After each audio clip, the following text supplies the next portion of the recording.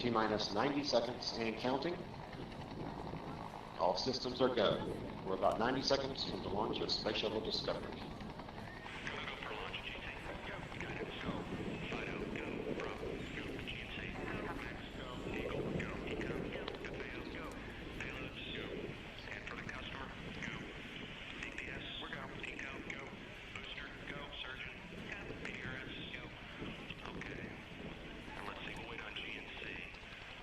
T-minus 60 seconds and counting. We are transferring to orbiter internal power at this time. Discovery is now running off its 3 onboard fuel cells. Coming up on a go for auto sequence start.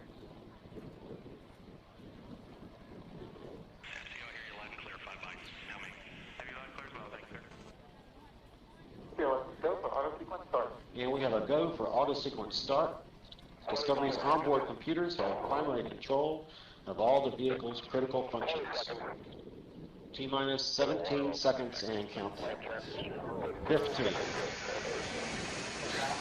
12, 11, 10, 9, 8, 7, 6,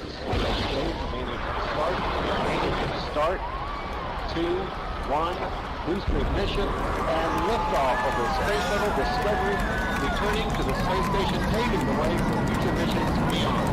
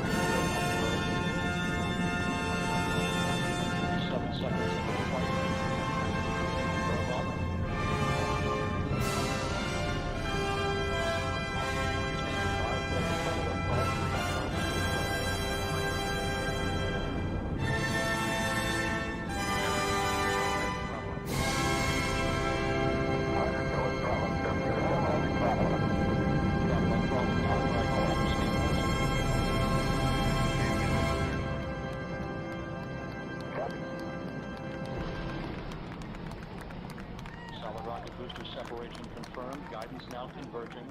Discovery's onboard computers commanding the main engine nozzles to swivel, aiming the shuttle for its precise target in space for main engine cutoff. Should have a good forward leg now and Dan, you sound good.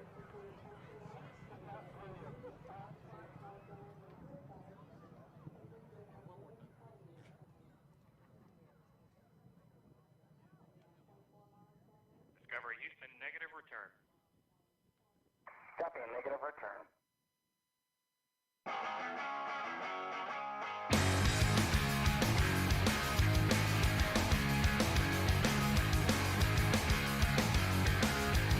Don't wanna be in a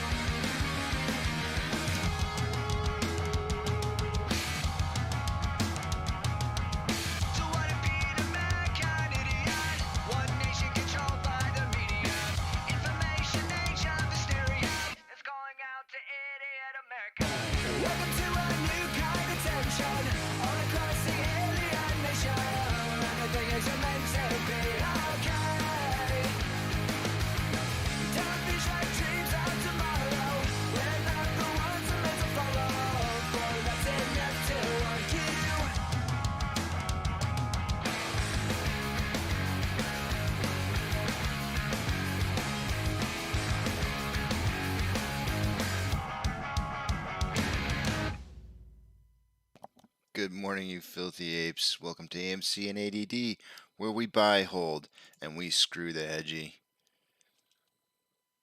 Is it looking good this morning? Uh-oh.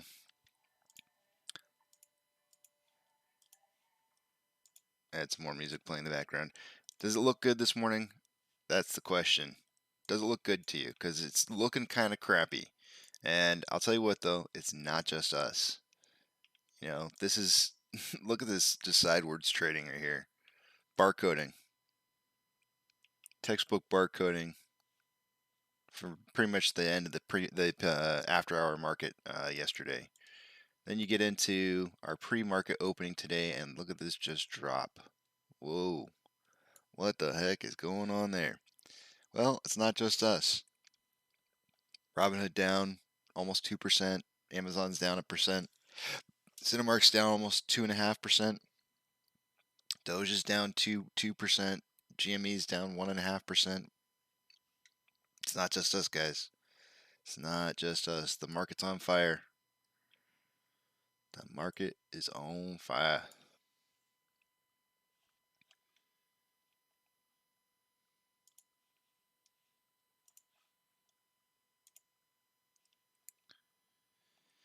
All right, let's take a look at these technicals here, see what's happened. What a mess of a page. All right, who got price predictions for yesterday? We got, not me. Eric and Adam both get a point. Duncan gets a point as well. I'm the only one that didn't get a point again. All right, let's give our points out here. Adam, Eric, and Duncan.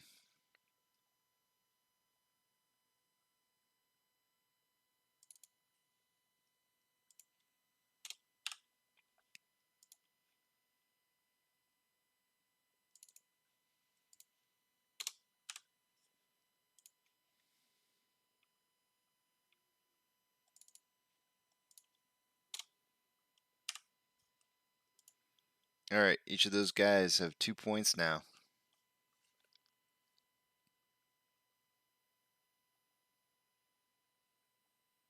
Wait a minute, did I just screw up? Did I just award a point to somebody who was supposed to only have one? Oh man.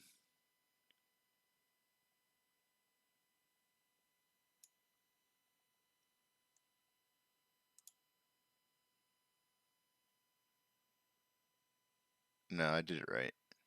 They all got the right number. Okay. I had to go back in the stream there just for a second just to see if I had messed something up there. All right. Let's see here. True Demons data. Short exempt volume. What were we at yesterday? Short exempt volume 142.4, so slightly down.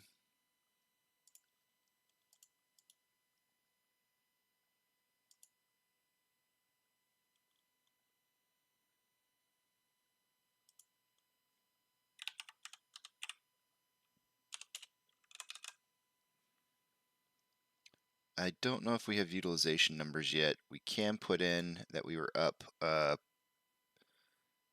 0.79% for the day yesterday. And let's see if we've got utilization numbers yet.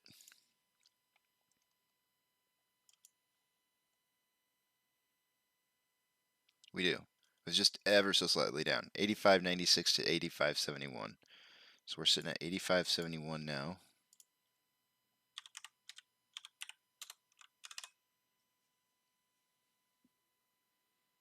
And actually, I'll show you guys why it changed so little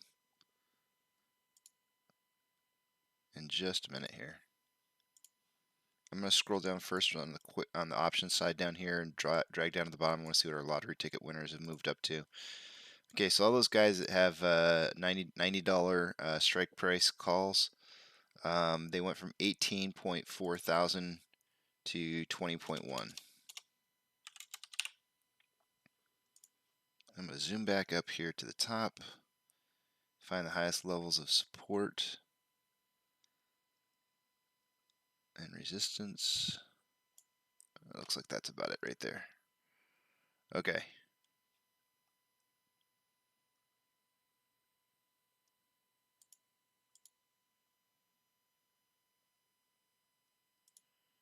Dark pools, it's saying 62.58 on chartexchange.com. That's going to be about 67%. Let's check out Stonko Tracker. Stonko Tracker says NA. NA means it was under 60% according to Stonko Tracker. So that's interesting. This is the first time that I've ever seen chartexchange.com report higher numbers than what Stonko Tracker does.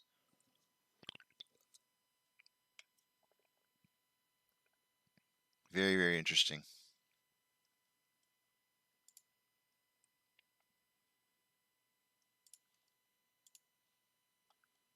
Yesterday, the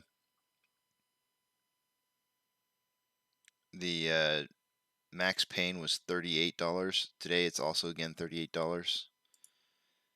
Estimated current short share interest of the free float is at 20.52%.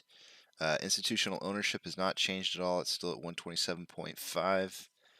And highest level of volume for open interest, besides the lottery ticket winners at 90.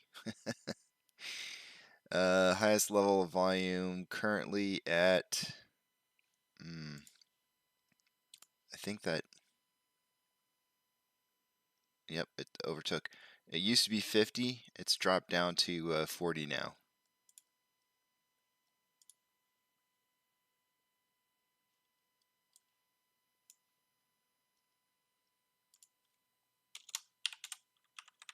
It was 50 at 50 bucks. It was 15.8 yesterday.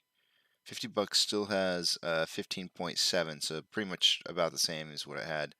But 40 now has 16.3. On the put side, it looks like the highest level of volume currently at a $30 strike price, which is down $5. It was 6.9 thousand at 35 yesterday. It's now $30 strike price with 9.4. The market is definitely signaling for a sell-off. There's a $10 spread between the call and puts, meaning that they're signaling towards a close today at about $35. Almost a 2-to-1 ratio in volume.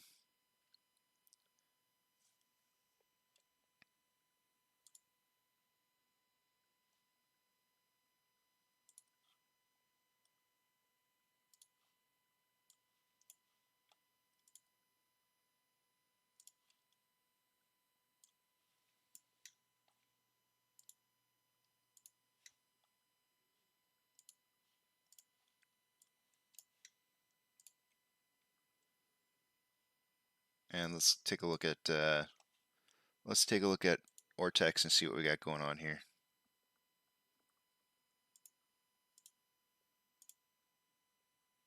Ooh, there we go. There we go.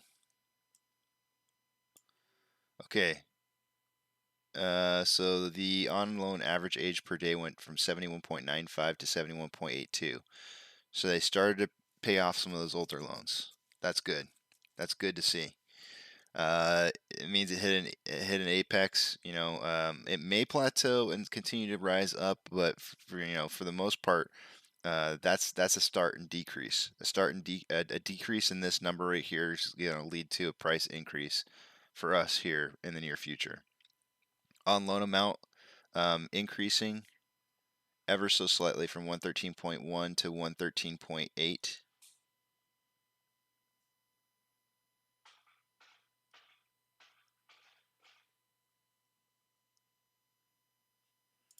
Yep, these numbers are going to start pinching again. That's a good sign. Last time we had this dip right here, we had that nice little run up last Thursday. If this thing dips down quite a bit, we could see a big run up coming up here. Failure to delivers showing up on here. There was our spike right there in failure to delivers as it started to pinch last time.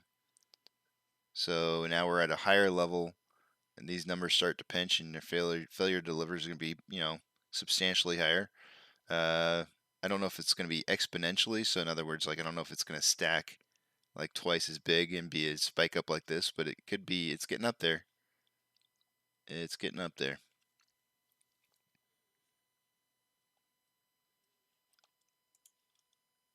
Let's take a look at why our utilization went down.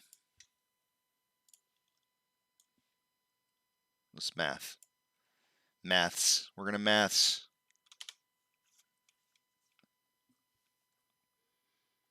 All right, 113.86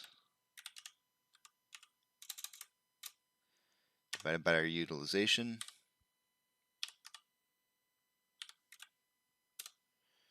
Giving us 132.8. So they found some more shares to loan. It was 131.6 yesterday. So they found about 1.2 million shares to loan.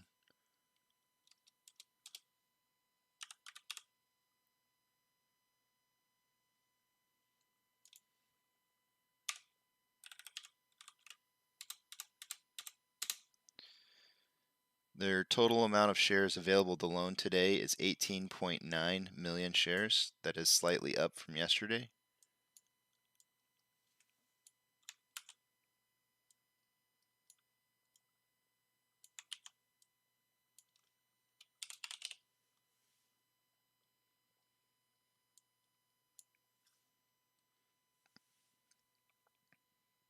I just want to let you guys know, yesterday on Ortex, when we kind of closed up the day, it was showing on Ortex that they had returned 1.41 million shares.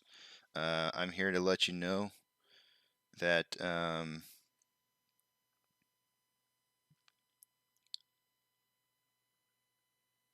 that's not the case in the aftermarket hours. I went ahead and took a snapshot of it before I went to bed, and that had reduced to 269.4 thousand. So less shares returned yesterday than there were returned the day prior.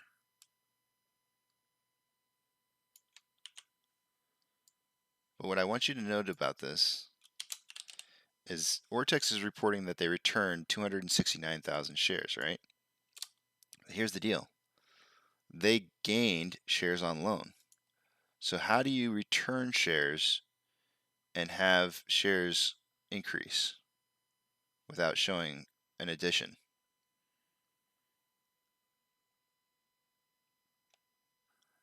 We only saw them borrow a really measly 1.6 million shares on Stonko Tracker yesterday, which is really, really low. And as a result of that 1.6 million, it looks like a fraction of it went to paying off newer loans, maybe some of the older loans, because since our average on average age per day value, it dipped. So they paid off some of their older loans, which could have cost them more money. Kind of theorizing here a little bit in my head.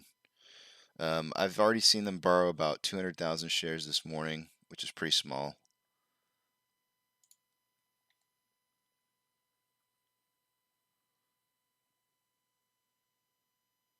Volume has picked up today in contrast to everything else that we've been seeing in the past couple days.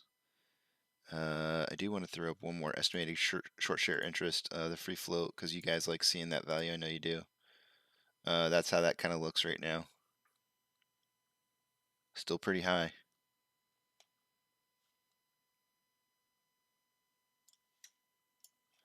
On Fidelity, we are currently trading in 7th position. Oh, it looks like we had a 51 to 49% buy over sell ratio. So we might be having some paper hands going on right now.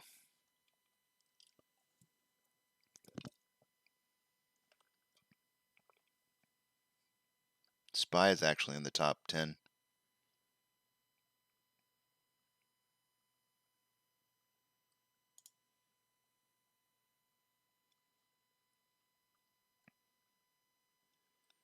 GME is 29th position with 72% buys to 28% sales.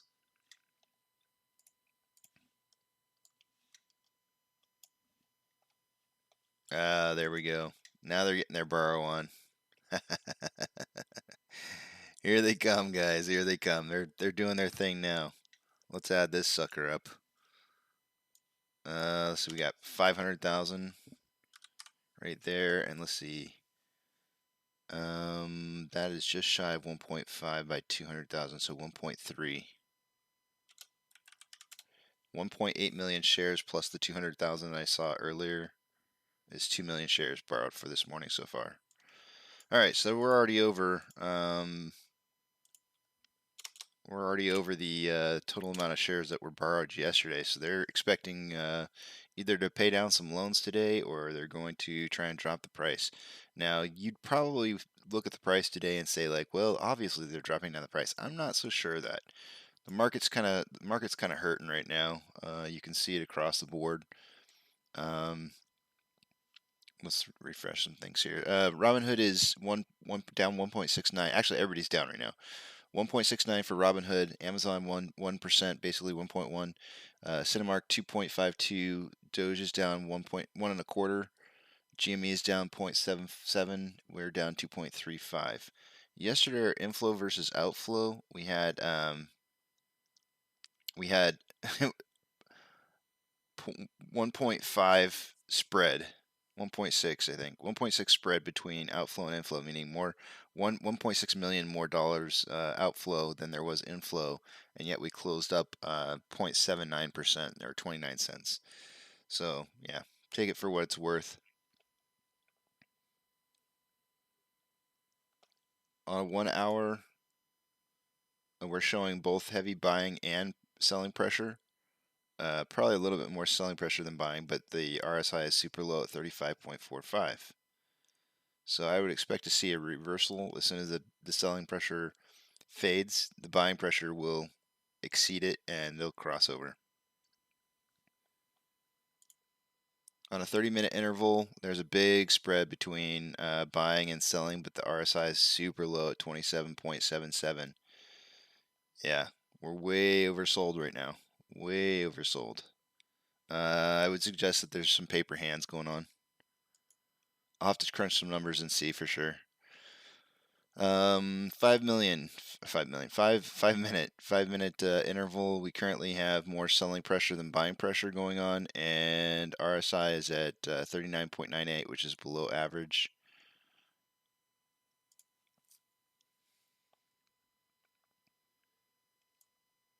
So let's check and see what we got here for lows. 4150 was the high. Let me just verify. Yeah, 4150 was our last previous high. 3619 was our next low. 3320 is 20% down. Once we hit that 3320 point, that will have decreased by a synthetic price failure point. So we haven't hit there. We haven't got there quite yet. But the reason that I would say that there might be some paper hands going on here is that I don't think that this is Ape paper hands. This to me is market paper hands. This is institutional paper hands. I think that across the board there's a sell-off here, and I think we're getting affected by it. And I think this is institutions. This isn't apes. This is institutions.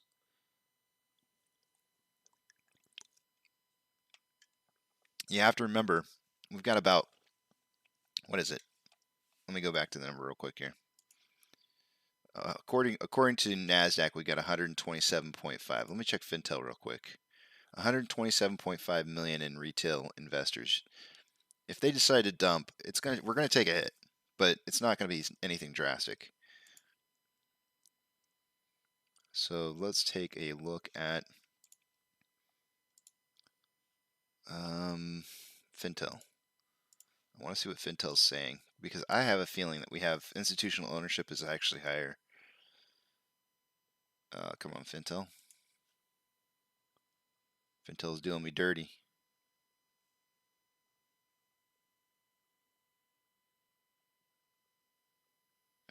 Institutional ownership.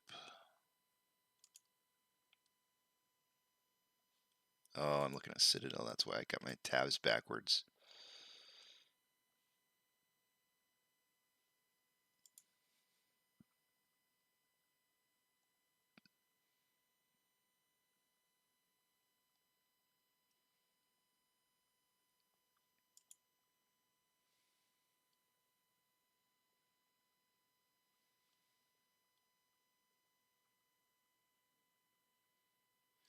I wonder if I can just take... Okay, here we go. Shares outstanding, institutional shares long is showing up as 138 million. So let me see here. What is NASDAQ reporting again? 127. Yeah, so NASDAQ is wrong. I think I might change this to report what Fintel is reporting. I might change my. I've been really unhappy with NASDAQ's website. They're always not loading up correctly, and Fintel is. So I think I'm going to change that. So bear with me for just a second. I'm actually going to go back to the stats page here, and I'm gonna change this. I'm getting tired of seeing poor reporting, late reporting. NASDAQ, you're fired. All right, let's get this fixed, which I can do here.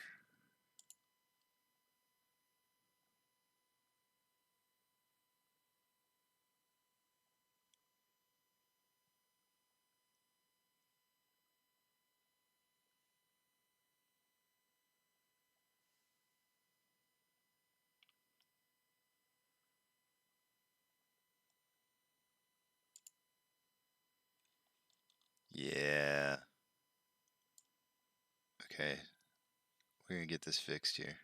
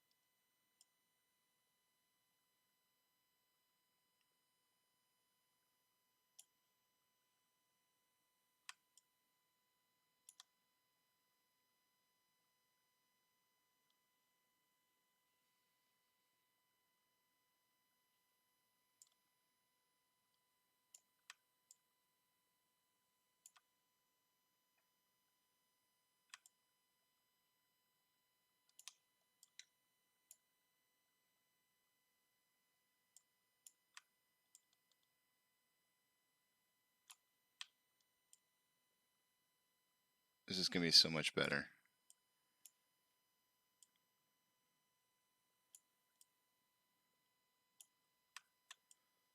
And we're taking it straight from the source. You know what I mean? Like, why have, bad data? We need good data. And if we're gonna start reporting stuff, and I'm paying a subscription for Fintel, might as well start using it. So there we go. We have institutional ownership currently showing up there. 536 total. 458 long, 40 short, 38 long short. Oh, that's great. I love it. It's showing some good data up there. Average portfolio allocation, shares outstanding, institutional shares right there, 138 million. Let's do some math. Let's fact check this. I'm just kind of curious. I want to see how they're reporting this. 063141. Let's multiply that by. We're going to go by closing price from yesterday. Okay, it says institutional value is more than what I'm getting because I'm multiplying the institutional shares by yesterday's closing price of 37.06, and I'm getting 5.1 billion they're showing that the long positions institutional value is 7.7 billion. No, wait. Oh, that's 7.7 million. Oh, times that's 1,000. Oh, oops. Let's recalculate that times 1,000. So you would put I guess you just add 3 zeros to it. Yeah, so this should be 7.7 billion.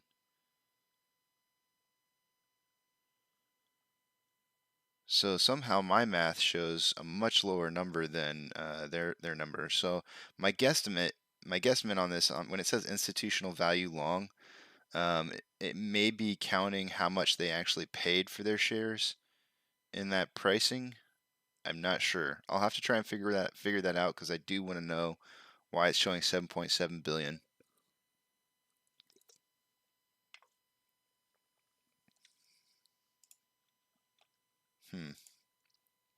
Interesting.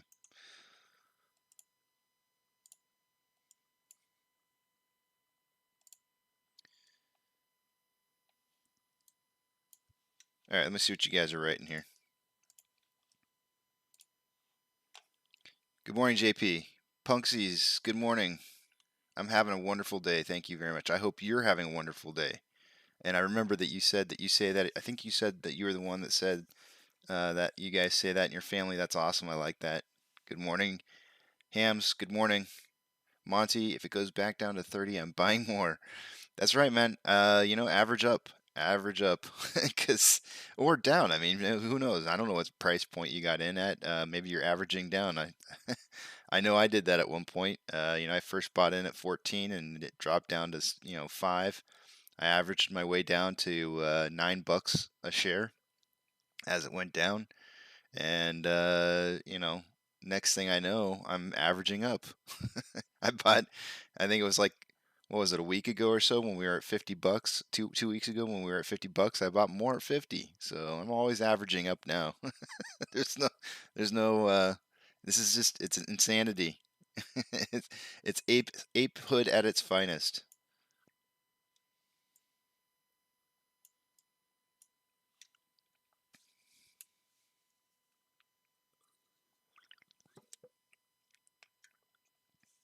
I mean, the way I view it is every single share, you know, throw in whatever magic number you want to. I like to just use 10,000, but if you figure each share is worth $10,000, if you're getting every time you buy a single share, if you think of it in the terms of that, you're getting a fire sale discount for each one of those shares. I just throw 10,000 out because in my mind, that's a heck of a increase in price from $30. As an example, using your $30 that you're saying at $50. If you invest $50 into something and you make 10,000, who cares if you're averaging up? That's an insane amount of money. Insane in the membrane.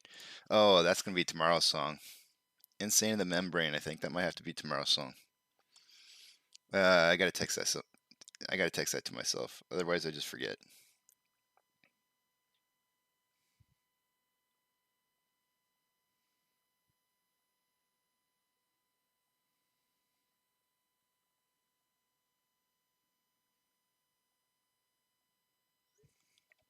I don't know. I always go back and I check the lyrics and make sure it's kind of so.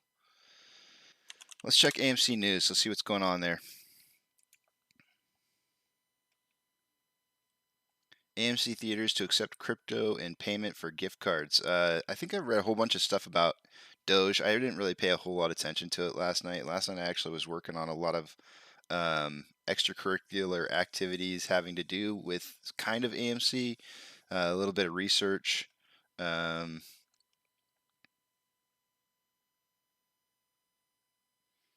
had homework to do last night that I told you guys I was going to do. I don't think I did it.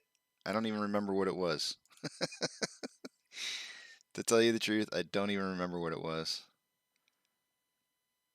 Let's see. CEO Adam Aaron had said that the chain would begin accepting Bitcoin as payment for tickets and concessions by the end of the year.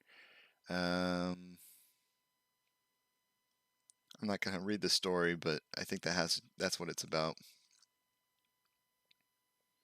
AMC Theaters debuts crypto payments for e-gift card purchases. AMC begins accepting Dogecoin for digital gift cards.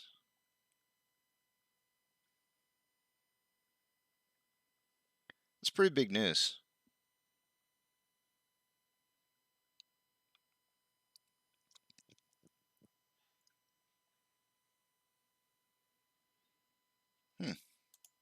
Here's something you might want to check out. I don't know how legit this is.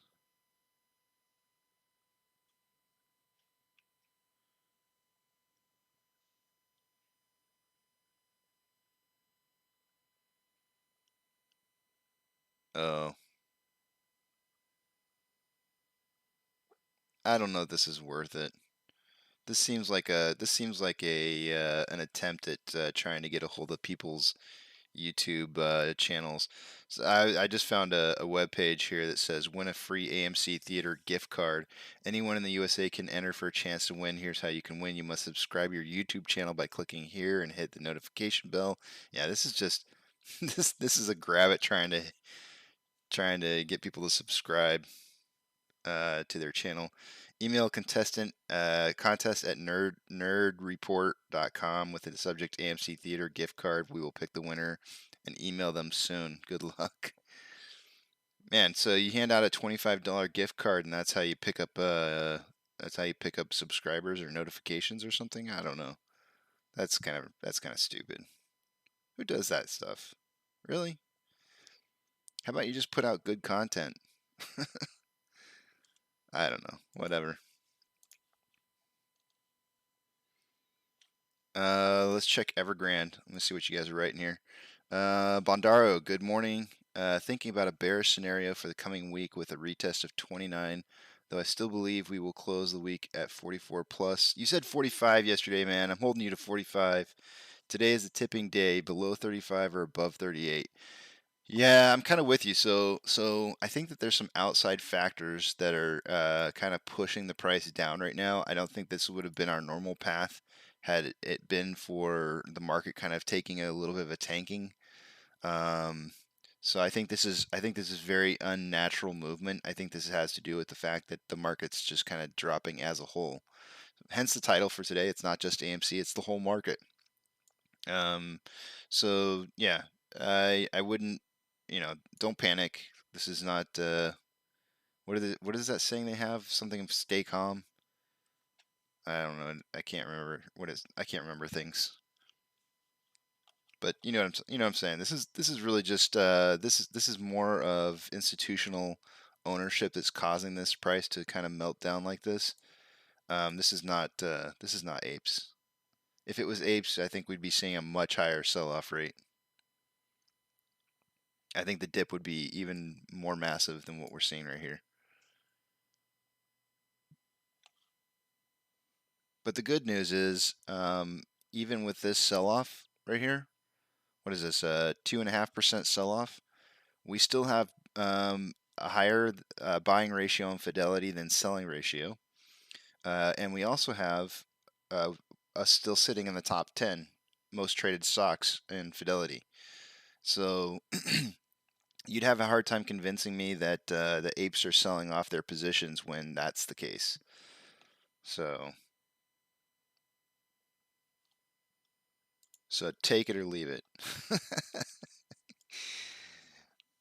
Evergrande. What's going on with that? Any new news? Let's see what we got going on here news-wise.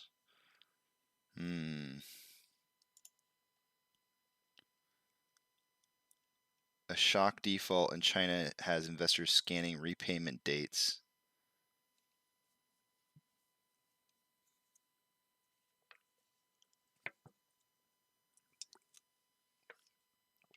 This is posted as of a hour ago. A shock default in China has investors scanning repayment dates. China's property industry has suffered its first default on a dollar bond since China Evergrande Group sank deeper into crisis in recent weeks, fueling investor concerns over highly leveraged borrowers and about global contagion. I'm assuming they're talking about COVID. About global contagion. I gotta look this word up, guys.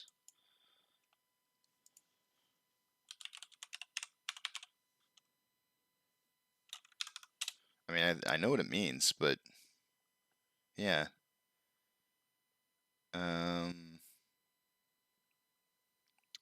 I guess the context that they're using this in is that it's contagious, fueling investor concerns over highly leveraged borrowers and about global contagion. I think I don't know that they're necessarily talking about COVID. I think they're talking about it being contagious. That the over leveraged borrowers is being contagious.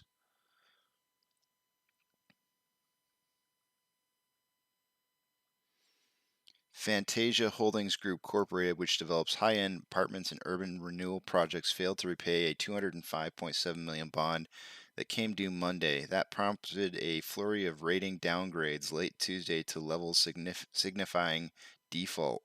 Oh man, so they're getting their 2008 over there right now. Creditors are now scanning debt repayment calendars as they try to suss out where the next flashpoints across the increasingly strained property industry may be. The stumble stirred broader the stumble stirred broader angst in volatile markets during a week of public holidays in China and amid uncertainty about Evergrande, one of the country's largest developers and the biggest issuer of junk bonds in Asia. The average price of Chinese high-yield dollar notes wound up dropping 1.3 cents Tuesday, the worst tumble since July. So the Chinese high-yield dollar notes wound up dropping 1.3 cents Tuesday. So that's okay. So that's what's causing our market to really kind of take the hit today.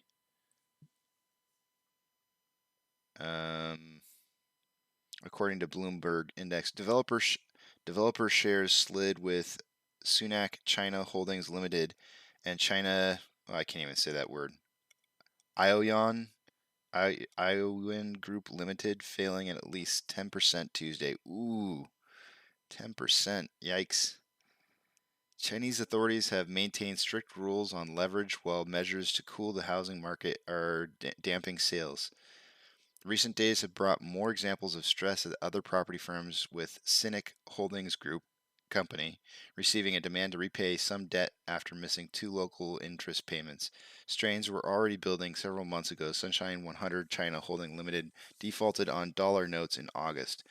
While Fantasia itself possesses fewer risks to broader markets than Evergrande due to its smaller size, it ranks 60th in the list of contracted sales in the first quarter versus third. They have a nice little chart up here.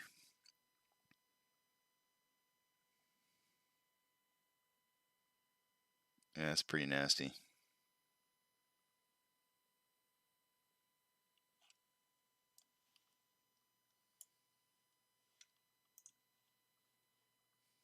This is showing Fantasia's dollar bond plummeting amid default.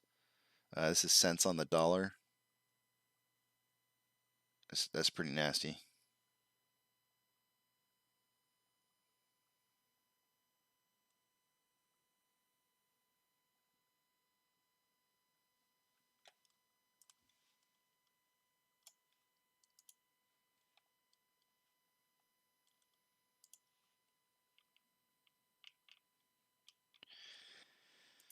Yep, that's why we're kind of tanking a little bit.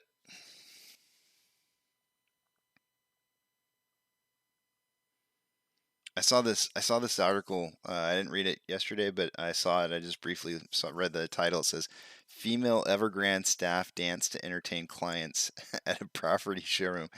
I mean, they're failing. They're failing. They've got people who are like, standing in their lobbies to, listen to what it is that they have to announce. And what do? They hire people. Well, they don't hire them. I guess they're saying the staff danced. So they start making their staff, perform monkey tricks, to entertain the people who are who are waiting to hear what's going to happen next with the company. Oh man, can you imagine seeing like Citadel?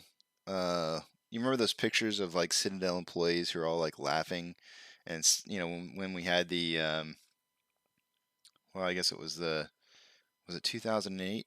I don't remember when it was, but the march on Wall Street.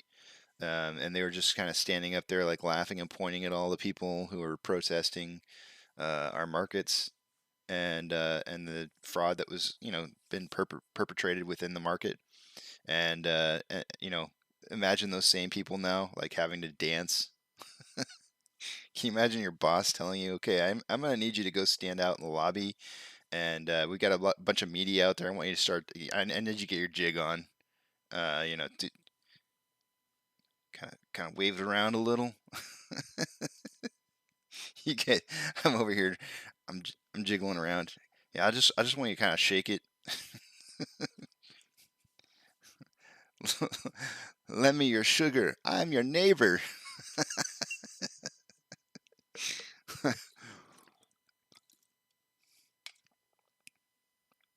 Oh man, I can't even imagine. uh, how many people would tell their boss, "Oh, you can shove it. I don't want this job anymore."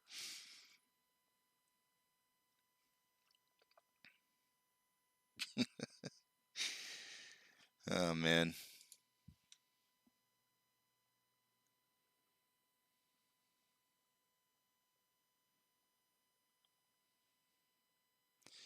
Oh, I didn't even know Amazon had stores. This news about Amazon says Amazon opens its first four-star store outside the U.S.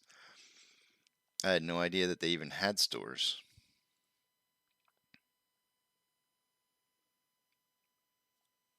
It sells non-food and non-perishable items. Hmm.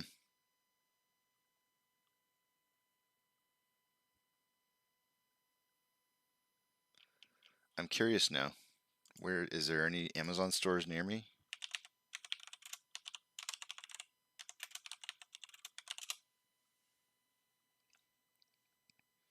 Amazon Books at the domain.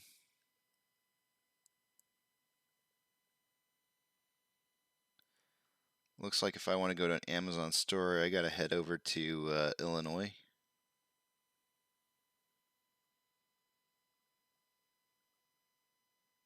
Or Georgia.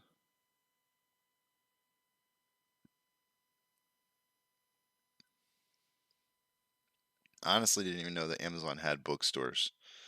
So, see you later, Barnes and Noble. Welcome, Amazon bookstores. Sure, why not? This world's crazy.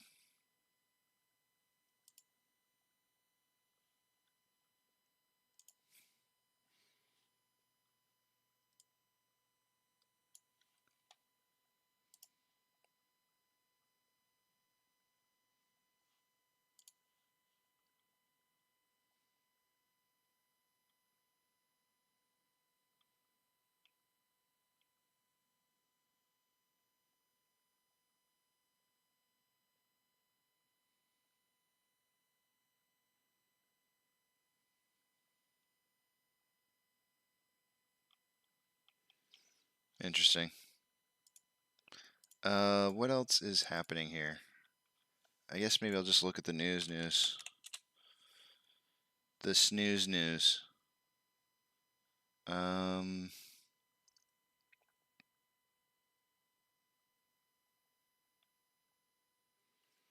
that Facebook whistleblower tells Congress social network is accountable to no one.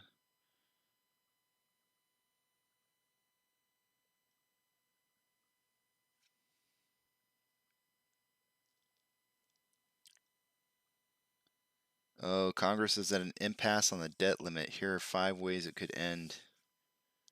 NBC News is reporting that.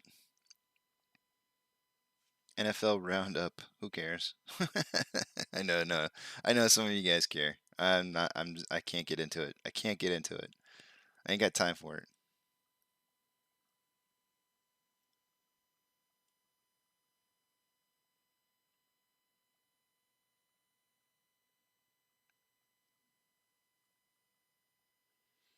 Hmm. I don't really see a whole lot in the news here. Let's check out my favorite website.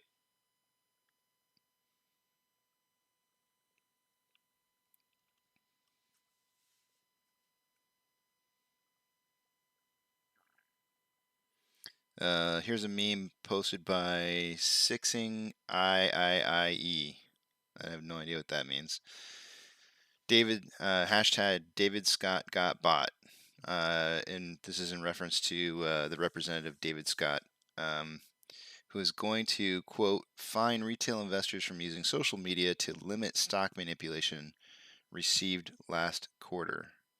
This is what he received last quarter. $118,000 from commercial banks, $117,500 from insurance, $101,500 from investment Wall Street PACs.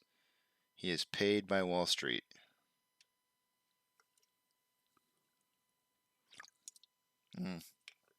I think it was the early 2000s. I think that they put into place where I think it was during the Clinton administration. They put into place took away the ability for companies to to donate money from companies to senators into. Man, I can't talk this morning. What is any morning? You couldn't donate to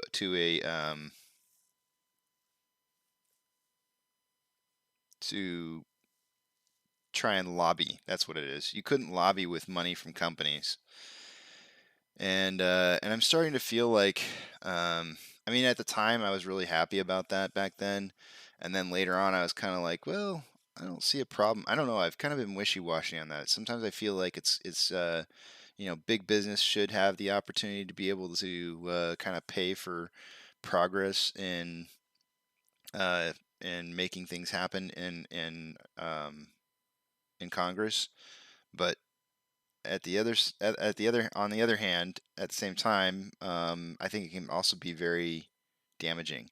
I think there should be like caps. Maybe there should be caps, and the caps should be like really small, like 10 grand, or I don't know.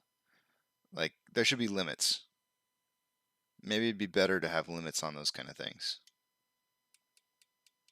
Because that way, like it makes it even and fair across the playing field. So in other words, like I'm going to give probably like the worst example, but let's say Amazon versus let me see who would probably be up against Amazon. Overstock. I don't know. Something like that. Like maybe Amazon wants to try and push Congress to back some kind of law that specifically helps them and kind of puts players like Overstock or something like that in a worse position.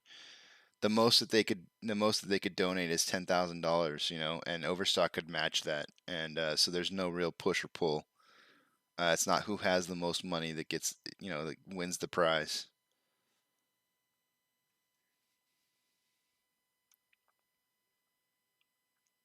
I don't know. I don't think Wall Street should be, or I don't think Wall Street should be able to buy off our government. But at the same time, though, like I think that they should be able to donate money.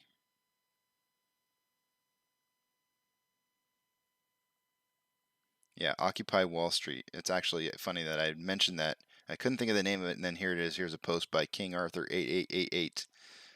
What am I about to suggest has kind of been mentioned before, but I think it needs to become the newest hashtag to bring awareness to the still uninformed masses. And that is Occupy Wall Street Part 2 is currently happening. Or something to that effect. The extent of my social media experience is Reddit, so I'm not fully sure how to make a hashtag. I think the majority of people supported the first Occupy Wall Street, but the only real thing that came from it was the memory of the assholes laughing on the balcony. That's so funny. Yep, that was my memory. At least until now.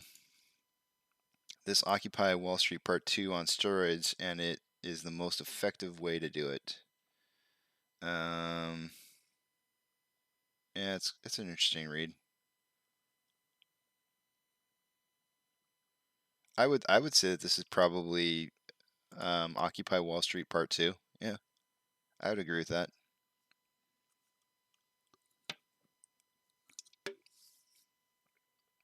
The difference is this one, with this in particular, what we're doing right now, it's even more so.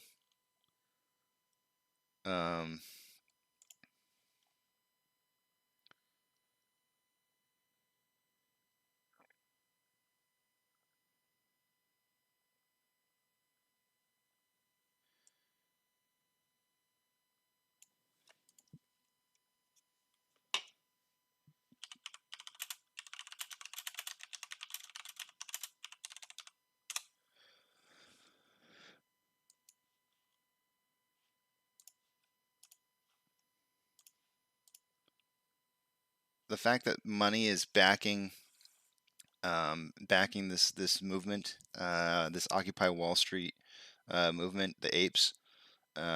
Money speaks louder than words, And when they marched on Wall Street last time, it meant nothing. It really meant nothing because it had nothing backing it.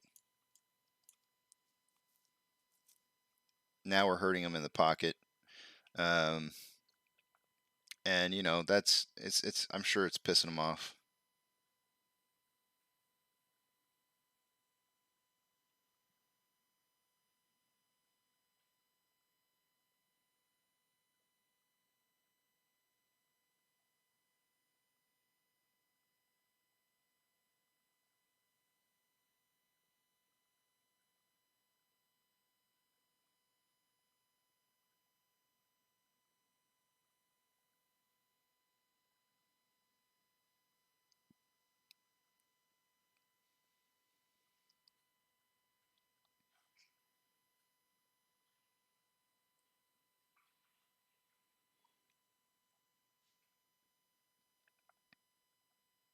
So I have homework now already.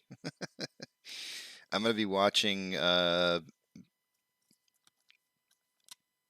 gonna be watching a video on my next break. Particularly.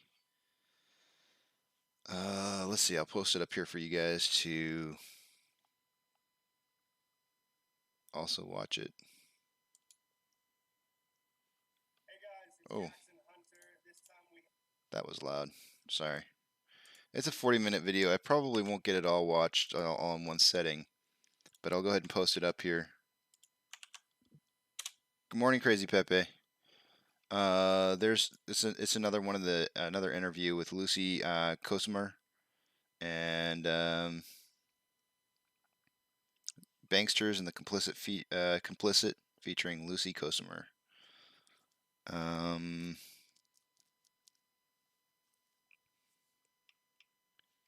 I'm gonna give that a watch.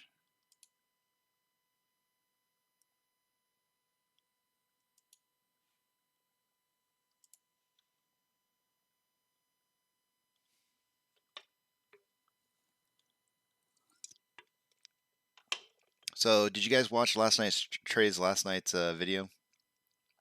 Let's see, what was it called? I don't remember off the top of my head.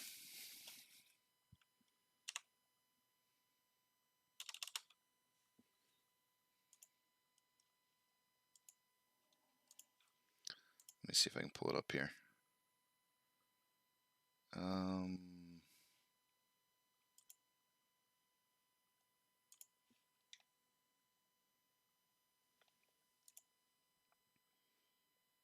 This is why you don't YOLO. That was his video. 10-minute video. It was really interesting. He started talking about CEI, which obviously you guys know I've talked about it in the past. And I posted on his video, and I said, actually, I'll just read what I said. Where is it? I said, so here's the thing. Like I told you guys before, like any squeeze play that you ever play, there's always one factor that remains the same. And it works on any one of the squeeze plays, and it's that you can identify the backside of the squeeze by looking at your day over day volume and looking at your dip over dip, price dip over dip decreases. It's the same thing I'm going to be looking for here on AMC, and That's how you identify that you're on the backside. If you have both of those two indicators flagging on the same day, the next spike up in price is probably where you need to sell. Not probably, it is. It's gonna be probably somewhere in the range of about 20% from the top. So anyways, I wrote on his video, the same way you can find the backside of AMC squeeze, you can also use to find the backside of CEI or any other squeeze play. Indicator 1, day over day volume being lower. Indicator 2, size and dip in price decreasing. If both of those indicators trigger on the same day, which they did on 9/30 for CEI, then you sell the next bump up in price. The high price of $4.37 dropped to $3.44 on 9/30, which was a smaller dip in price than the high from the day before. If you were paying attention, you would have seen volume for that day was going to be lower. After hitting $3.44, you should have sold at the next high, which was $3.94. So selling at $3.90 would have been acceptable. This gets you to within 20% of the top and selling on the backside. This method will work for figuring out when to sell on the backside of any squeeze play. Timing the top is impossible, but the characteristics of the backside of any squeeze remains the same and makes your exit strategy simple. It really does. It really makes your exit strategy really, really simple.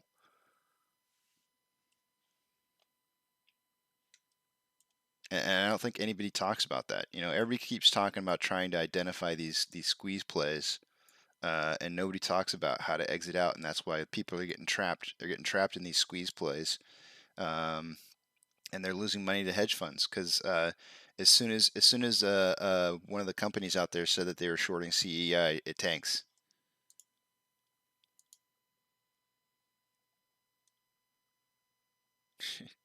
It's tanking more. It's down like 17% in the pre-market.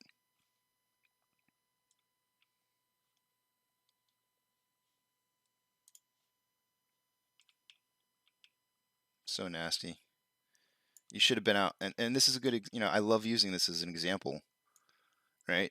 This is the top right here, $4.85. The drop down, the very first initial drop down in price was down to 2.89. That would have given you a percentage, right? You can get some kind of percentage out of that. I'm not sure what that is. It's probably a little bit over 40%. 2.4 would be 50. Yeah, it's under 50%, but over 40. So you basically have, we'll just say 45% dip, right? You have a 45% dip, price shoots back up, and then you have another dip, right? So here's your price right here. If I can zoom in on it close enough, it's not going to let me get it. We'll just put it. It's $4.24. Then you have another dip, and this is your next dip, and it's so much smaller. So much smaller, but we're not even going to count that one, right? Because it goes back up and then it dips some more. This is where I'm talking about right here.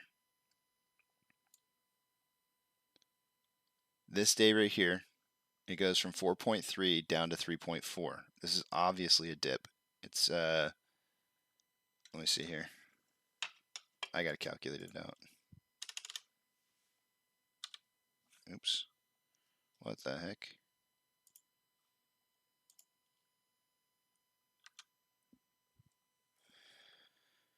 $3.44. What is going on? Oh, I don't have.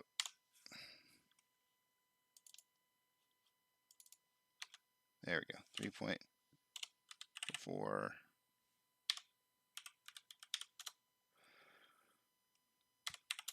It's a 21.2% dip. You remember synthetic price failures have to be at least 20%. This is your 20% right here. So you had over 40% dip. Now all of a sudden you've got a 20% dip. And day over day volume, look at this volume here. Do you see this day over day volume? You could have very easily known that the next day was going to be low volume just off the first, I don't know, 11:30. By 11:30 in the morning, you would have known it was going to be a lower volume day just based off of these numbers. It's obvious. It's very, very obvious.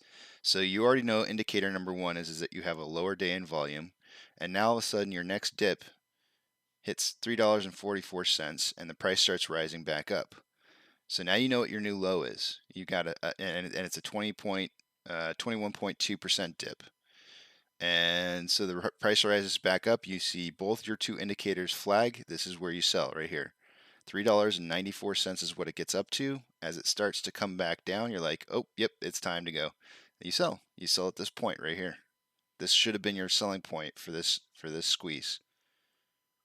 And it works on every single one of them. You can go back in history and look. It's better not to use, like you want to use, if you're going to use a time interval, you need to use a much smaller time interval than a 30-minute. You need to use a much smaller time scale because you need to see it on, you need to see how it would have actually played out. Because these obviously are going to look, these candlesticks are going to look a lot different on a 1 minute than they do a 30-minute. But this is just a general representation of what the backside of a squeeze looks like and how do you know where you're on the backside and when it's time to get out. If you'd gotten back out up here, you would have been like within 20% of the top, right?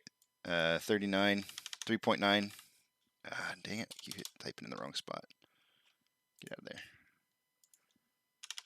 If you sold at 3.9 and the top was 4.85, then you're selling at 19.5% from the top. That's not bad. Considering that you can't predict the future, selling 20% from the top is not bad. I know it sounds bad. I know 20%, I know you would love to earn that extra 20%, but the problem is you don't know the future. You can't possibly predict the future. And you don't know that this is the top. You could have thought that, oh, well, it's going to dip down and rise back up higher. You can't predict that. But if it was going to do that, this dip right here would have been bigger.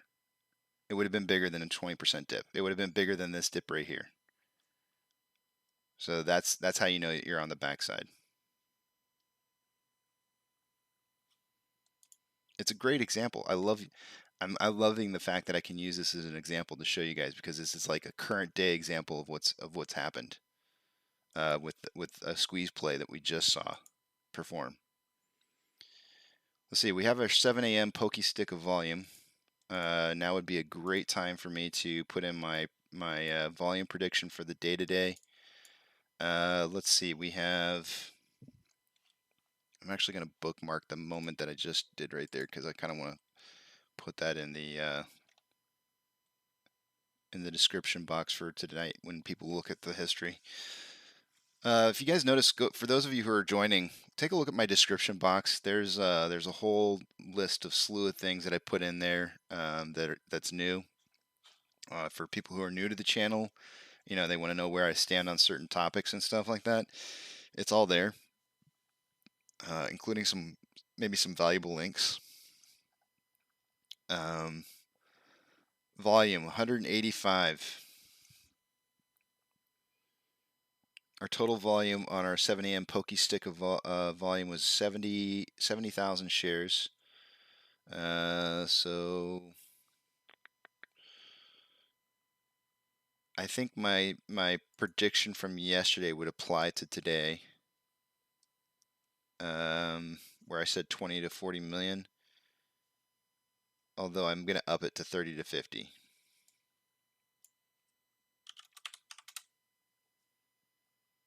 I'm quite positive we'll be over 30, but I don't know what the top's going to be. So I'm going to go 30-50.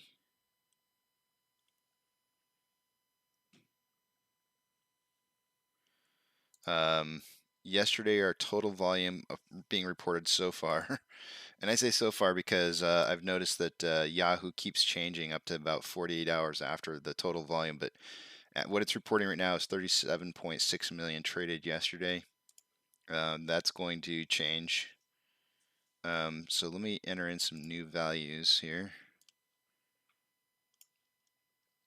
As of last night, as an example, as of last night when I recorded the total volume for yesterday, they were only showing 37 million. So it rose by like 600,000 almost.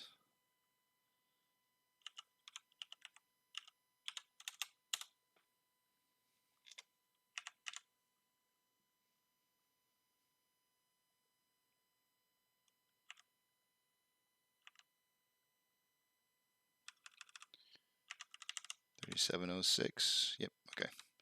So my numbers are good. I'll go ahead and pull this up on the screen so you guys can see it real fast here. Blinding you. But this is where we're at in the squeeze. By the way, I think I just read somewhere that we're off on the 11th, that there's a holiday. Let me check that out. I didn't know about this, but let me just make sure if that's the case. I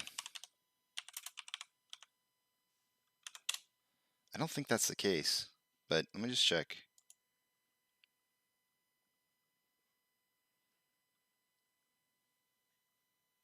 Yeah, I didn't think so. I don't know why somebody put that in there. Our next holiday is not till Thanksgiving, and then Christmas. I'm not sure. No idea. All right, so here's where we're at. Yesterday we were up in price, so this does hold true for our squeeze conditions because we had a true indicator or a hit for price increase, but we did not have a volume increase. I think what we're going to see is the exact opposite today. I think we're going to see a volume increase today, but maybe not a price increase. So we're hitting and missing. We're following the trends. I'd like to see another hit in here before we get to the end. I really don't like the fact that we're getting 3 days in a row, maybe even a fourth day in a row, where we're going to miss both price and volume misses. But it does happen. Like if we go back in the history and we look at some of the other suck, squeeze, bang, blow periods. Let's see. I mean, here's one right here. 4 days in a row of misses. Only one of those days was up in volume. Two of those days, 3-2 and 3-3, were both misses on volume and price. So it does happen.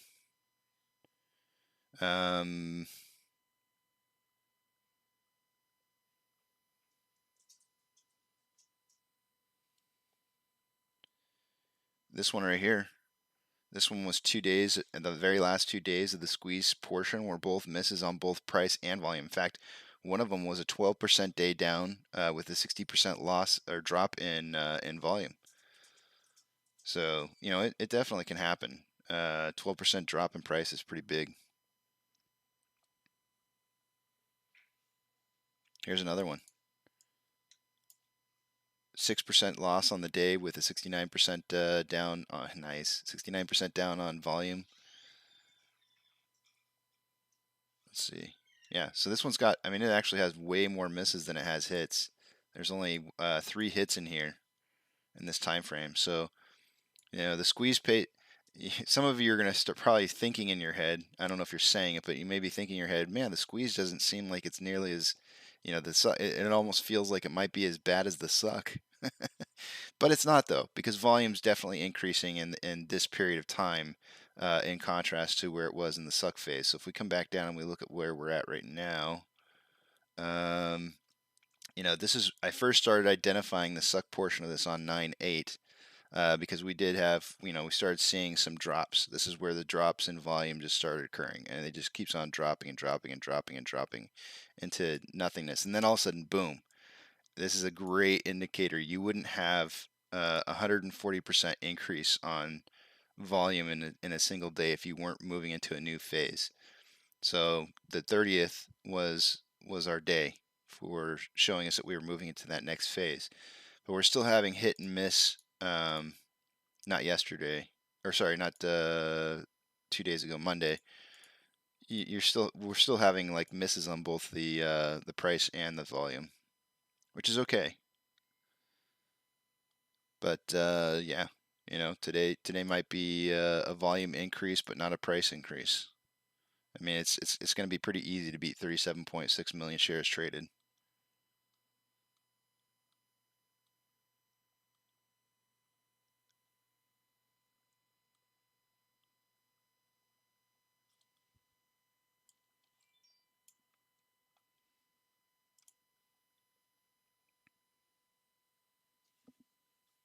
Yeah, Columbus Day, no school, something like that. You know, Columbus, that guy that everybody hates so much all of a sudden, and yet they're still having a holiday. It makes no sense to me, guys. I don't even, like, I don't want to try and like argue the whole idea, but it makes no sense to me how, like, when I was a kid, like, he was like revered as like this amazing person, And next thing I know, like I'm an adult, and it's like everybody hates the guy now. It's like I don't get it. History changing before your eyes. Like the history books just somehow miraculously changed stories. You know, like people didn't see what he did back, 20 years ago and or 30 years ago and think it was bad then, or did we just get sensitive? I don't know. Anyways,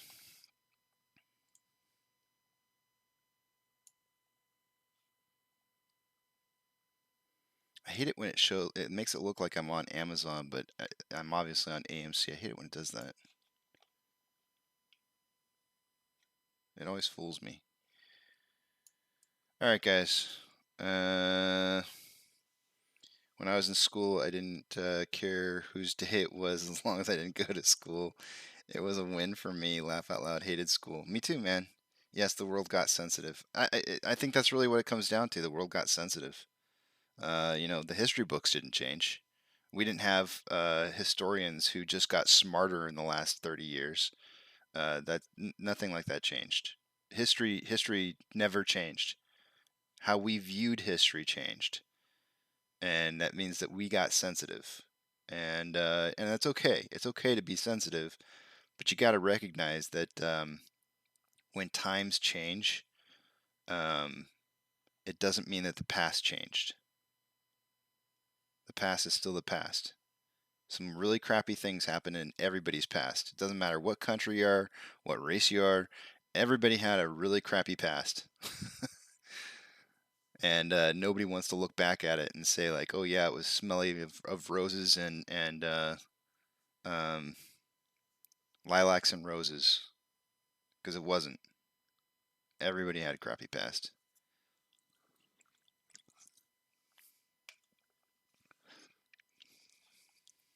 You have to be contextual. You have to look at everything in context when you're looking at history.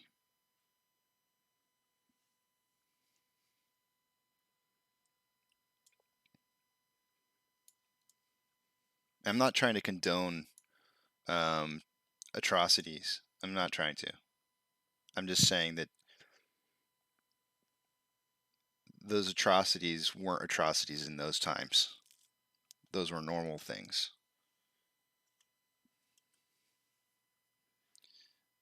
I love, what movie was that? Star Trek movie. The one where they went back and they got the humpback whales.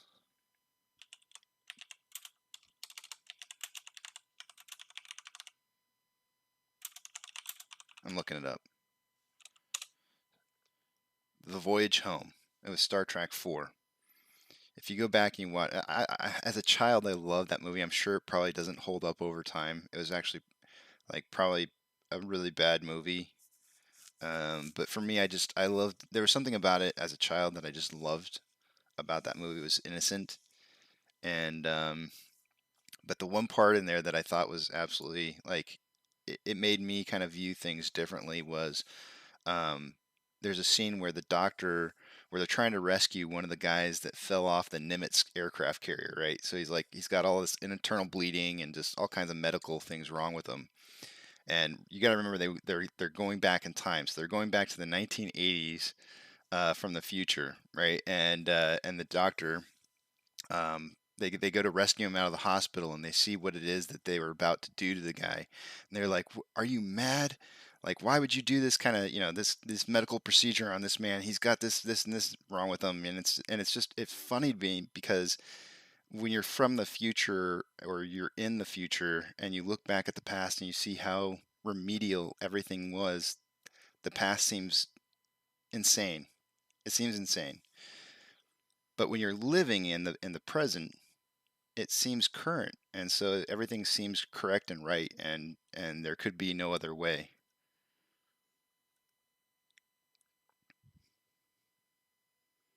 So perspective is everything. That's what the moral of the story is.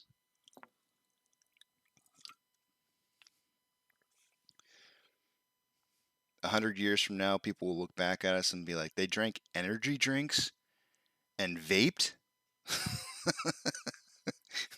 What the hell were they thinking? You know, that's what they'll do. They'll look back at us and they'll think how stupid we were.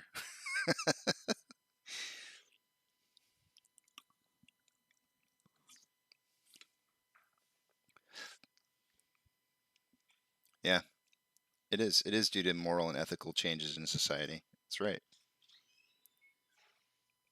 But we're trying to use our moral and ethical values to judge people from the past, and that's wrong. I mean, it's not. It's wrong in the context that um, it's okay to do in regards to saying like that shouldn't happen again. But when you're trying to look at it and saying like we should condemn them for what it is that they did, uh, I don't know. You got to be careful about it. And they call themselves apes.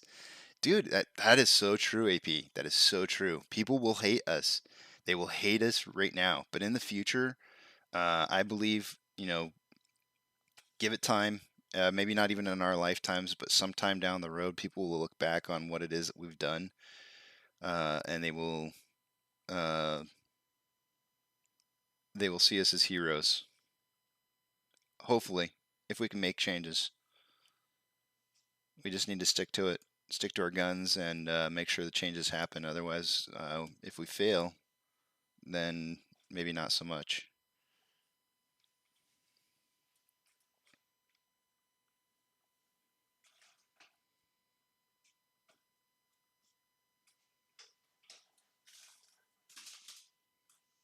All right, guys, it's time for break.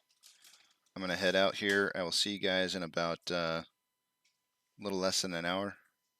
I'll be back the last 15 minutes before market open.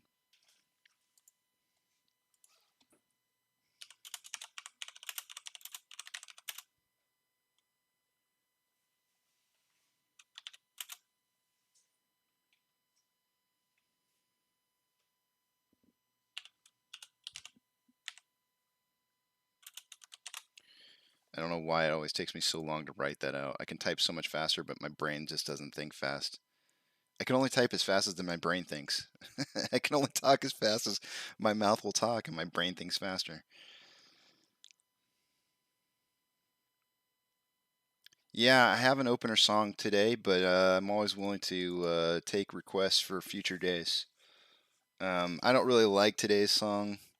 Uh, I hate calling ourselves American idiots, but you know, we let it get this far. Maybe we are idiots.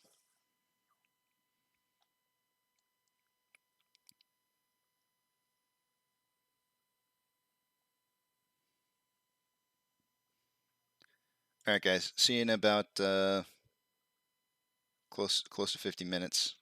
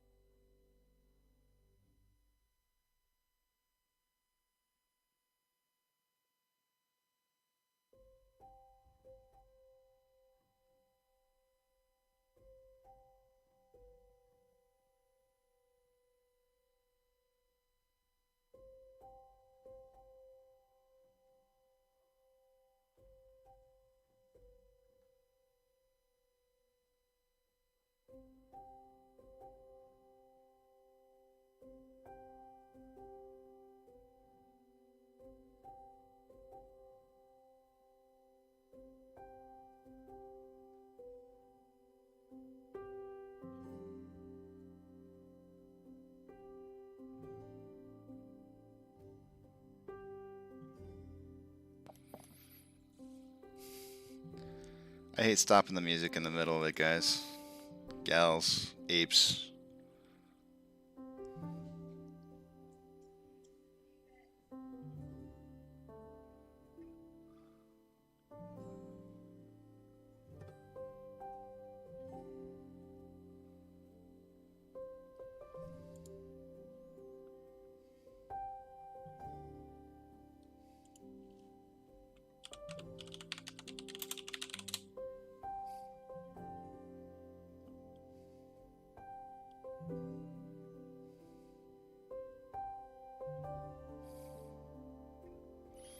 We had a nice little run up there, guys.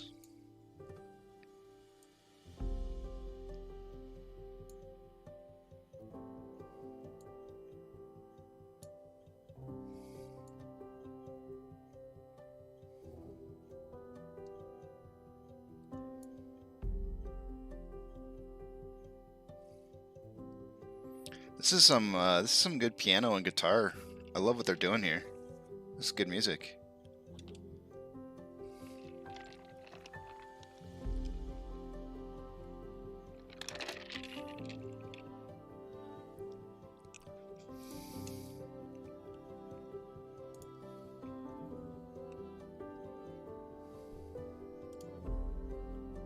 It's almost over. We got about a minute, 2 minutes left, and I'll stop the music.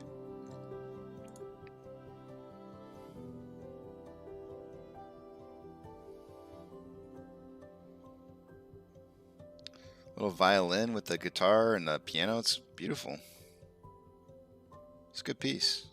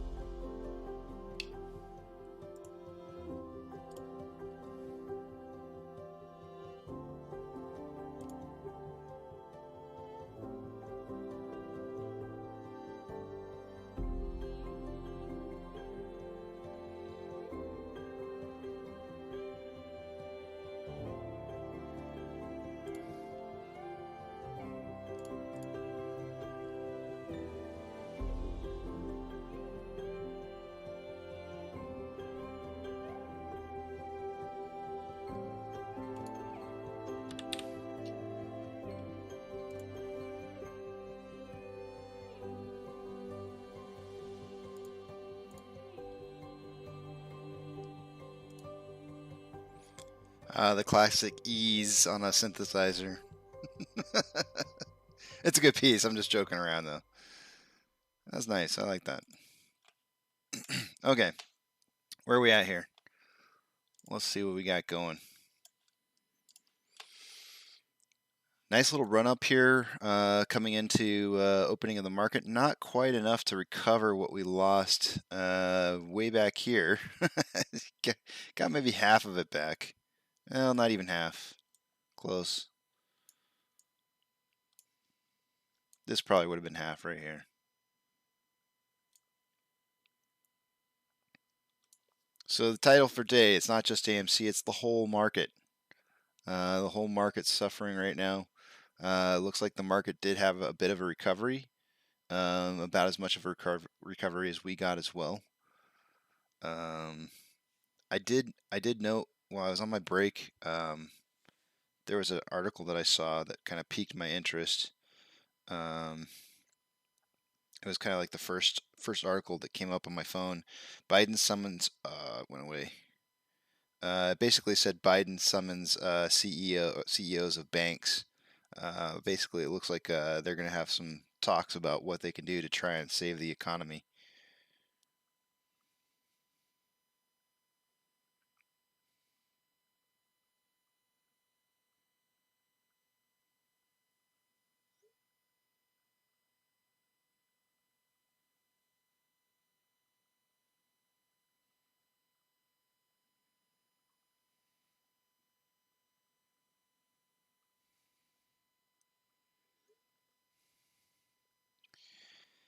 Okay, I'm waiting on Duncan for a price prediction. Let's see, did he put something in here while I was gone? No, he did not. Okay. Waiting on Duncan for a price prediction. We still have a few more minutes here before market opens. I think my price prediction for today, and of course that means absolutely squadoosh.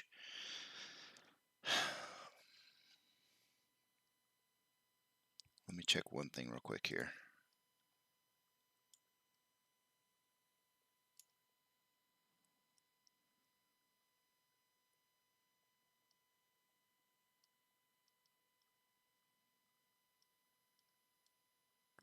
Today's the 6th.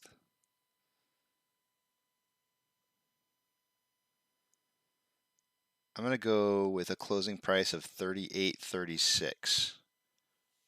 So I'm going to hedge off of 38.30.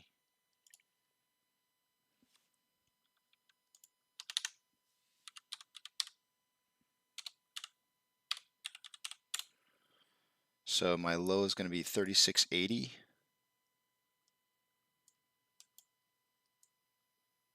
To 39.80.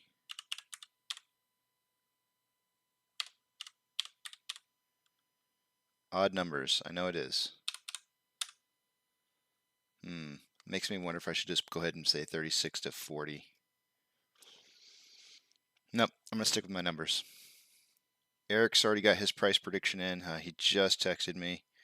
Eric's coming in at 36 to 39.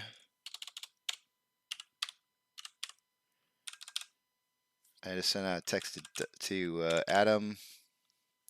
I'll send something to Duncan. Oh, nope, Duncan did text me. He sent me a message. Prediction for today, same as yesterday, starting up with a hard bounce of 36-ish. So Duncan going for 36.6 to 39.6, which is so funny because that's almost exactly what I have. Interesting choice of numbers. We'll see what Adam comes in at. Adam's our he's kind of our forefront guy, leading the way with the amount of wins that he has. Eric is a close runner-up.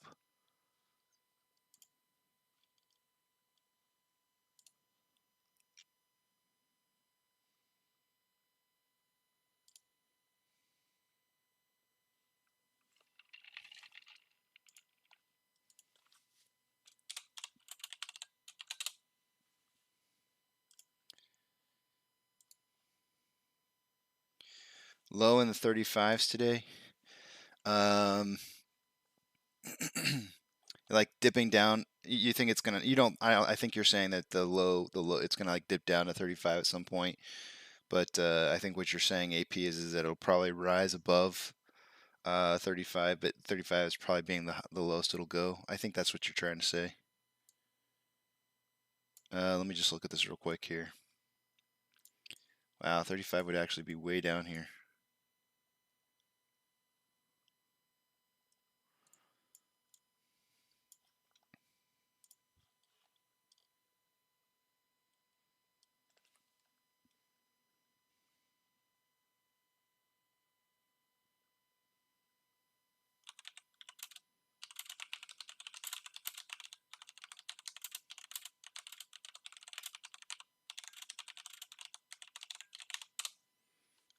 I do have a volume prediction in already for the day, 30 to 50 million shares. Our volume does look like it's picking up. AP is saying between 35 and 36. Careful, AP. You know, you guys start throwing price predictions out there, and if somebody falls off my board, you might find yourself walking into that position into covering for a person. You do get a $3 King Abby's. Welcome to the channel. Haven't seen you on here before. Yeah. I think you should have exited CEI. It's just my opinion. Based on what I'm seeing from the past history, your exit point would have already happened for the top of the squeeze. Just my opinion.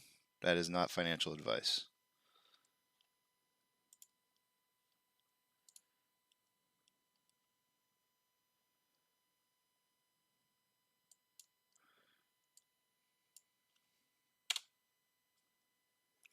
Hang out on this channel, King Abby, King. I'm gonna screw this up for a while. King Abyss, King Abyss. That's what I'm going with. Hang out on this channel for a while, and you'll see why it is why I'm saying what I'm saying. Also, read the description. Go to my description box on the channel, and there might be some information on there that could help you to understand why it is I'm saying what I'm saying.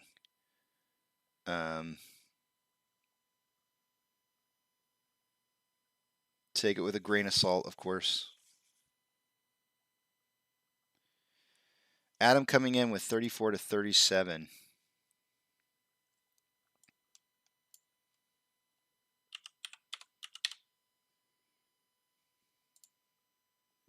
We have quite the gamut here of prices. A lot of us are overlapping by a bit in certain places.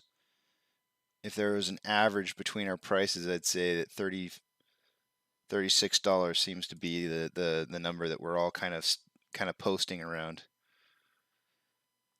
All right, guys, here we go. We're going to start off the morning with a little bit of music here, a little bit of intro to the show, and I will see you guys on the other side of the intro. Enjoy the market open.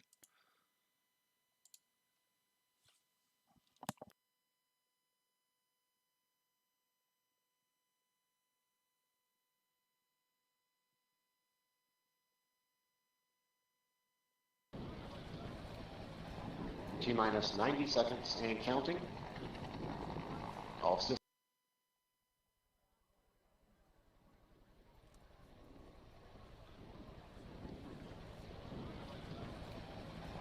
T-minus 90 seconds and counting.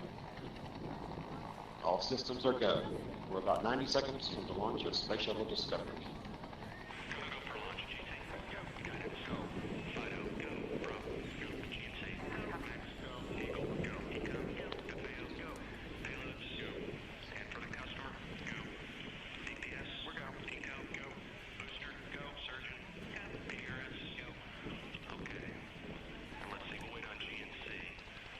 T-minus 60 seconds and counting. We are transferring to orbiter internal power at this time. Discovery is now running off its 3 onboard fuel cells. Coming up on a go for auto sequence start.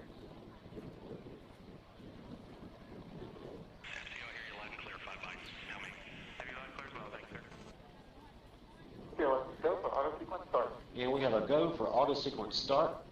Discovery's onboard computers have primary control of all the vehicle's critical functions. T-minus 17 seconds and counting. 15,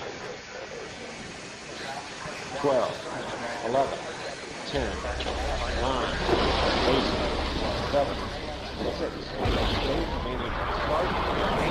start, 2, 1, boost ignition, and liftoff of the Space Shuttle Discovery, returning to the space station, paving the way for future missions beyond.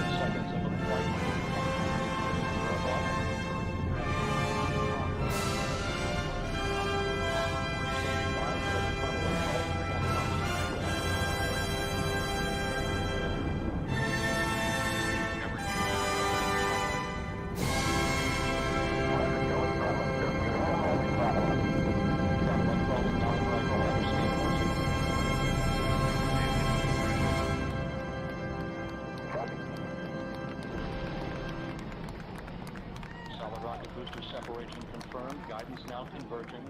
Discovery's onboard computers commanding the main engine nozzles to swivel, aiming the shuttle for its precise target in space for main engine cutoff. Should have a good forward leg now at estimate. Dan, you sound good.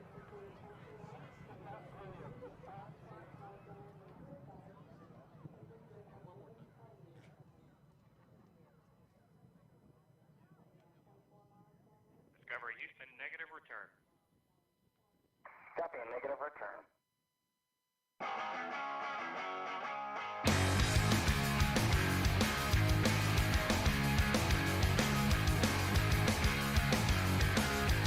Don't wanna be an American idiot. Don't want a nation under the new media. Hey, can you hear the sound of hysteria? The subliminal mind, America.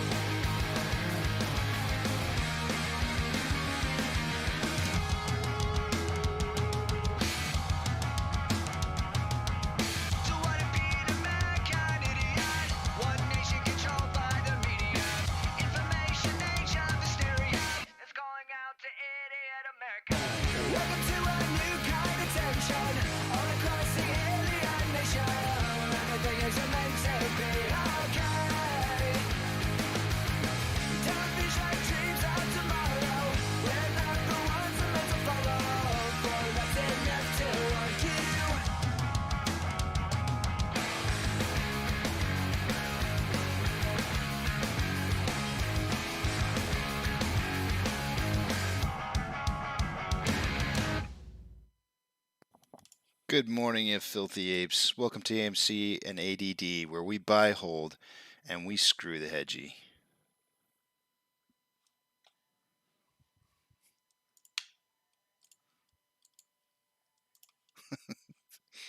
My song, even though I cut the volume out so you guys don't hear it, I start hearing the next song that starts playing, and AP's gonna enjoy this, but it keeps going back to that Chumbawamba tub thumping song. It cracks me up every time.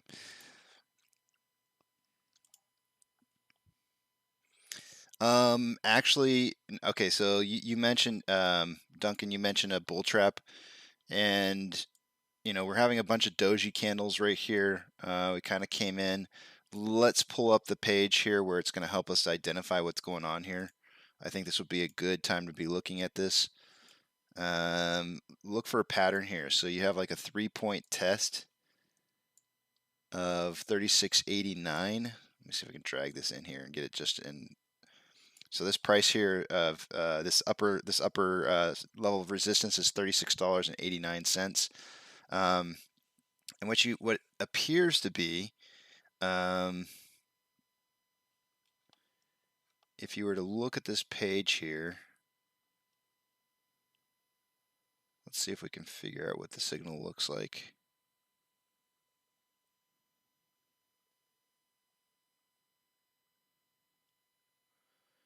It's almost starting to look a little bit like a bullish spinning top, but not. There's no green signal yet down at the bottom.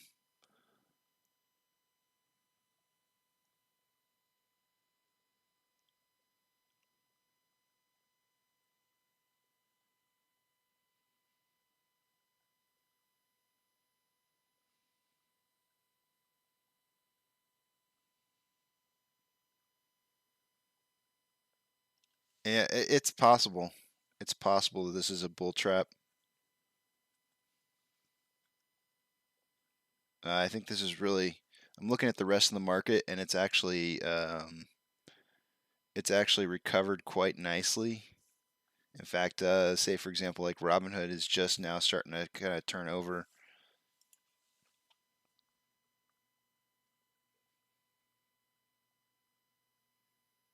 Amazon's almost fully recovered. They're only down 12.12%.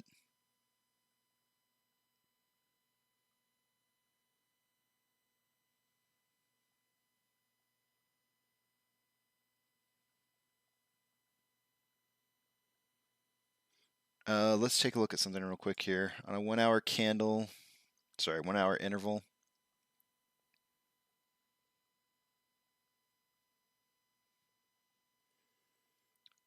On a 1 hour interval, RSI is at 44.44, which is just below average.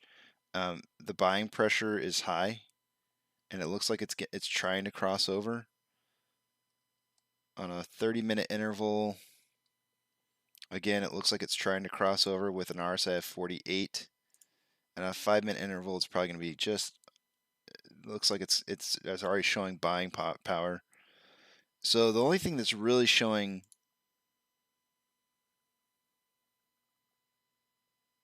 Actually, this is even on a 1 minute, it's not showing negative. I would expect to see a turnaround here. The 1 hour and 30-minute intervals look like they're trying, like the price is trying to push back up. The 5-minute interval shows neutral to negative signs, but even the 1 minute hasn't even shown full crossover yet. Even though it's heading that direction, the buying power is just as heavy as the selling pressure. So I'd expect that in 20 minutes from now, when I do the first technical analysis in the morning, what we'll probably end up seeing is a bunch of dark pool. So far for the day, just to kind of give you guys an update, we're at 2.1 million shares borrowed for the day today. Yesterday we had a total of 1.6 million shares borrowed. Let me check and see if they borrowed some more cents.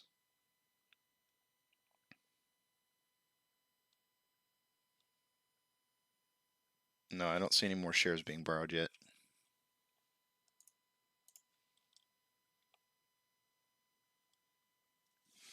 So remember, JP, the cryptocurrency is gonna spike up and try and draw away as much volume away from us as possible. So the very first thing that we're gonna see happen is likely to see the cryptocurrency spikes. That's going to try and draw away as much volume as possible from us into cryptocurrencies. I do expect to see those spike quite nicely, leading into kind of like a precursor into our spike. They're going to try and draw away as much attention as possible. And then we had King Abyss in here just a minute ago talking about CEI.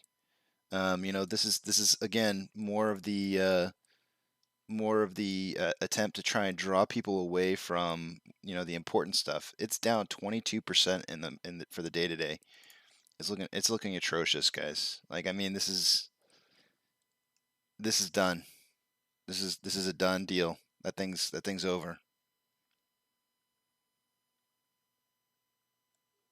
The sell-off started happening a long time ago.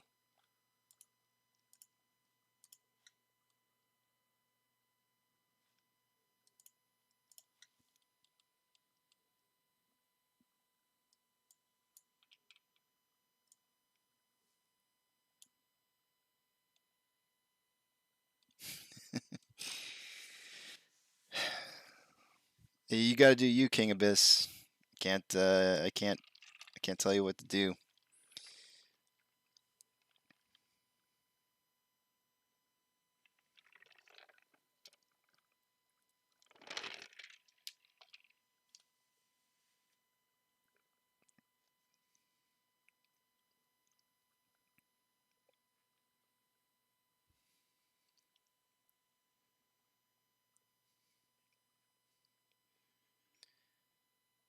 Yeah, see, here's the return of the buying pressure here. They can only lump so much into those dark pools. Let me just check it real quick and see where we're at on that. Let's see here. Normally around this time in the morning, we're like 50%. Oh, geez, guys. Jeez, this can't be updated. This has got to be last night's numbers. Oh, it is. It's last night numbers. I was going to say, there's no way we're this high already. Normally around 9 a.m. my time, 18 minutes from now, dark pools would show about 50 to 55% traded into them on chartexchange.com. They haven't updated yet, which is why I don't do my first technical analysis until first 30 minutes into the trading day. I know, King Abyss. I've been watching the volume, and I'm there's two reasons why I'm a huge proponent. Everybody will tell you on this channel I'm a huge proponent of volume, and I'm telling you right now that the volume. There's two reasons why you have volume acting the way that it does. There's only two reasons. One reason is because you have an overshorted stock. And there's an excessive amount of existing synthetic shares that are out there that need to be covered for, which is the case for AMC. Or the second reason that your volume is spiking way higher than your total flow is because there's a sell-off, and you don't want to be on the backside of that sell-off. If volume is exceeding your float, and the price is dropping massively, you're on the back side. It's the downside. It's the side you don't want to. I mean, it's the side you want to be on, but you would have wanted to be gone back on like the 29th. That's when the signal starts showing for sales for CEI. I kind of outlined it, I think, earlier this morning. I'm not sure if you were watching. I have a timestamp set for this morning, but I covered it just before I went on break earlier this morning. I would go back and check that out because I kind of outlined everything. Showed how there was a perfect example of when you should have exited CEI, and it's the data's there. The data's there. What you're seeing is as actual people selling shares. It's a sell-off. It's not a synthetic price failure. Synthetic price failures are only up to 20% dips. and you're seeing way greater than a 20% dip, and that means and the amount of dip that it went from the highest it got up to was just over 40% of a dip. And then the very next dip after that was like just over 20%. I think it was like 21. I had the numbers figured out a little while ago when in the earlier presentation when I talked about it, but it was like a 21 point something percent dip. When you have dip over dip decreasing and volume decreasing day over day, which you had on the 29th, that's your signal to sell on a squeeze. If you don't get out at that time, you're going to be the bag holder.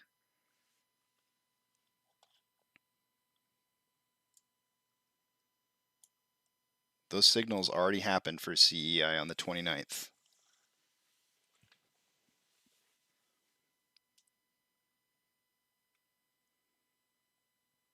And you don't have to believe me. I mean, you can do you.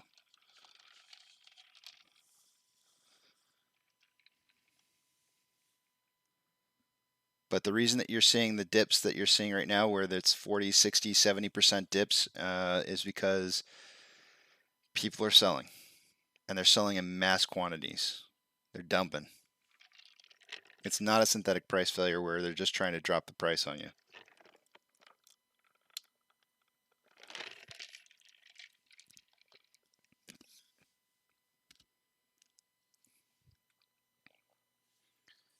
I think most of the people who've been watching my show for a while, they know what I'm talking about, and I think that I've done a pretty good job of pointing it out and using examples to kind of back up what it is that I'm saying. I think CEI is a perfect example of what it is that you should be looking for AMC, and to know how you know you're on the backside of AMC.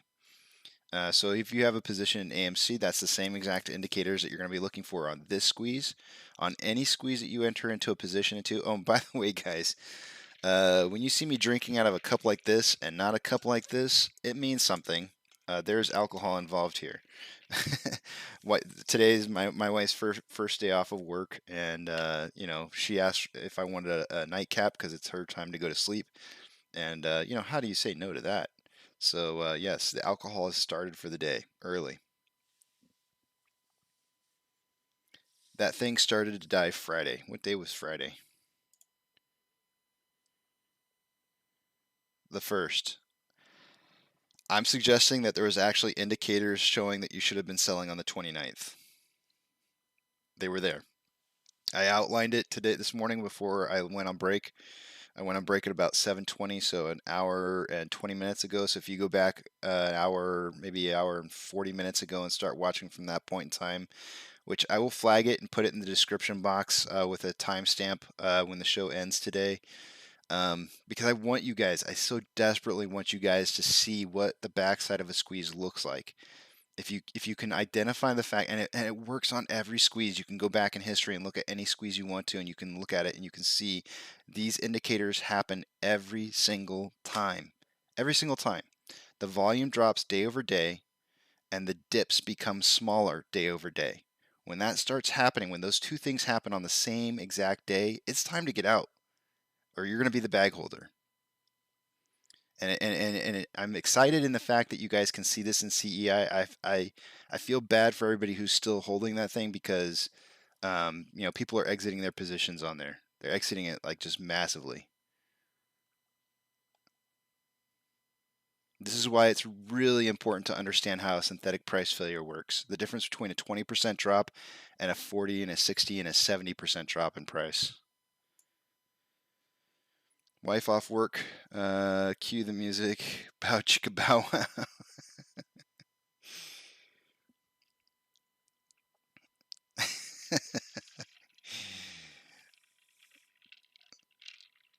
Bad Back said that. Wife off work, cue the music, bow chicka bow wow. No, she's napping now. It's time for her to go to sleep, unfortunately. But I'm still finishing off my nightcap that I shared with her. I didn't share, but we both had a nightcap, but I'm still here. I'm still awake. But you don't say no to your wife when she says, "Hey, you want a nightcap?" Hell no.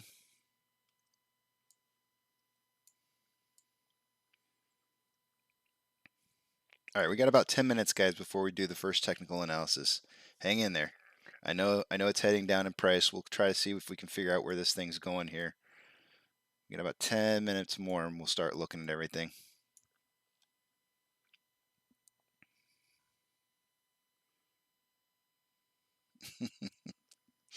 I definitely did get a giggle out of that bad back. I did. I went back and I was watching one of my shows yesterday. I guess I was watching yesterday's show when I was going to put in the timestamps and everything, and I realized that oftentimes I will just say what it is you guys write.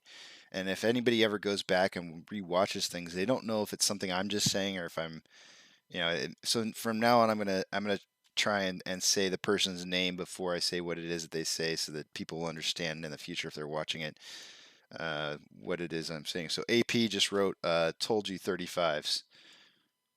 Yep. So there's, I mean, you're going to laugh a little bit because what I'm about to say is, a kind of almost an obvious statement because there is only two ways to go. But there's only usually two ways that this turns out for us. We either start off the morning ripping and then dipping, or dipping and then ripping. And of course, I guess there is other ways it could go. It could just start dipping and never recover. But yeah, this is a rip dip day, not a dip rip. So if we go back and we look on a 30-minute scale, hopefully we can see that. Yeah, it might be a little too much. 5-minute scale, let's try that one. If we go back in yesterday, you can see the dip rip. We've had mostly dip rips lately, and it's because they try to set the mood for the day. Dip rip, and it didn't even rip up yesterday back to above where it started from. Going back to, what is this, Monday maybe? What is the first? I guess that was Friday. Dip rip. Thursday last week, dip rip. It's not very often that we just dip, dip, dip, dip, dip, or rip, rip, rip, rip. I mean, it's usually one or the other. And here you go, you got dip, rip. So typically speaking, I feel more often than not we see the dip, rip pattern. When we see the rip, dip pattern, let's see here. Where did we have a rip dip? Let me find one of those. Here we go, rip dip. I gotta get rid of this box. That was a down day, rip dip. What day was this? 9/28. Here's another rip dip, another down day. Another rip dip. This is an up day. So you don't know what you're going to get. It doesn't really point to anything. I guess that's what I'm trying to get to. But we don't typically see it like just continuously rip or dip throughout the entire day. Typically. So I would expect to see a turnaround from this. The question is how low will it go? And if we look at the rest of the market appears to be recovering. At least Amazon is. They're up 0.15%. GME is still down almost as much as we are. Doge is back up, so the cryptocurrency is heading back upwards.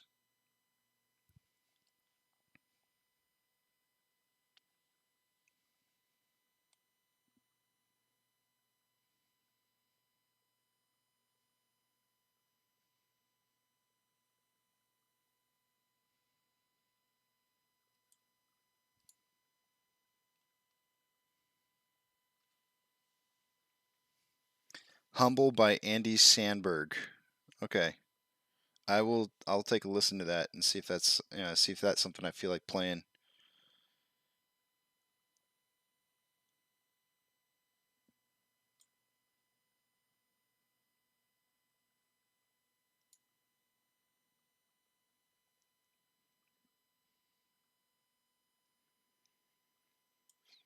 Six minutes more and I'll start doing that technical analysis. Let me go ahead and make sure I'm logged back into everything here.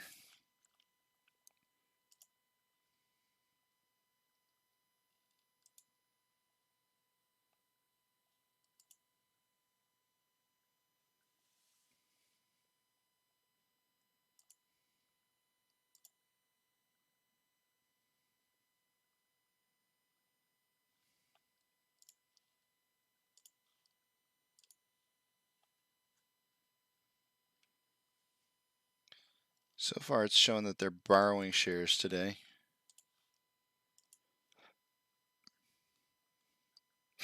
Excuse me.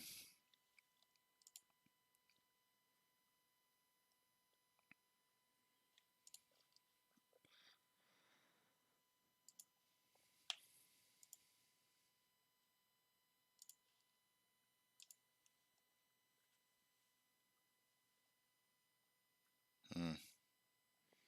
I'm looking at the dark pools now. I just updated it for myself. Not as high as I would have expected considering how much it's dipping right now. So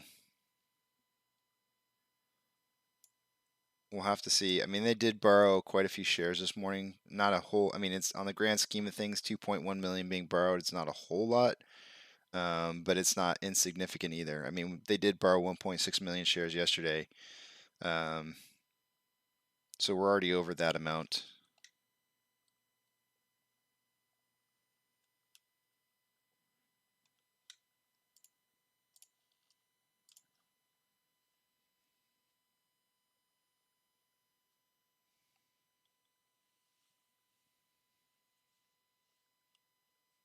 Okay. Sounds like it's a country song. Is it country? Oh man. All right. So as a music major in college, um, I grew to dislike two types of music, and don't hate me for this. Please don't hate me because I actually really enjoy all music. And so this is gonna say sometimes I say hate, and it's a strong word. So I try to sway myself from using that word because I don't really hate it. It's more of a dislike. Um, but there are two types of music that I in my younger years kind of came to dislike, and it was country and reggae. And the reggae one was because every single morning of my freshman year of high school, we had to carpool with this senior in her 1965 Mustang, where she had an 8-track, and all she would listen to was this Bob Marley 8-track every single morning. And I grew to hate I Shot the Sheriff. I mean, it was a passionately could not listen to reggae after that. And I fault her for that because reggae is not bad. It's really not. In fact, the music is beautiful music. I just, you know, if you're gonna listen to music, be broader, have a broader spectrum than just one genre. Don't just stick to one thing all the time. Anyways, then country music. What kind of soured me on country music was, and this is so weird, but because as a musician, I love the fact when you see artists take somebody else's work and do a cover, but then they change it up. Like for example, a perfect example of this, and I almost played this song the other day, was Johnny Cash's um, reversion or redo or cover of Nine Inch Nails. What song was that called? Hurt. I think that's the name of the song. Um, beautiful, beautiful redo. Like you just can't top that kind of stuff. I loved his interpretation of it. However, there's other country music out there that has redone covers, and it just completely turned me off. I can't stand it when they steal music. I feel the same exact way about P. Diddy when he steals music too. So I can't really say that it's just country. Like there's like just artists that are out there that steal music from other people or sample music from other people and then redo it, and I just can't stand the versions. But twangy country music really turned me off, and you guys are gonna hate me for this. I just know it. You guys are gonna shut down on me. I know it. Taylor Swift was the first person to change how I felt about country music. She came along and she kind of made country music pop. And I knew it from the minute I heard her first song that she was going to be big. I just knew it. I could tell it. I could tell it in her voice, her passion, the way she sings. And I have to give her some credit. She kind of moved me into, wanting to actually start listening to country music again. But the real hardcore twangy stuff just really kind of. Why do they sing like that? Why? I don't get it. I don't know. I'm not a country boy, I guess.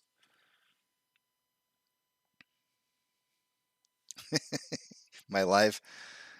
So AP says the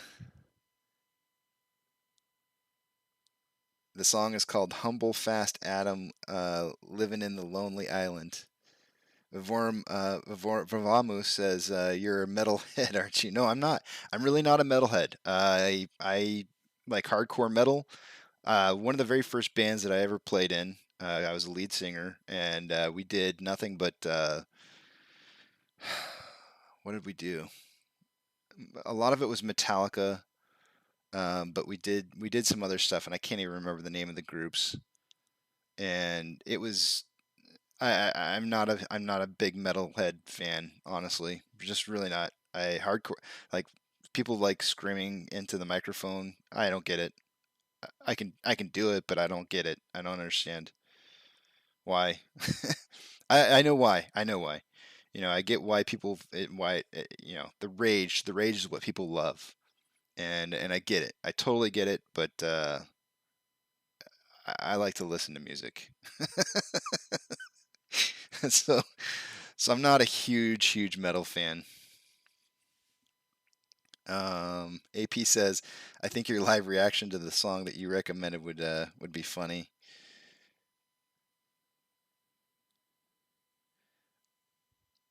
Yeah. AP, I know that was one of the very first things that attracted me to Taylor Swift was the fact that they said that she writes on all her music.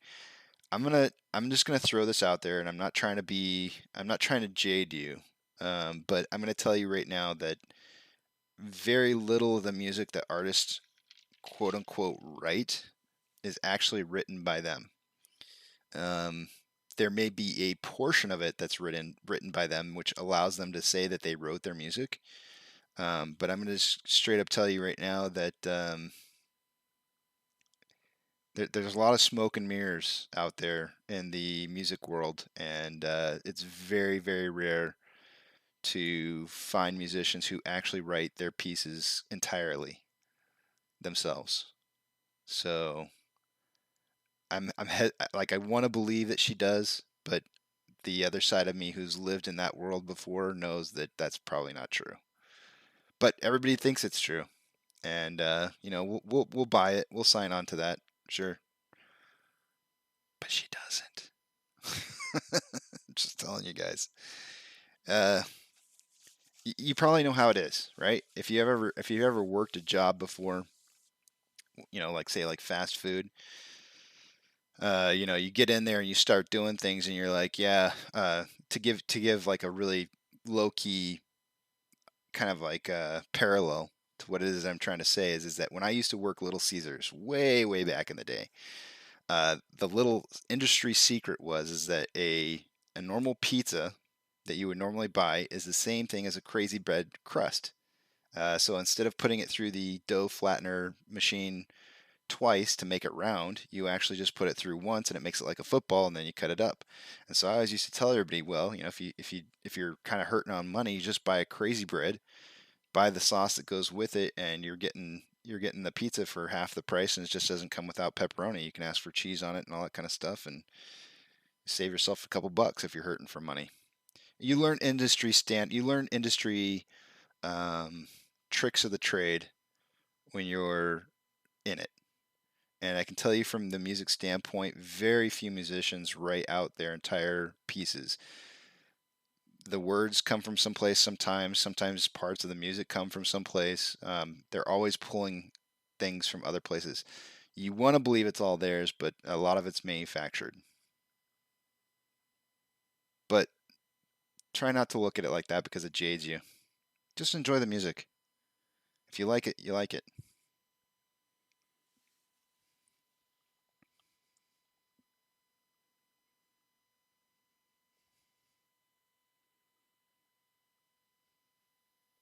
"9:04. I talked myself past the time that it's to do the technical analysis.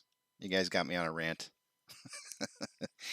You guys will notice a few things. Well, at least one thing has changed on this page. One thing has not changed on this page. So in the top right-hand corner, I'm actually pulling from Fintel. I'll check the song out, AP. I will. in the top right hand corner, what you're going to notice is that I'm pulling the data from Fintel now, so it's more accurate. NASDAQ hadn't updated in forever, and I knew that there was more institutional share ownership than NASDAQ was reporting, because NASDAQ was only reporting 127.5, and I'd already seen plenty of institutional ownership shares increasing since then reporting. So I'm like, screw this. Let's just start pulling from Fintel. So in the top right hand corner, we're now pulling the data straight from Fintel. Probably something I should have done a long time ago, but just didn't. So as you can see, it says second to last line there, it says institutional shares long. There's 138 million shares that are owned by the institutions. NASDAQ was only reporting 127.5 million, so it's over 10 million shares more than what NASDAQ was reporting. So we're just going to pull that from now on, because I am definitely a proponent for about collecting good data, good accurate data. So I'm going to go ahead and update my number for institutional share ownership up to 138 from 127.5. So that's the one thing that has changed on this page. The other thing that has not changed on this page is the fact that on my price prediction and tally above, I can't get the price right on a daily basis. Don't ever listen to me about what the ending price is for the day for the stock, because as you can tell, I suck at it. I really do. So, because I don't care. I really don't care what the price is. I'm trying to care. I'm really trying to care because I want to win. It's beer that's going to cost me, beer and ice cream. But I'm not getting it. Adam, Eric, and Duncan all have 2 points for the week today. You'll notice that, you'll just notice that I got 0. Short exempt volume today was lower than yesterday. It's at 142.4. Utilization is up ever so slightly. Oh no, I'm sorry, down ever so slightly to 85.71 from yesterday. Day-over-day price increase. We actually had a increase in price yesterday, about 8%, 0.8%, really close to. That is the dark pool percentage for today. Let me update it one more time. I bet you it's changed it ever so slightly.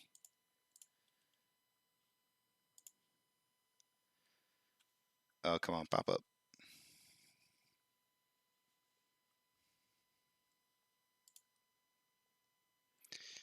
Wow, did you see that? It jumped from like 51 to 56. Well, we're on a run up right now. Where do you stuff if you're not going to use shares to stop the price from increasing, then what's the other way to do it? You dump it into dark pools. So we're currently at 56.38, which on Stocko Tracker is going to report at about 61%. Borrowed change. Let me update that one more time just in case, because I did talk for so long. That is currently showing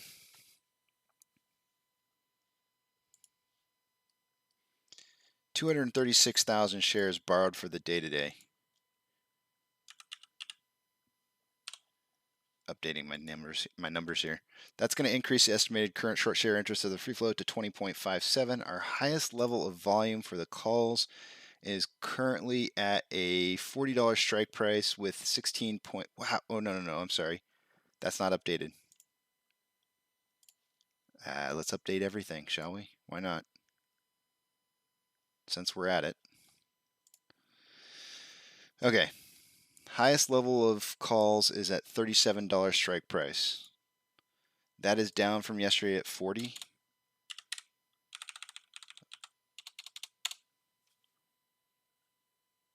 $6.7 thousand contracts. On the put side, highest level of puts is currently at a $36 strike price. So we have a $1 difference between highest level of volume for puts and strikes, $36 and $37 being the spread. And the highest level of volume for the puts is at 3.1. So we have a 2-to-1 ratio on volume for calls over puts. Our long bettors are betting on $37 close. Our short bettors are betting on $36 close. They're signaling at a $36.50 close for the day today. My lowest price number is 36.8, so I'm pretty close. I don't know. Maybe I'll get a point today. Be nice. Moving on. Let me move a couple screens over here real quick. That one and this one. since this is the first technical analysis of the day, let's go ahead and check out what's going on with Ortex, just to kind of give you guys an update on what's going on here. And I just refreshed it again for some dumb reason. On loan versus on loan average days. What's happened? What has happened?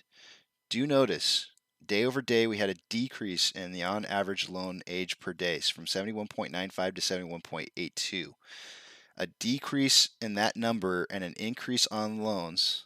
So the on loan amount increased from let's see, on loan amount 113.1 to 113.8, so a 0.7, 700,000 shares were purchased yesterday to loan, increasing our on loan amount, but you'll notice that this decreased. So they used the shares that they purchased yesterday to decrease some of the older loans that they had. Otherwise, we wouldn't have seen a decrease in this value. That means we may have hit a plateau. We'll kind of have to see what happens after the end of today, but we may have hit a plateau and we could start seeing the on loan average age per day dropping. If that starts to drop, we get a price hike. Here's the last drop right here. Here was our price hike approximately, let's see, 1, 2, 3, 4, 5, 6, 7 days after the last drop in that number, we had the price hike. So that's what I say normally is about 7 to 15 business days, but I since have changed it to somewhere between 0 and 15 days. I just dropped off the 7 part because sometimes it does actually spike up sooner than 7 days. So we really want to see this number start heading down low if we're going to see a spike up in price. The fact that it plateaued here at one of the highest numbers at 71.95 that we've had so far this year is a good thing. The closer these start to pinch together, the on loan amount and the on average age, if those numbers start pinching together, we're going to see a big spike in price. It'll be coming. There's just no way they can avoid it because they're taking on loans and they're paying off older loans, and that means that they're not going to be attacking the price.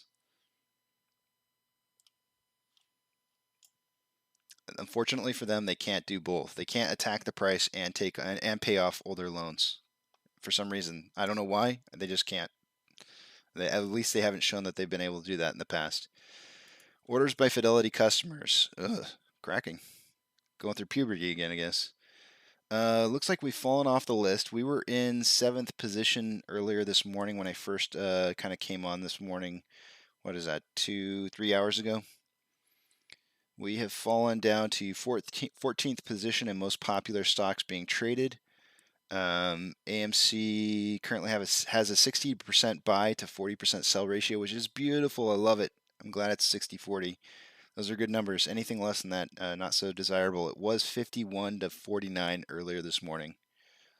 GME was like dang near down towards the bottom earlier today. It's at 24th now with a 72% buy to 28% sale. And Stonko Tracker currently reporting 0 shares borrowed in the last hour. Only returns. There's 8,000 contracts in the money on the calls. There's 62.4 thousand contracts out of the money on the puts. This number is big, guys. 176,000 contracts out of the money. That's money that's going right into the hedge fund's hands. Be careful. Be careful. That's all I got to say. If you're playing options and you're not winning, stop. Buy yourself some shares. They're going to be worth so much more than you could possibly ever make in an options trade. Do yourself a favor. Make some money. Don't give it away. You work hard for it. Robinhood up 1.05%. Amazon is down 0.12. Cinemark is down 2.71. Doge is up 1.69. GME is down 2.7. We are down 2.55. And the inflow versus outflow, drum roll, 2-point spread, more towards the outflow. 2 points for the outflow, meaning $2 million more in outflow than inflow, resulting in our 2.4% drop in price. That is weak.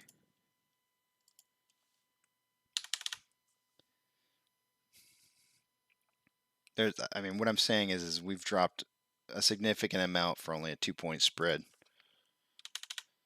Let's see, 8 million shares traded so far in the last 45 minutes is going to give us a total. Ooh, that can't be right. Let me redo my math here. 45 minutes, right? Oh man, we're on a slow pace today. That's that pace is 69.8 million share pace day, which is really low, super low. Normally we're over 100 million pace and it drops throughout the day. If this holds and this volume pace continues, which actually, if you look at it, normally around 10 o'clock in the morning, you'll remember that I always tell you guys that volume starts to drop off at about 10. But because we're running such a low pace as it stands, volume hasn't had a chance to drop off. You know, it dropped off like right off the get-go, and it's just been hovering around the same thing. It's constant, very constant volume right now, which is not bad, but it is low. And so, as we know, price is easily manipulated both up and down when the volume is low. So the price can easily shoot up really quickly. It can also go down really quickly. On a 1 hour interval, we have more selling pressure than buying pressure, with RSI at 41.28, which is it's below average. On a 30-minute interval, we have equal buying and selling pressure with RSI at 44.38, which is low. I would say both of these kind of look like negative indicators on the 1 hour and 30-minute. On a 5-minute, it looks like we're trying to cross over into more buying pressure than selling pressure, but RSI is at 52.61, which is just above average. So we still have more room to move up. On a short-term basis, it's signaling that we're going to continue, that we might be crossing over here into a buying phase. But on a long term, it's kind of signaling that there's still kind of iffy. We'll see what happens.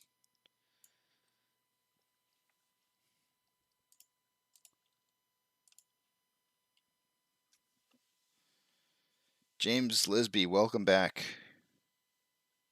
You said, well, it's still artistry to put it all together. Yeah, dude, no doubt. No, good point. Great point.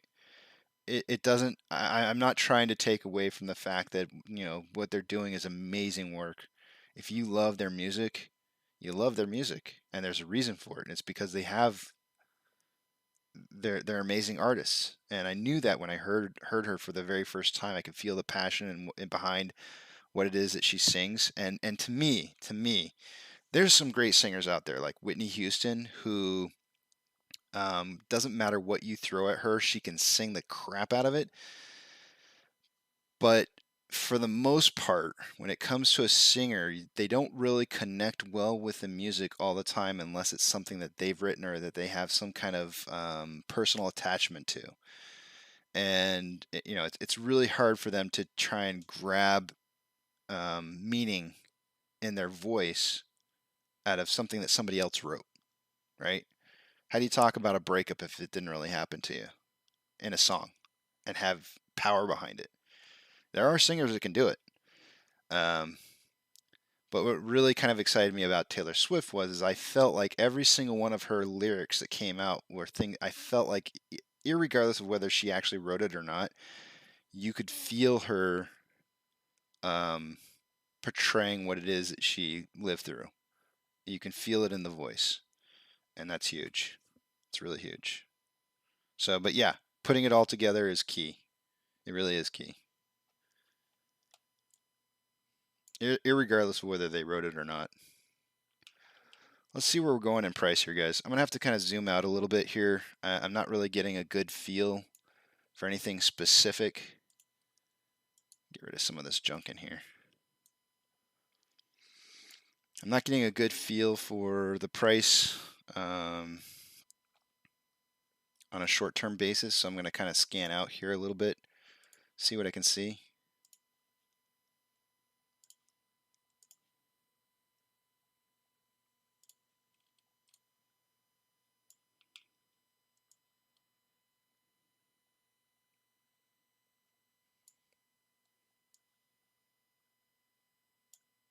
Wouldn't you know it?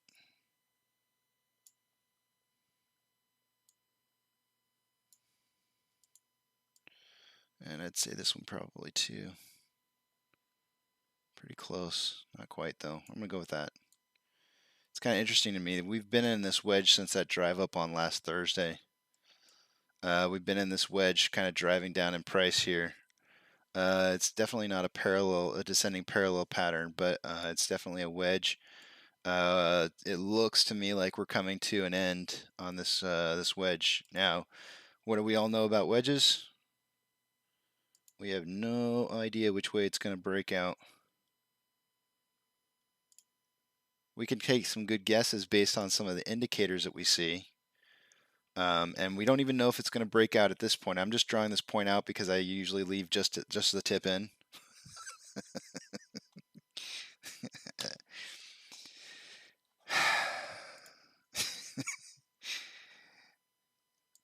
Gary's over here. He's like, I saw what you just did there, Casey. I saw it. What? Check out our price, Gary. Why don't you watch our price too? I know you saw me say that. But Gary, check out our price, man. Mr. Gary Gensler showing up for the show today. Gazzerbeam Gary. That's what I'm calling him from now on.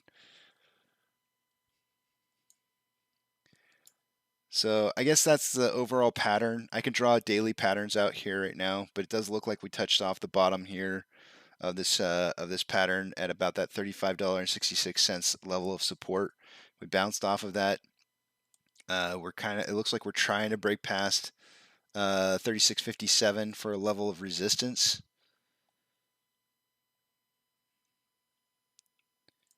What's going to happen inside this wedge that I've got drawn up here is hard to predict. I'll be right back, guys. I gotta hit the restroom real quick. Pull up all the data back on the screen so you guys can see it. The dam's breaking. It's that time. It's that time. I'll be right back. Give me 2 minutes or less.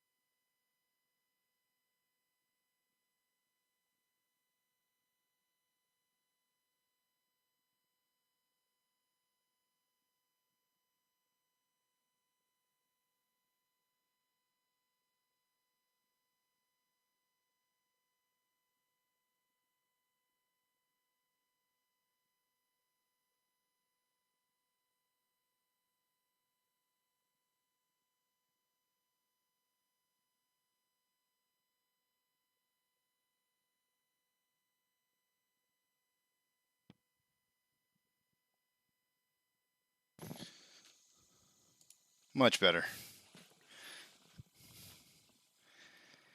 Okay. Yeah, when you get to 45 years old, the old bladder doesn't work quite as well as it used to. Just saying. Whew. All right.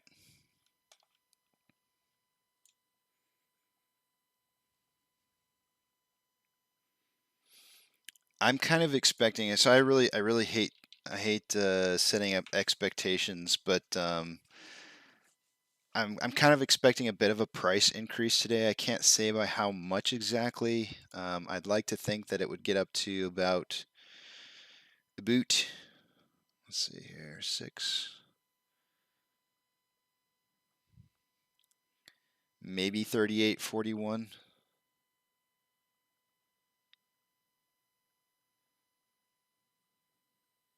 I personally feel like we could see a fight for 38 by the finish for today.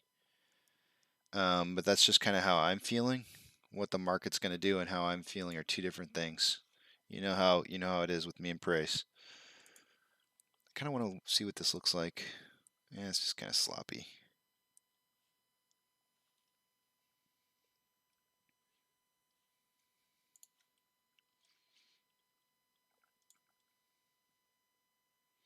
So it looks like we bounced off that level of resistance at 36.57 and we're kind of heading back down a little bit here. I wouldn't be surprised if we test this 36.17 and bounce back off of it and head back up again. Let's draw up a little parallel channel here and see what that looks like. See if that's a possibility. It could actually drop a little bit further than that. You know, if this were a parallel channel that we could find ourselves in here, you know, it could drop down as low as about 36 bucks, and then kind of bounce off at $36. Let's hold this parallel channel and see if it holds here. I gotta wait for a secondary touch pattern, or yeah, I'm gonna wait for. I mean, there's two different possibilities. You can see I could redraw this a little bit here, and I could draw it up kind of like this, but then I don't have enough touch points on the top. Or I can just take the touch points off the two touch points that I have off the top that are right here, and say that this is the bottom. So we'll see what happens. Let's see if it tests that $36.17 and breaks through. If it does break through, then I would suggest that we might be on an ascending parallel channel if it holds on a test on it as it ascends.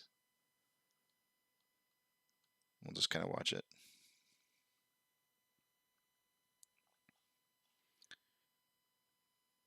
Of course, if we are an ascending parallel channel, that is a bearish indicator.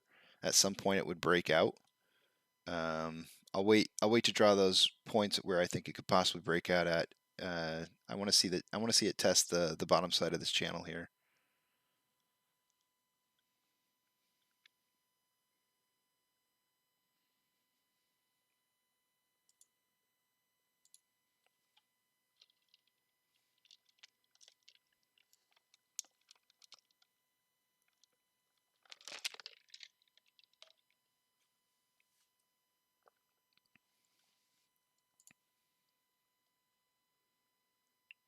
Man, on a 5-minute interval, it wanted to, the buying pressure really wanted to kick through, and then it started to reverse a little bit.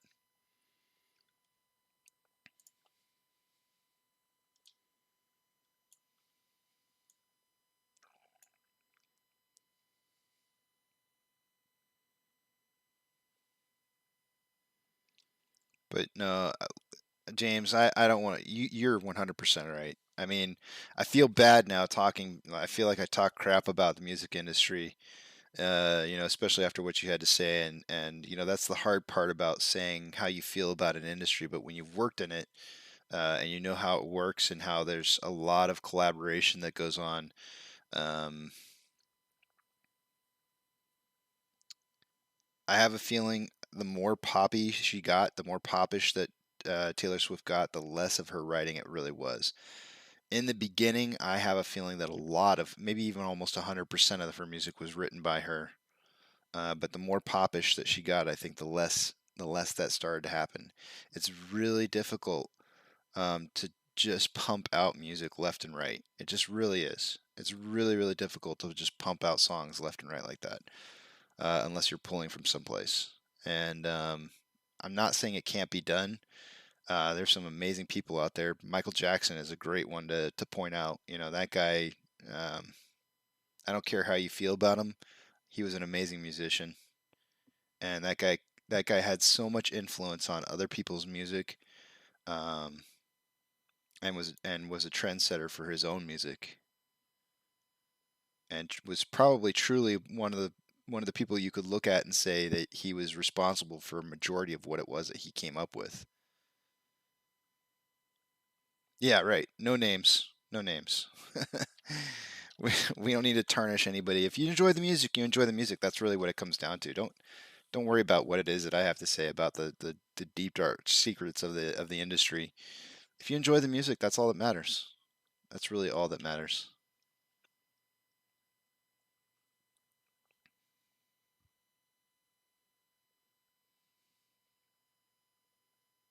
All right, let's see if it'll support the hold here at 60 or $36. That's what we're looking to see support. At a $36 price range, I don't see really much support on the bid list right now. It doesn't mean it can't pop up here in the next minute or two, but I'm just not seeing it currently.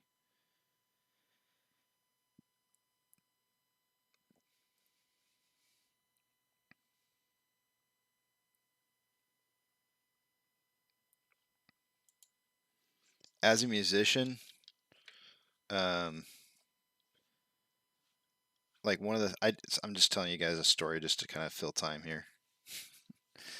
As a musician, I went on this like buying CDs, and I know buying CDs is may be foreign to some of you people out there. I don't know the full age group of the people that are watching the show, but you know, you're like CDs. What's buying a CD mean? But I kind of went on this stance as a musician as I'm not gonna pump money into the wrong hands, and I stopped buying music in like probably like '96,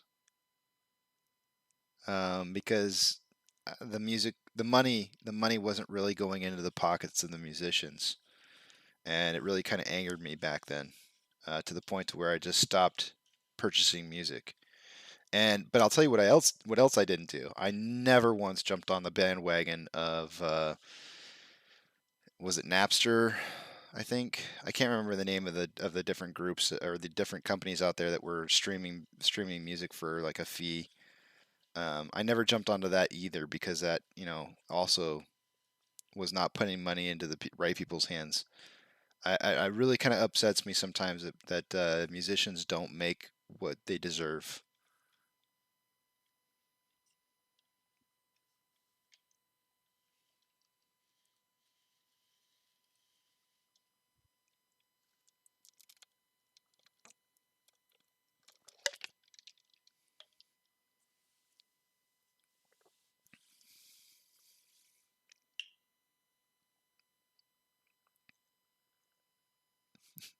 You guys want to know something funny?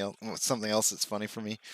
Also, as a musician, whenever I see a musician destroy an instrument on stage, it drives me nuts. It drives me nuts because I go like, man, there's a kid out there somewhere. There's a kid out there somewhere that really could have used that guitar or that whatever, you know, that drum set or whatever it is that you just destroyed. And I know it's in the name of entertainment, but I sit there and I go like, oh my god, that was it was maybe it was a fake drum set or maybe it was a fake guitar or whatever, but it still pains me inside to see musical instruments being destroyed. I go like, no, please don't do that. Destroy something else. I don't care what. An amp, I don't know. Something. Just don't destroy the musical instrument.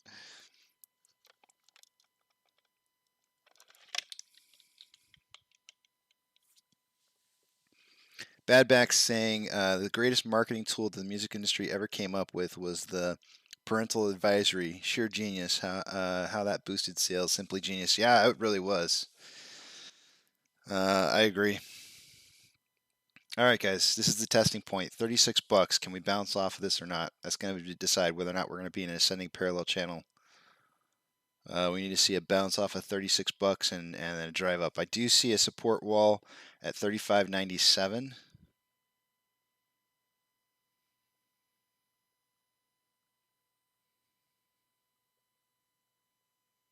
So it might dip just below. Definitely 3601 just popped up. 6,000 shares. 62.20. It's getting hits. It's getting hits, but it's also stacking.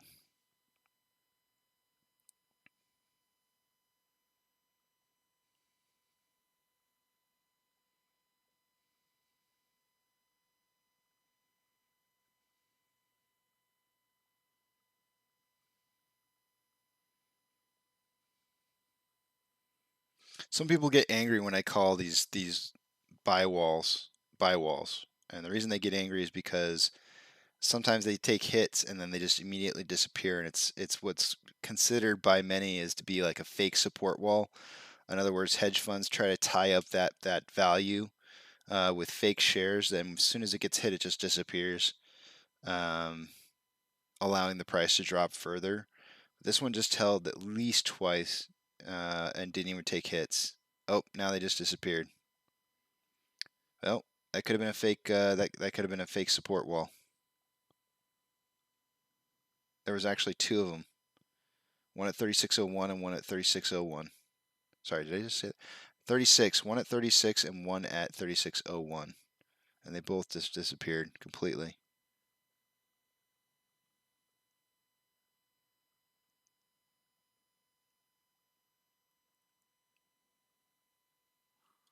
Let's watch the bid order up close.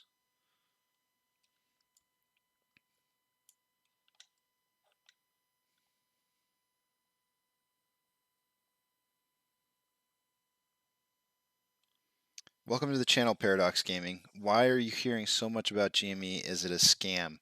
What in particular are you hearing about GME? I'm just out of curiosity. What's the like? Are you just you're hearing a lot of people talking about GME?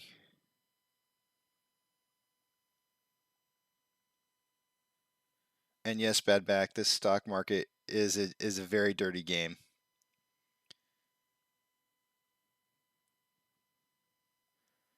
Right.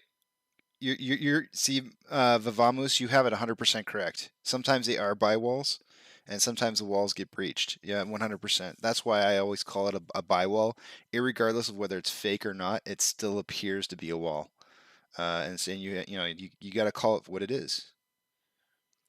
Badback saying GME isn't a scam at all. Paradox. I'm not sure how new you are to what's going on here, so I'm trying to understand what level of understanding you have of what's going on here. I don't want to make assumptions. I don't know what your background is on how up to date you are. You're newish? Okay. Okay, so here's the deal. I'm going to try and bring you up to date. This is going to take a little bit. Actually, there's a great link for this. Give me 1 second and I will find it. And this is quite possibly one of the best links that I've seen. It's called the Ultimate Timeline on Reddit. I don't know if you peruse Reddit or whatnot, but there's a really good timeline. It unfortunately only takes you up to a certain date. But it will give you a great idea on how all of this started, and I highly recommend. It's gonna be a huge long read for you. So you're gonna have to sit down. You're gonna have to take some time to read this. But GME is not. It's not. It's the OG. It's the original squeeze play, and where all of this started. So I guess the simple, quick answer to what it is that you're asking is no. It's not. It's not a joke. Or what was the terms that you used? You said, is it? Yeah, it's not a scam. So, and I should preface this by saying that let's see here. I'm trying to get you the link. Give me a second here. I'm still trying to find it. Here we go. I just found it. It's not a scam, but I think that there's reason to. I definitely think that there's reason to say that it's, while it's not a scam, the squeeze play on it is limited compared to what it was back in January. It's limited. I'm not saying it's non-existent. It's limited. So the originally, when I first got in this back in January, that's the link, by the way. And that link's gonna take you to a Google Doc. That document will take you back eons. It depends on how far back you want to read, but it will tell you everything you need to know about what's been happening up to July, I think. I think that was the last date that they put in. But it will definitely give you a good idea on where we've been and why things are the way that they are. However, having said that, GME's potential to squeeze to really big highs, I think, is weighing more on AMC than it is GME specifically. Now, however, having said that, if there is a lot of outstanding shares for GME, which there possibly are, they could actually be the catalyst to the squeeze for AMC because we have such large volumes of shares in AMC. It is possible that GME could be the catalyst to cause AMC to squeeze. So the whole reason that I have GME on the page here and I monitor their price and their movement is because they're married to our stock. And when I say they're married to our stock is that we have very similar things happening to what's happening with them happening to us. So let's just take a look at it real quick here.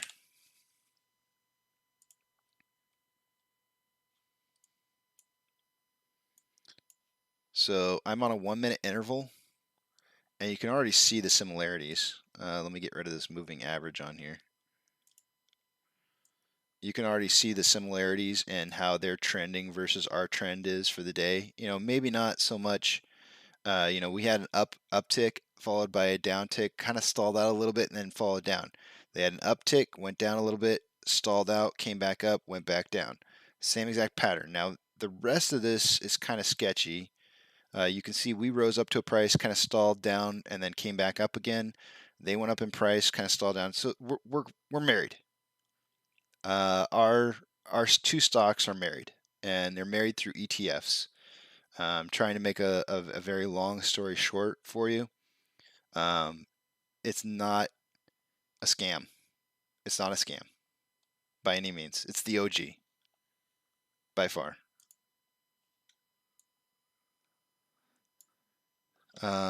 So your next question is maybe, do I recommend that you buy GME? I'm not going to say, I'm never going to tell you what to do with your money. That's your choice. What I will say is that I personally feel like my money is better spent on AMC because of the price. You can buy more shares of AMC at its current price than you can of GME at its current price. And when these stocks do squeeze, and I say when, not if, I say when these stocks squeeze back up again, you're going to make more money for your dollar on AMC than you will on GME. I think.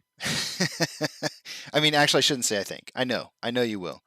I know you will because AMC hasn't hit the biggest peak that it's going to hit yet. And I'm not saying that I don't. If you're buying more shares of AMC and the price hits a peak of X amount of dollars, it doesn't really matter what that is. It's going to be a much bigger peak than what GME hits. So that's how I feel. Whether or not you want to put your money into GME, things that might factor into how you decide to where you want to invest your money might be things like what are the longevity? How do you feel the longevity is for the company? Do you think GME is going to be sticking around for a while? Do they have a good business plan? And I would say the same thing for about AMC. Look at AMC's business plan, and do you think that they have staying power afterwards? Because the general mantra of all this is that I think a lot of us apes plan on buying some shares back after it's all said and done with the squeeze. And you probably want to be a part of the one that's going to excite you more to be back in. And anyways, what I'm going to mention to you is go to my description on my channel. There's a lot of good information in there that maybe might be helpful to you and answers a lot of questions about things that you may be having questions about. And welcome to the channel. Badback says GME squeezed and AMC are both special squeeze plays. GME, in my opinion, is better than long-term investment as well as a squeeze play. Paradox said, I am holding one GME, but you have made me intrigued about getting into AMC too. And Badback says, I don't know about that. GME isn't near as diluted as AMC. Badback also says AMC is a great play at this price, though. So yes, in parts, Badback is 100% right. I do want to add to what he's saying, though. We are way more heavily diluted than GME, but what you have to remember is that share dilution, when it has to be covered, imagine you're digging a hole. The amount of dirt that you dig out of the hole, when you go to replace it back into the hole, the deeper you deep, the deeper you dig of a hole, the more dirt you have to put back into that hole, which means ultimately more work, and which means ultimately higher price. It's going to cost you more. So take that into consideration. Yes, we're more heavily diluted, but that potentially means that we're going to see a much bigger squeeze, because when we squeeze, the dilution is so massive that it'll take a lot longer and a lot higher prices in order to get everything covered for.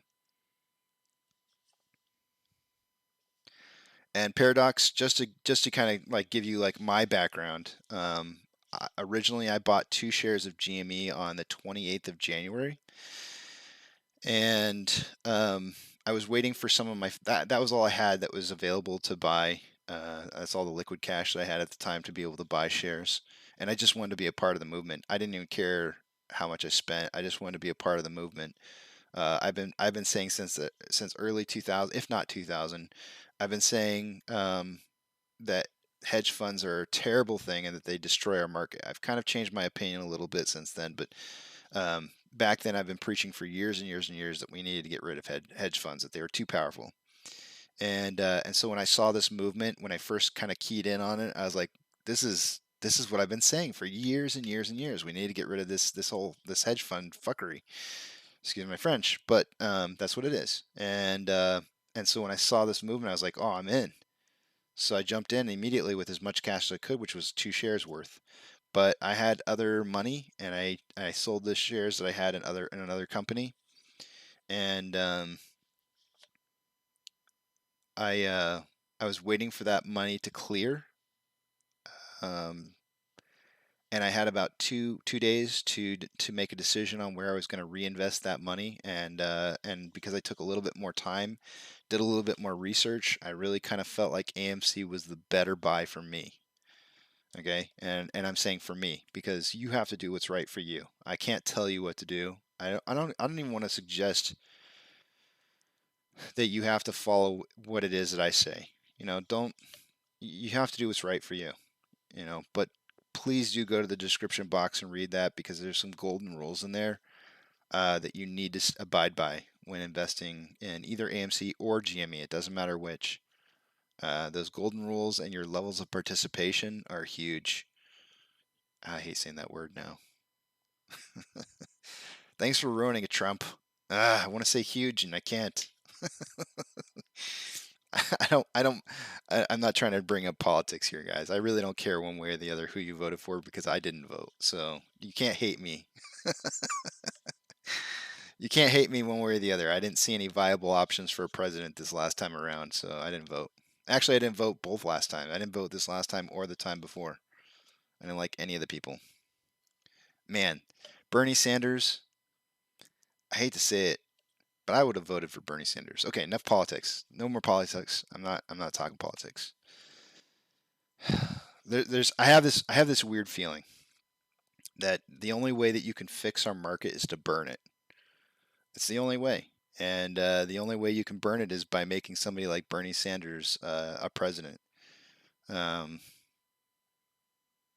kind of have to go to a socialistic, yin and yang. In order to get back on track, sometimes you have to go really hard the other direction in order for you to get back on track. And it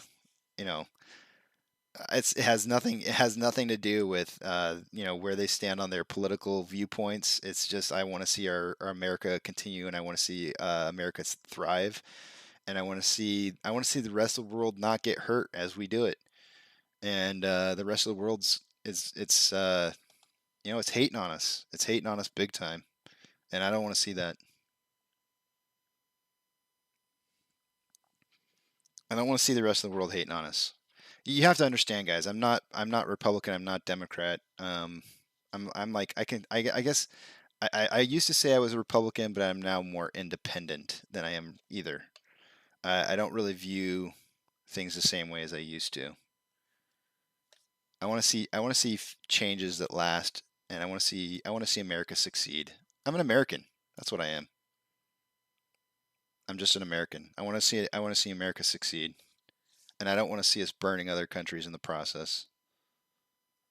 I want to see us work. I want to see us work because I want our way to be able to work for everybody, and I want people to see democracy as like a champion and moving forward for them.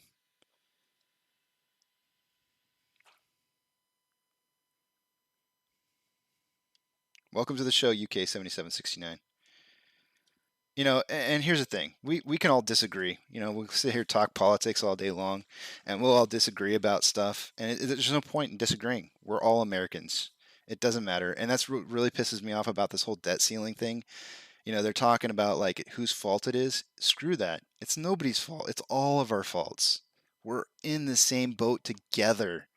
We're all in this together, and the fact that we're sitting here trying to point fingers about whose fault it is nonsense, because that's not how you fix things. You fix things by attacking them. You attack the problem, not the people. Yeah, I know, bad back. I mean, I'm not a socialist. I'm really not a socialist. In a perfect world, socialism would work, but this isn't a perfect world. You go read Animal Farm. Animal Farm will show you right off the bat that socialism doesn't work. But you know, you do have to recognize that if you go too far one direction, the only way that you can get it back the other way is going too far the other direction.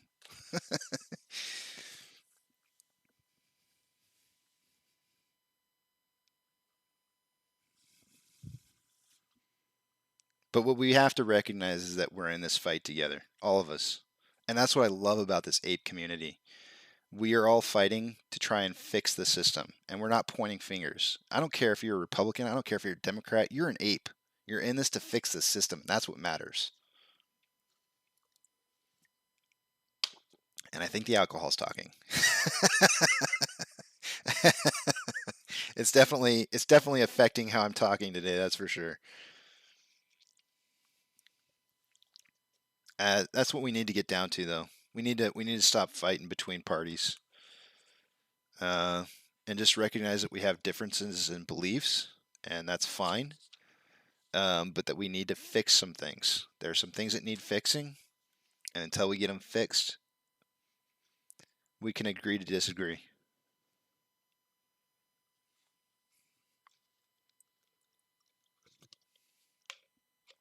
And with that, the drink's done. No more drinky drink for me. It's all water now. Until 2 o'clock. Then it's beer. Then it's the beer hour. We got about 7 more minutes here until the next technical analysis. I do have, for those of you who are just joining, I do have a triangle wedge that I've drawn out here. I think that we have good reason to believe that we might be coming off of an upper level test that's tested 4 times, and a bottom level that's tested twice. There is a possibility that we break out. This is on a 30-minute scale right here. There's a possibility that we break out today, just because lately we haven't seen breakouts in aftermarket or pre-market hours, which is what I've got set up right here. So there's a good possibility that we break out of this wedge. Now, the thing to note about a wedge is that you don't know if it's going to go up or down. There's certainly indicators that will kind of point us in a direction that we think it might go, and we'll take a look at those here in about 6 minutes. But we are inside of a wedge currently. A descending wedge, a descending wedge with falling volume, which is a good indicator for being bullish.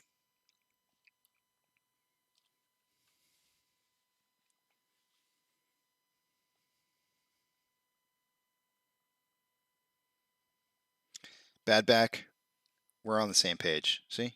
It doesn't matter where we stand, we're on the same page. I agree. Badback said, yep, once people realize color, gender, religious beliefs don't matter, and the higher ups want us to argue over petty stuff so that we are blind to their dirty tricks.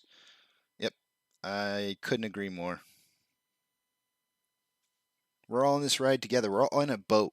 We are all in a boat, and it's called the United States of America. And we're either going to sink this boat or we're going to get our paddles. We're going to find the freaking paddles and we're going to row.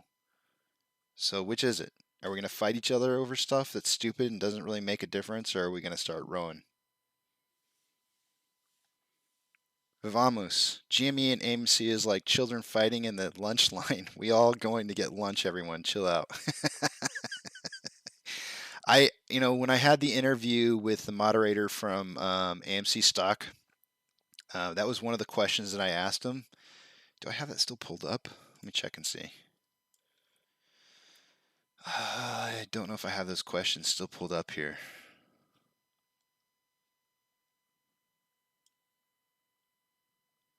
Yeah, it doesn't look like I do. Let me see if I can find them, though.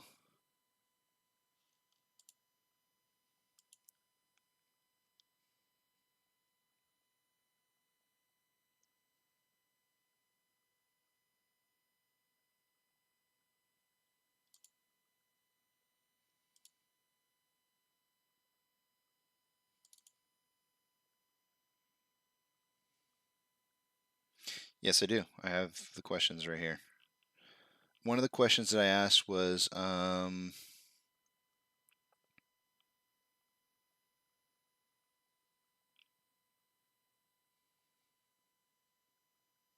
looking for it.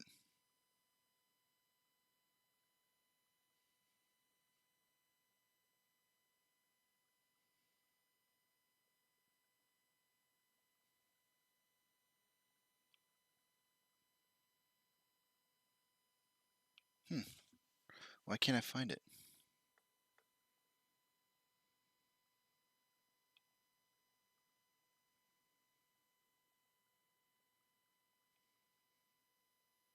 Oh, here it is.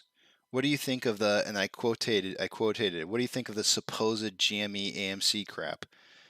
It's crap, guys. It's crap. The whole idea that there's infighting between AMC and GME. I'm sure you're going to find instances out there where I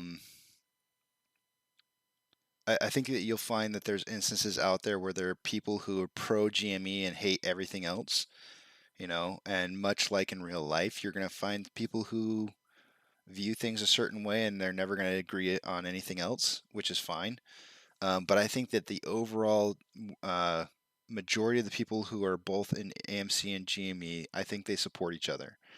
And I think that they stand behind each other, and I know that we're all in this for the same common good. And I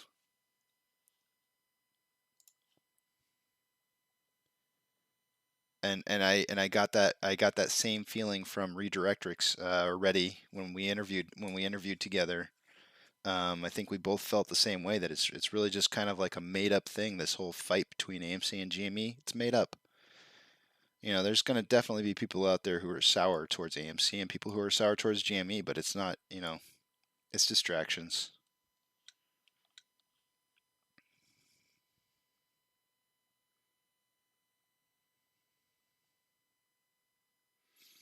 Crazy Pepe is saying, YouTube news, Matt Kors is only going to be live for 2 hours now. Heard from a friend, so you might be going up in viewer count starting today.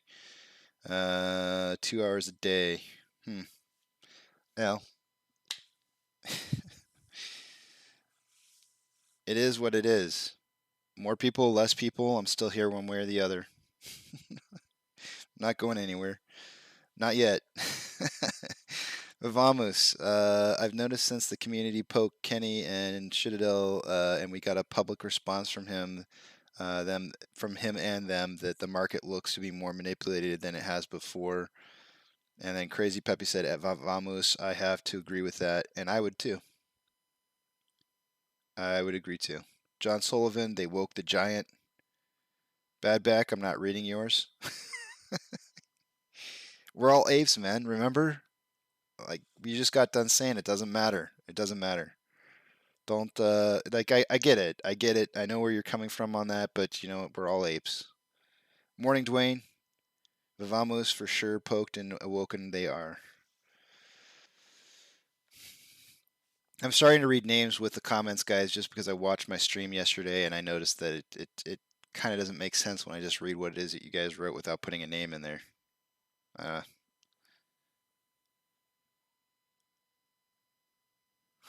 Crazy Pepe. If you're gonna be negative, that's fine. I'm not gonna read it out loud.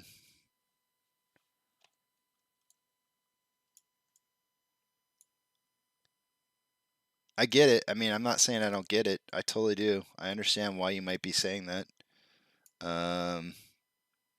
But why are we gonna go there? We just got done talking about picking fights that don't matter.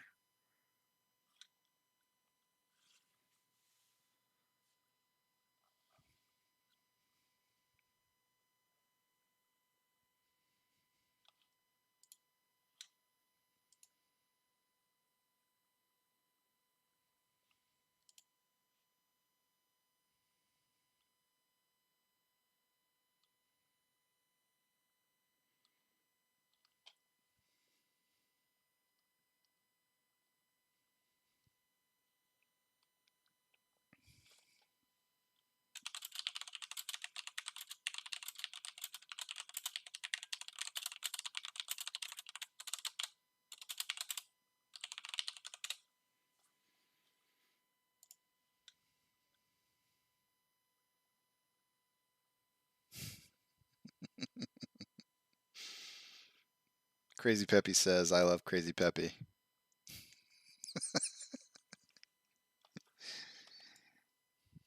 Test complete. Let's check out the news, guys. Apes. Let's check it out.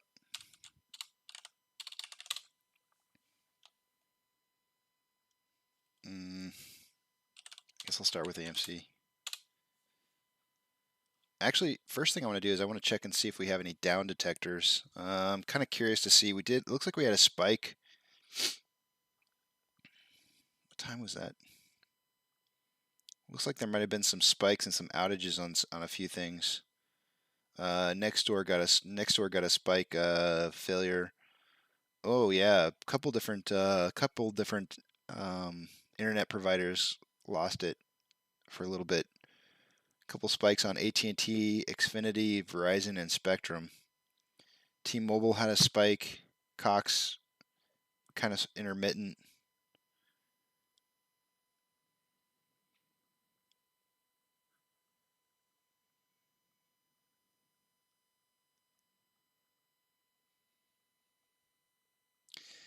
Well, it's time to start doing technical analysis anyways. I didn't realize what time it was.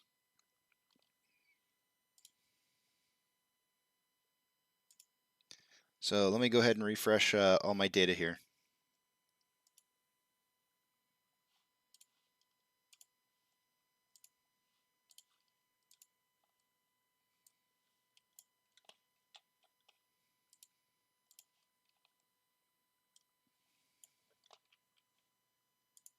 Sometimes I wonder if I would have been a hippie in the 70s.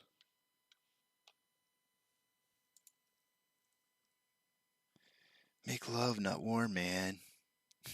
I don't know. I don't know if I would have. I don't know. I've gone through a lot of different stages in my lifetime. Sometimes a pacifist, sometimes angry and,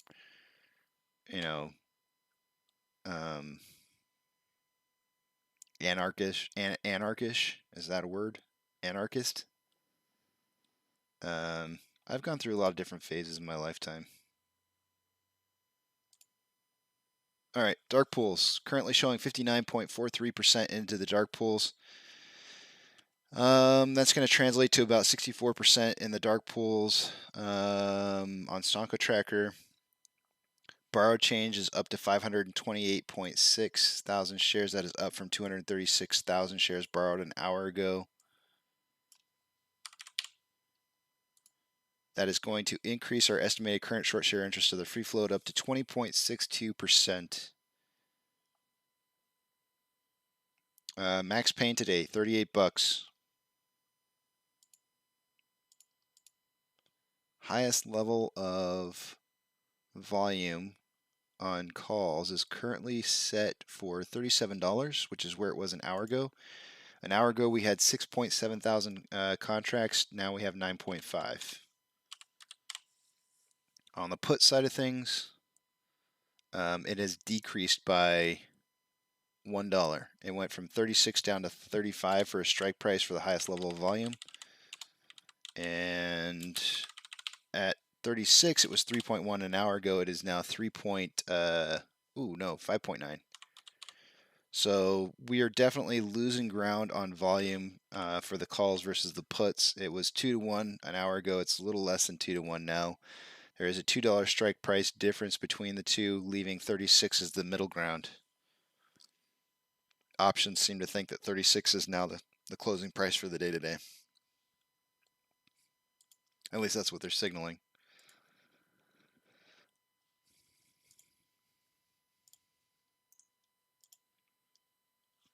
Looking at Fidelity, AMC is still not on the top 10 list of most traded stocks for the day today.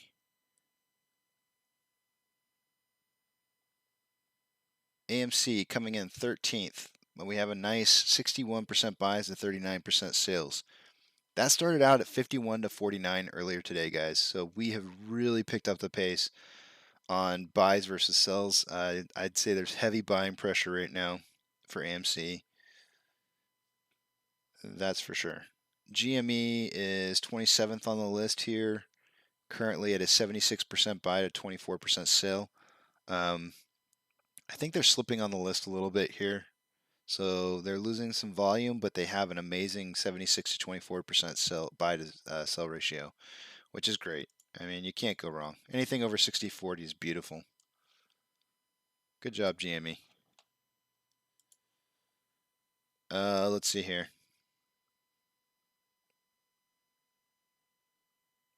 In the last hour, it appears that they have borrowed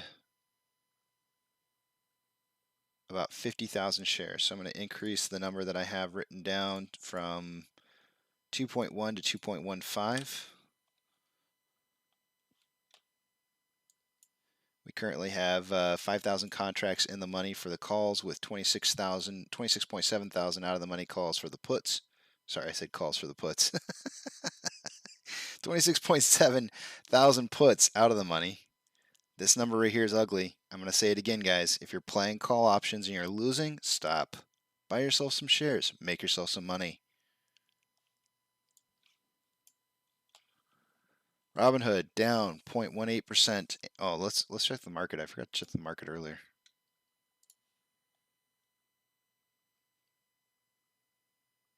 Market's on fire. 4,887 decliners to 1,624 advancers. NASDAQ is down negative 0.28%. Dow Jones down negative 0.7%. The S&P 500 is down negative 0.59%. Robinhood is down negative 0.21%. Amazon is up 0.53%, which is a 1% increase from, no, 1.5% increase from where it was earlier this morning. Cinemark is down 1.83%. Doge is up 2.14%. GameStop down 1.11%, and we are down just nearly 3% for the day today. Now, since I do know that there's a couple new people at least watching right now, I'm going to go ahead and tell you why I'm watching what I'm watching. Robinhood, just because I like to see it burn. Amazon, it's the backbone of the American economy right now. If you want to know how the American economy is functioning or working or trading on the market, which is going to give you an idea of the futures, this is what you watch. Cinemark, it's our competitor, direct competitor. If you want to know how the movie industry is doing, look at your competitors. So that's why I watch it. Dogecoin, blue collar cryptocurrency of America. You know, if you can't afford a 25-cent cryptocurrency, then you can't afford shit. So that's the one to watch. GME, we're married to them. We're a married stock. They are the OG. That's why I watch GME. And then there's us, AMC. My opinion, the best stock ever. All right, let's take a look here.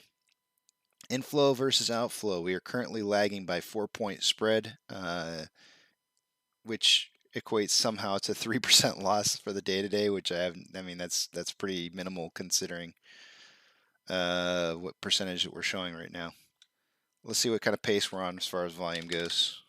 13.15 divided by, we're looking at 100 minutes times 390. We are on a pace for a measly 51.2 million shares traded for the day today. That is lower than I expected. However, I did predict between 30 and 50 million shares. I might end up being wrong.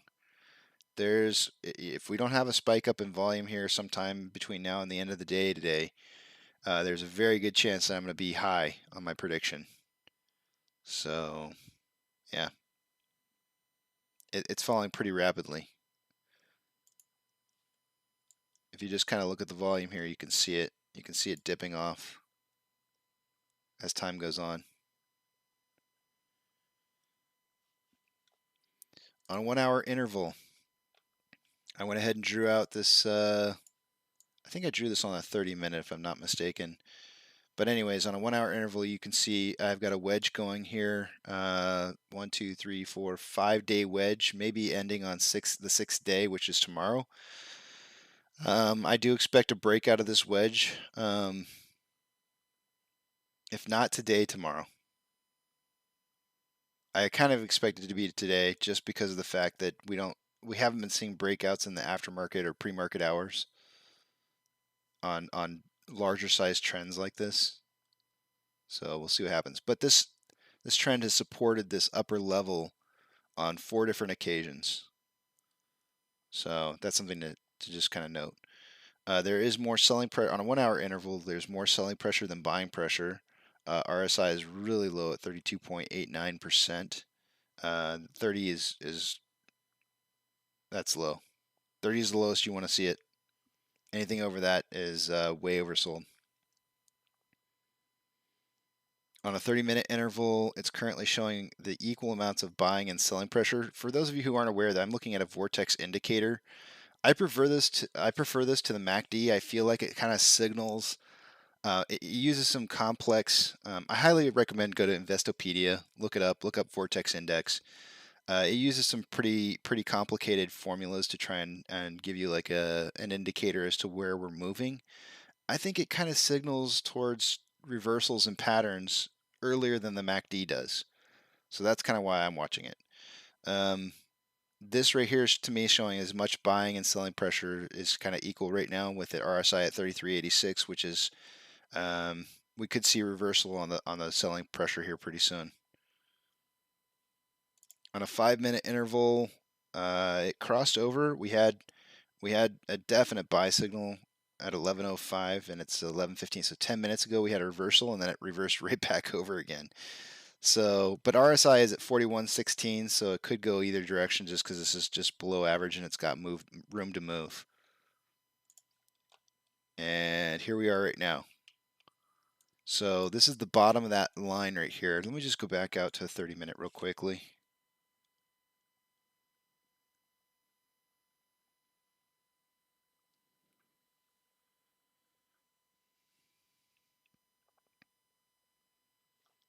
The reason I'm zooming in on this is I'm pretty sure I created this wedge on a 30-minute interval, and I want to see where the breakout. So the breakout point for the end of the day today would be at 35.53. The low down here, kind of like where we're at right now, would be 35.62. So we're getting real close. We're getting awfully close to bouncing off the bottom of this. Hopefully, it's either going to be the breakout or the bounce off. One of the two.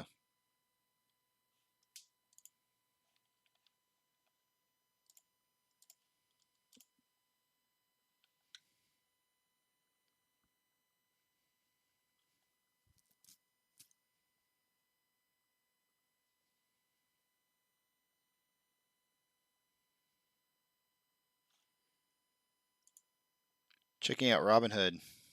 Let's see what okay, that's noise. I'm not reading that article. Amazon, checking that one out real quick. Let's see what they got to write.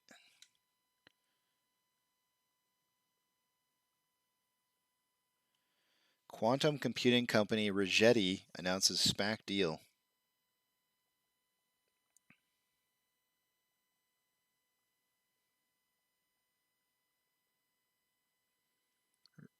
What does this have to do with Amazon? Where's Amazon listed in here? Oh, there it is. Current partnerships for Rigetti include Amazon.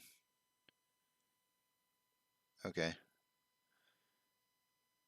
Rigetti is said to partner or patented multi-chip architecture is the building block of quantum processors, which represent an advantage over classical computers.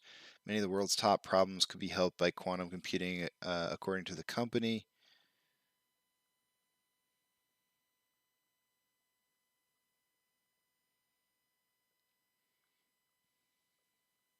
Yeah, doesn't look like it's really anything important to us.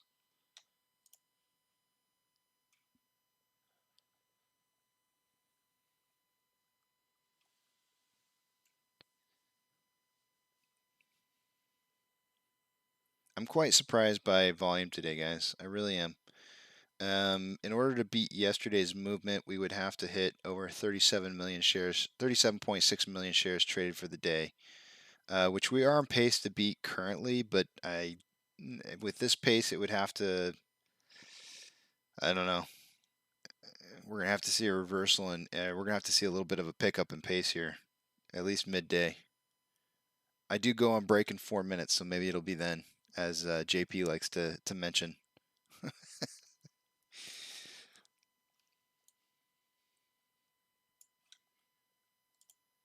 Never fear, Casey's break is here.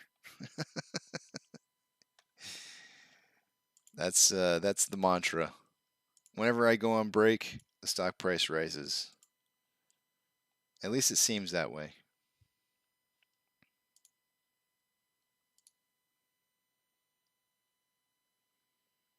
I feel bad.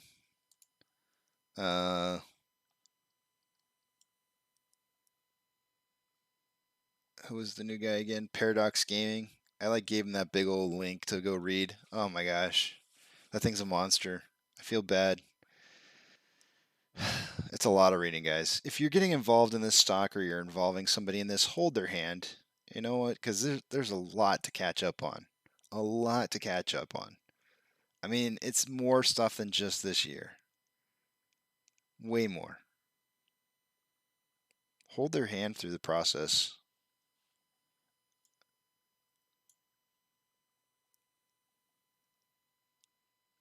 If you're still listening, I forgot the name again. Something gaming. I'll figure it. Paradox Gaming. If you're still listening, you know, I'm here for you. I'm here for you. I can explain things. I'm not going away anywhere, so ask away. That's what I'm here for. And I'll try to explain it the best I can. The one thing I can tell you right now is that I'm not the best. I'm sure there's plenty of other people out there who probably answer your questions way better than I can. But you know, I will do my darndest to try and find you the answers if I can't figure it out myself.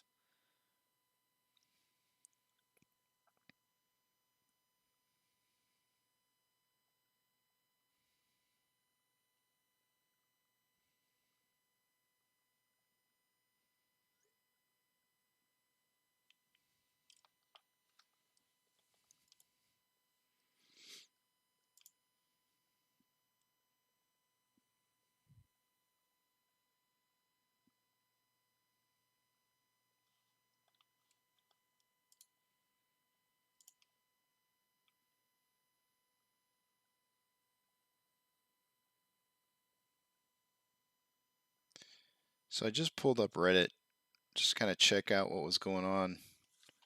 And it's only showing me stuff from like 5 hours ago. I'm going to go check and see, make sure it's not like down on my phone, because sometimes that happens on the computer.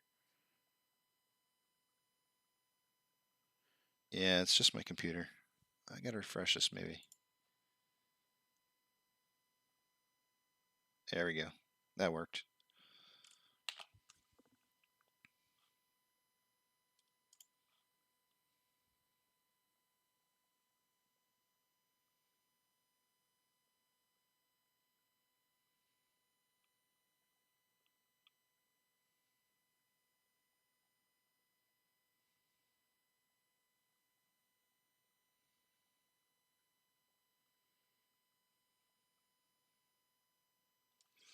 Okay, so this is a post by Electrical Hulu 8817. And they say Congressional October recess. If my understanding is correct, Congress has until October 17th at 11:59 p.m. to raise or suspend the debt ceiling. Does that mean that they'll be on recess for next week, Columbus Indigenous People Day?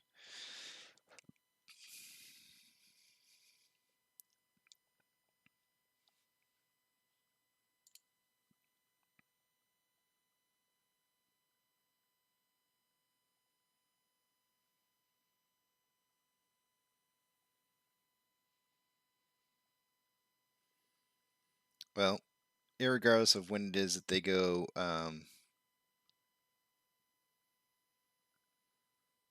into the recess period. If they don't get it taken care of before then, they'll be coming back. They'll be coming back sometime next month to fix this. Almost guaranteed.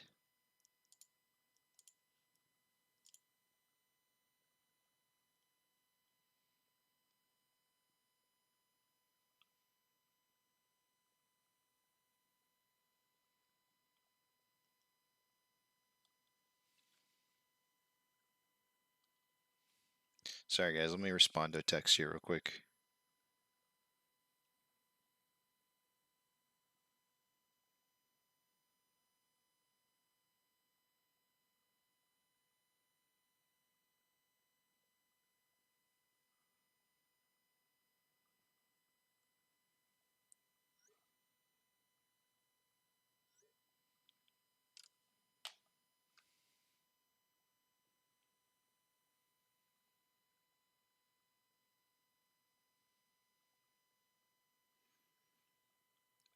For those of you guys who are watching on the channel here, I provide my Reddit user ID and my Twitter ID. Like, I'm really easy to get a hold of. Like, I really don't. I'm not at that stage yet where I'm filtering people, which sounds so bad. But I'm real easy to get a hold of. If you want to get a hold of me, you're more than welcome to. If you got after-hour questions, and I get to them when I get to them. I'm usually pretty quick about it. Or if you have something that you think is something that's really interesting and you want me to talk about it, feel free to either put it in the comments section here in the chat, or contact me through one of those other two means. Either way, and I'll get back to you. So far, because we're such a nice little family right here, and we're not like real big yet, I can do that kind of stuff, and it's really nice. It's nice to be able to have that kind of contact with everybody who's watching.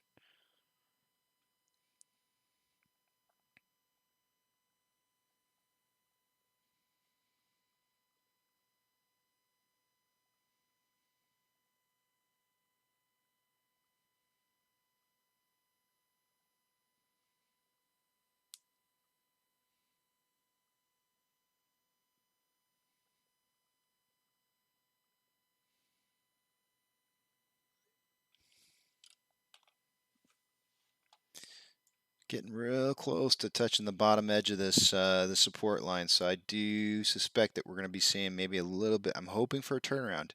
Either that, or we're going to be dropping outside the bottom side of this this wedge pattern here.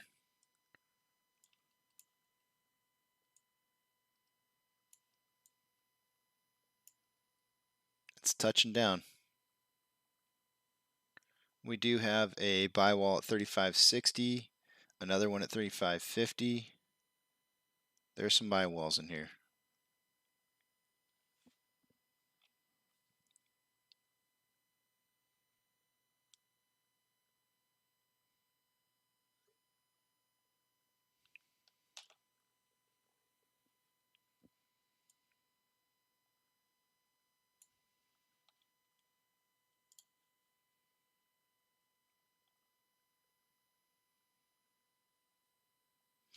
Yeah, so here's somebody took this is Quail Extreme, posted on Reddit, and this is what I was talking about earlier, and I lost the article.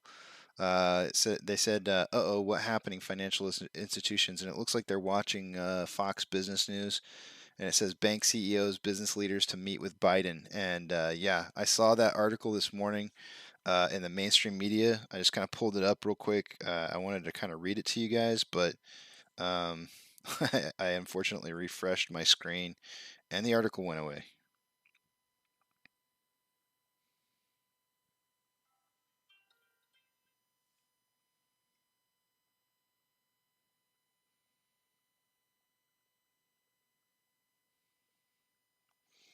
Yeah, I wish I hadn't done that.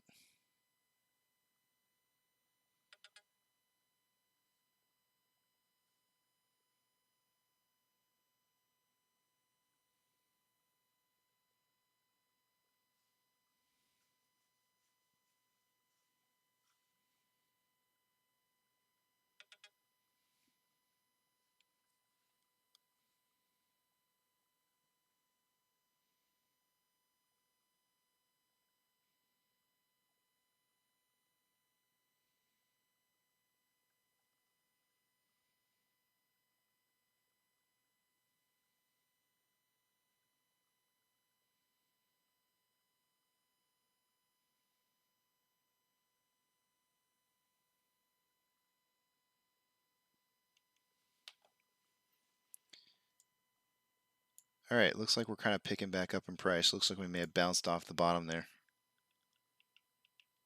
We'll see if that holds because it definitely looks like a ladder attack down here. I could probably draw a parallel channel on this.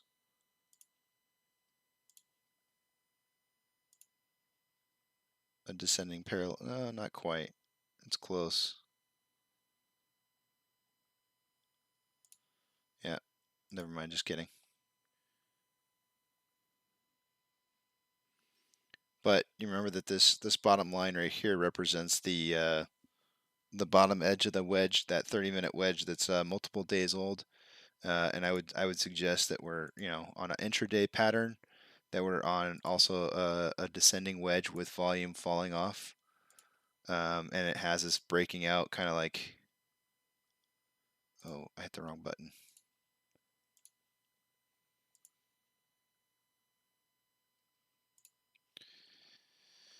Which has us breaking out probably right about here. So we might go up here a little bit and then come back down and touch that bottom side edge one more time before breaking out. This is going to be the key indicator right here as to which way this is going to go. We're getting down to the final wire here as to deciding whether this thing's going to break out going down or it's going to break out going up.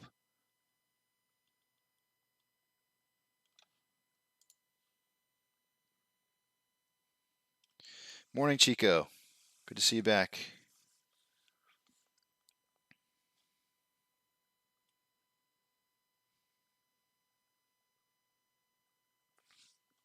Let me redraw this list a little bit here.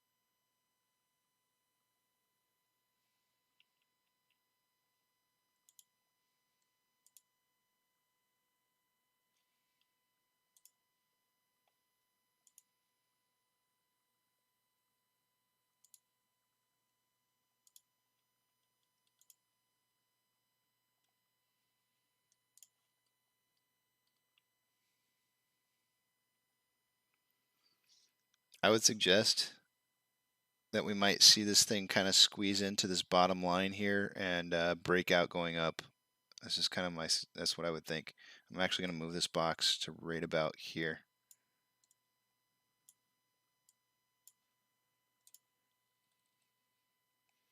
Oh shoot, I didn't even realize what time it was. I'm going to go to break, guys. I just wasted 10 minutes of my break time spending it with you because I'm having so much fun. Crazy Pepe's here, Chico's here, all y'all are here. I'm out. Let's watch this price rise because that's what normally happens when I go on break. Give you guys some music and I'll see you guys back here. Let's make it 11:10 so I can actually get my 40 minutes in. So I will be back at 11:10. See you guys in just a bit.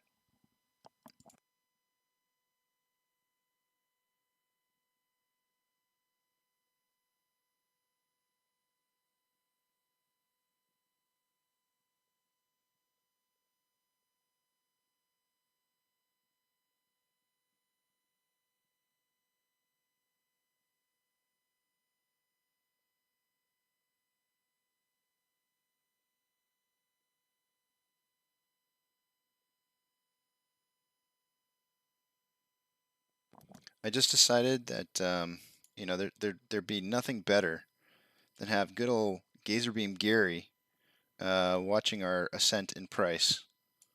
So we're gonna throw up Gazzerbeam Gary on here. In fact, we're gonna give Gazzerbeam Gary some eyes. We're gonna give him the power. Let's do that, shall we? Let's give Gazzerbeam Gary.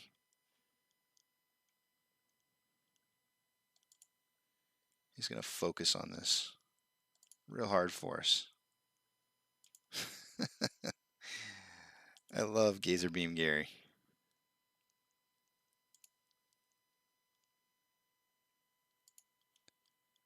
There we go. Gazzerbeam Gary, making sure that the hedge funds don't screw with us some more.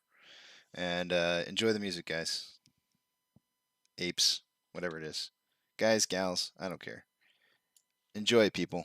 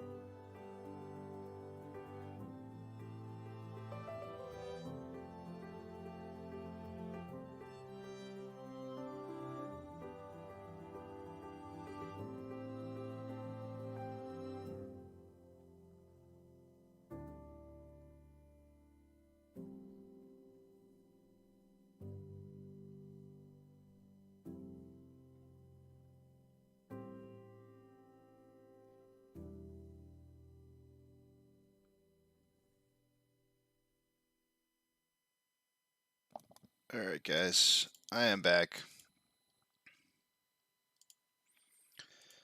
Shall we take a look at things? I see what you wrote there, Crazy, but man, you know how I feel about it. You know how I feel about it. Let's see here. Currently, dark pool percentage at 60.16 on chart exchange. That's going to be about 64 to 65% going to the dark pools. They have borrowed 1.09 shares for the day today. That is up from 528,000 shares from earlier, an hour ago. That's going to increase the short share interest up to 20.72.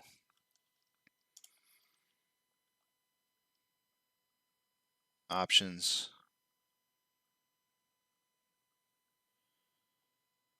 $37 was the high for the call options about an hour ago. It's gone from 9.5 to 11.5. On the put side of things, it was $35 an hour ago. It is still $35, but 36 is a close runner-up. It went from 5.9 thousand contracts to 7.7.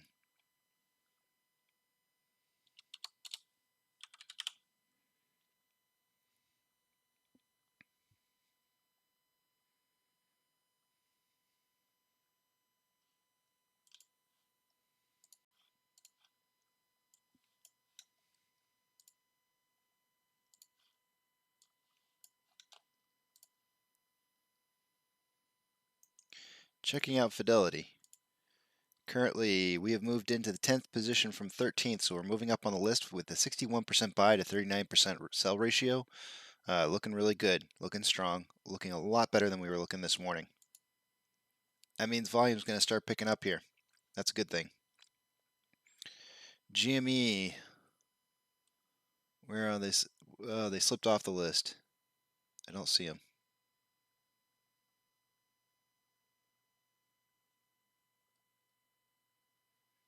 Yep. Looks like they slipped off the list. It's alright. I'm sure they're doing well on a buy-sell ratio. Shares available to borrow in the last hour. They have borrowed approximately 0 shares. So we're still sitting at 2.15 million shares borrowed for the day today. Currently, there's 8,000 contracts in the money on the calls and 62.4 thousand out of the money puts. Saying it again, guys. I'm going to just keep repeating myself. I know it gets boring, but I got to make sure everybody hears it. If you're playing call options and you're losing money, do yourself a favor, buy shares. This right here, it's kind of unacceptable. Don't give away your money. You work hard for it.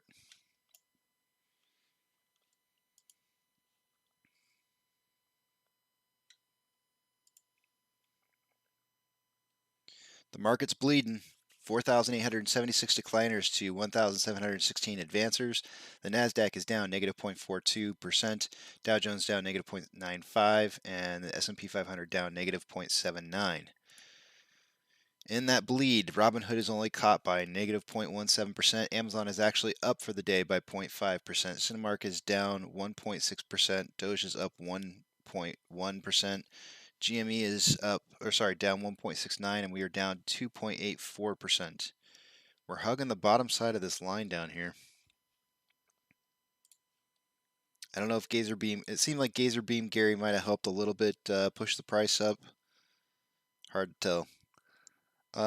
We have a 4-point spread between outflow and inflow, resulting in a negative 2.8% loss in price. Volume, ouch.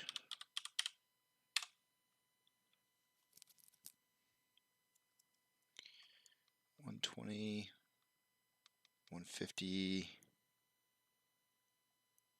163.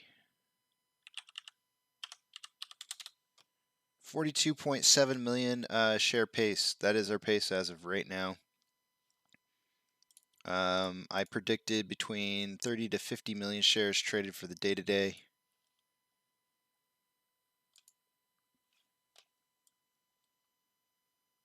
It's kind of, it's been a steady volume day. On a 1 hour interval, I'm going to go ahead and show the wedge that I've got here again, and just kind of point out that you know, it does. I would think that there's going to be a breakout maybe towards the end of the day today, possibly in the aftermarket hours. I do have it set here for the pre-market for tomorrow morning. It could just be straight at market open tomorrow. Don't know which direction. Hard to say. But on a 1 hour interval, we have more buying pressure than selling pressure with a RSI of 39.09, so plenty of room to move up. 30-minute interval is starting to pinch off, which means definitely looking like more buying coming in with an RSI of 41.03. On a 5-minute interval, it crossed over about 15 minutes ago, but it looks like it's going to start crossing back the other direction. RSI is currently at 47.94, which is just below average.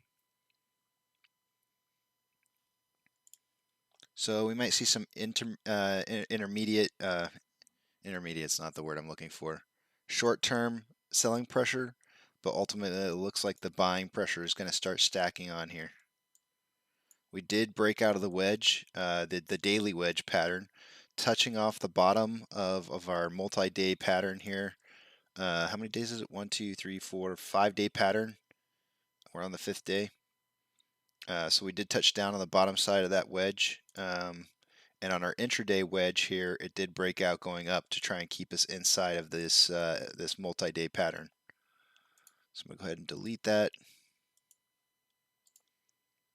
We're going to continue to look for this lower line of 35.66 to support us moving forward.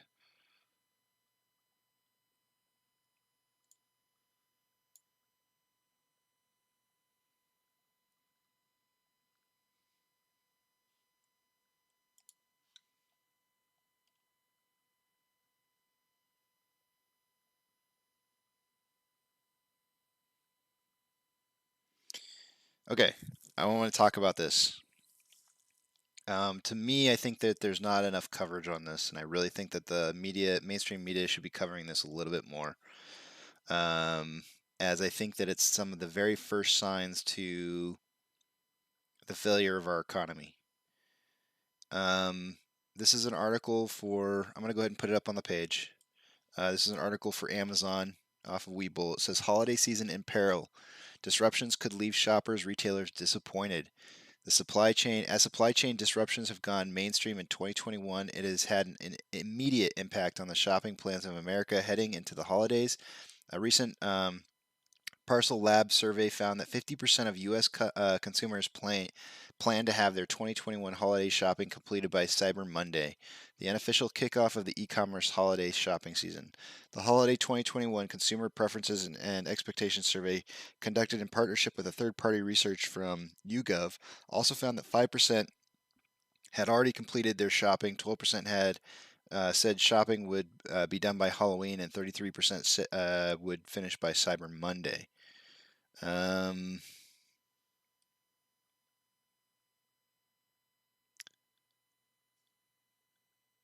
Yesterday, the U.S. set a record for having 65 container ships waiting to be unloaded at the ports of Los Angeles and Long Beach, which is causing more strain and stress for the U.S. supply chain. Pat Penfield's Syracuse University professor of supply chain management said in mid-September, as the ships backed up, 1/3 of the shipments to the U.S. flow through those two ports, and we are seeing a 25 to 30 day delay in just trying to clear these shipments from the docks. Many retailers will be struggling to fill their shelves for the holiday season. Hard to find items will include sneakers and anything coming from places like China and Malaysia. Guys, I haven't gotten to the bottom of what's causing this.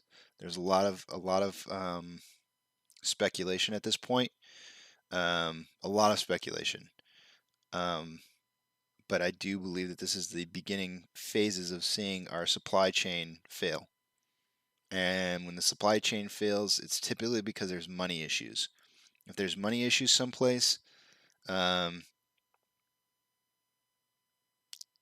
know what that points towards. So, supply and demand. I know Trey's talked about it quite a few times.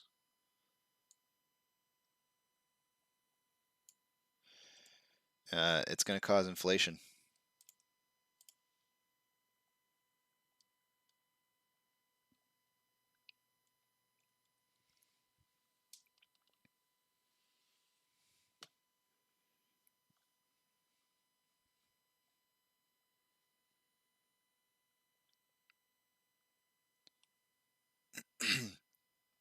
Crazy. I want to touch on some of the things that you said earlier. Um, I just want to say I would love to have these conversations on like a one-on-one basis, but I think that I'm just going to avoid talking about that kind of stuff. And I don't mean to come off as like a, grumpy old guy kind of thing, but I am. That's how I'm coming across. I don't know how else to come across. AMC's the play, man. AMC's the play. Everything else is noise, in my book. And I have hard time seeing it any other way. Dan, you welcome to the running joke. You're 100% accurate. The running joke around here is when I leave on break is when the price goes up. It's happened several times. It's if you're seeing a trend, it's probably because of a reason. I choose to take my breaks during periods of times where I feel like the stock market's going to rise in price. You guys don't need me here to cover price movement going up. I know it's fun to like all celebrate together and whatnot, and I'm sure there's definitely been periods of time where I've been here for price hikes as well, and it's been exciting. But you know what though, I gotta pick the times to take my breaks. And I think it's better to take them when the price is moving up than when it's moving down. And we have very specific times of the day where that tends to happen, and I take my break during those times. And I try to come back, and I want to be here for when the price starts to decrease. I want to talk through it. More people have problems and need to talk about things when they're seeing a failure in price than when it's rising. Nobody needs to talk to anybody. Everybody's talking about it already when it is going up. So you got plenty of people to talk to.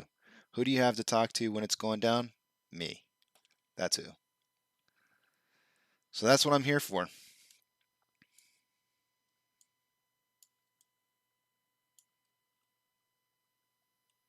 Not mainly, but in part. In part, that's what I'm here for. So we got a little bit of a head and shoulder action kind of happening here. Got this. Got this. Hopefully don't have this. We'll see what happens. If we get this head and shoulder action, we could see it drive the price down. It's not too high right now, so I mean it could drive it down to maybe like this 35.52 range, maybe just kind of touch out, and then maybe support off the bottom of this.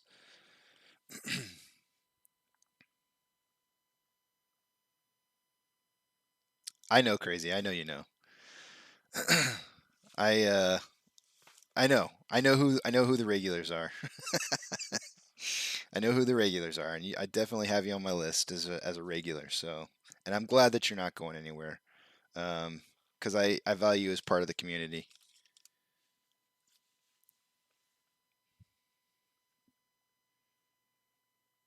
Plus, you're practically my neighbor. If Texas wasn't so big, you're practically my neighbor.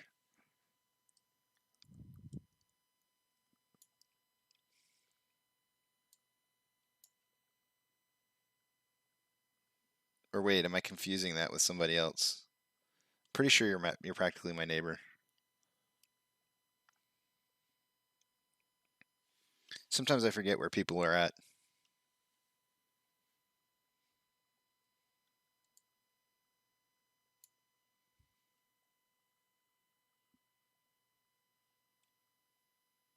Yeah. Yep. Practically my neighbor. I mean, it is. I mean, it is. I don't know. It's kind of weird when you talk to people like, and you talk about the drive from Dallas to Austin. I always say it's 6 hours. Everybody else says no, no, no. It's 5 hour drive, and I'm like, I have never ever taken the drive to Dallas and not had it take 6 hours. And it's just because that doggone freeway, the 35, always has some kind of overturned truck or vehicle burning or just something that happens on there. And it just shuts it down every single time. And then the amount of construction that's going on in Dallas all the time on freeways, it takes me 6 hours. I've never been able to make that drive, and I'm not a slow driver. I mean, I'm not a fast driver, but I'm not a slow driver. And so whenever somebody says, 6 hours is a long drive, even 5 hours, it's kind of a long drive. It's not like driving from San Diego to Los Angeles where it's 2 hours, which I don't know. It was 2 hours back in the days when I used to grow up over there. I don't know what it is now. Might be more now. 2 hours might be in the middle of the night.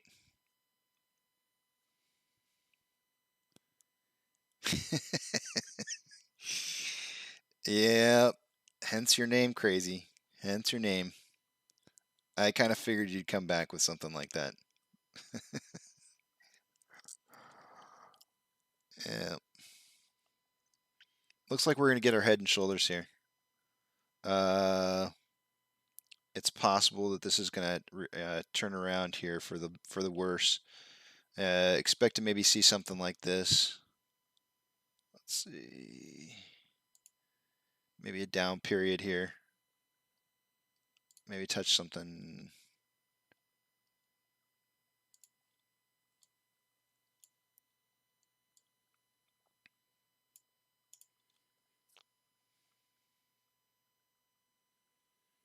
I wish I had arrows that had like arrows on the end. Wait, can you just straight up draw? Nuh-uh. Wait, what does this do? Stay in drawing mode. No, okay, never mind. It'd be cool if they had like just a straight up drawing button. You could just draw whatever the heck you wanted to on the screen. Weeble, if you're listening, help a guy out.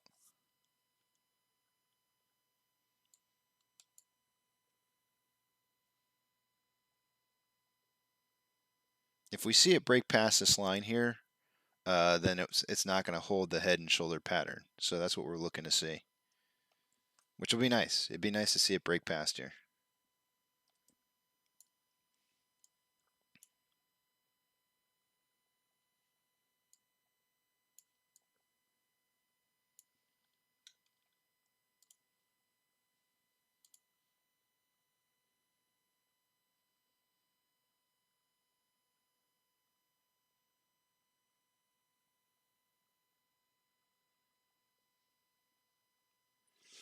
This is the number one new post right now on Reddit. It's saying, this is by No Explanation 1982. It says the best thing about being a true AMC long and holding. All my shares are going to be long-term hold in a few months, and the shorts will just give me lower taxes in the future. Buy and hold, long-term hold is more money saved. Cheers. And I couldn't agree more. And I kind of wonder sometimes how that plays into the hedge funds' plans for the future. Because obviously they know the longer that they draw this out, the more profitable it is for us. So yeah.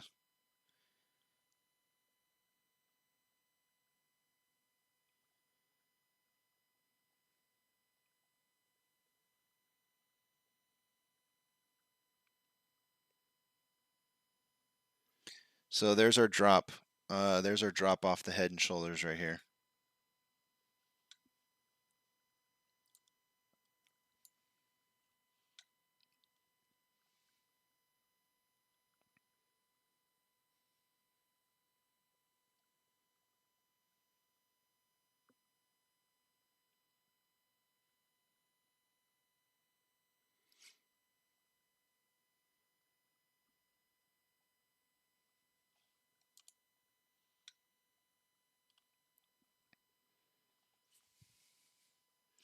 Like I feel like every time I have that conversation about that drive to Dallas, I feel like most people in general kind of tend to say somewhere between 4.5 and 5 hours for the drive. I always feel like it's 6, and I don't know if it's just because it's my luck, and every single time I get trapped in some kind of accident. Um, but I always plan on 6 hours. We actually drove my son, my fun son, who was stationed up in Shepherd Air Force Base recently. We drove up to him to go see him, and I want to say that took us like almost 8 hours of a drive from where I'm at. It was long.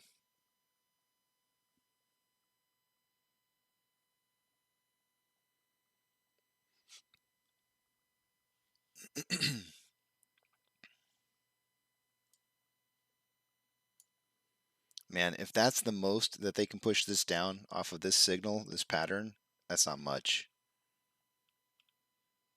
Excuse me, my voice. My mom coming in saying, unless there's an ice storm, then it's 9. So the joke behind that is when we had that freeze back in, shoot, what was that? Was that December? No, February. When we had the freeze back in February, my mom was here, and oh man, what a disaster that was. But she was actually in uh, kind of closer to that Shepherd Air Force Base area, and she made the trip just before the storm was starting. And apparently, she skidded around on the freeway quite a bit. Um, she had quite a time getting down here to where we were at, and then the storm really laid into us. And my goodness, it was just nasty.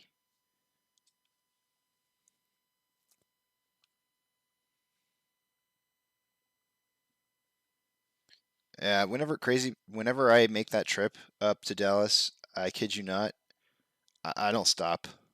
I don't even plan on stop. I hate stop. Oh no, I take that back. The Brahms. Do you know the Brahms? And ooh, I don't know where that's at. Let me look and see. I always forget how to spell it. I think it's just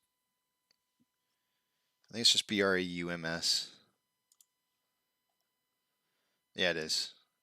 Let me see where that location is that I stop at.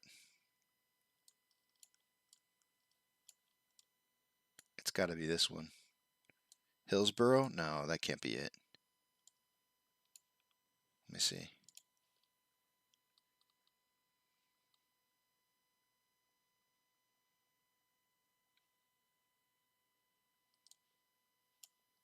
Yeah, that's the one. That's the one I stop at. What area is that? That's called Hillsboro. That Brahms ice cream and dairy store in Hillsboro. Oh my gosh.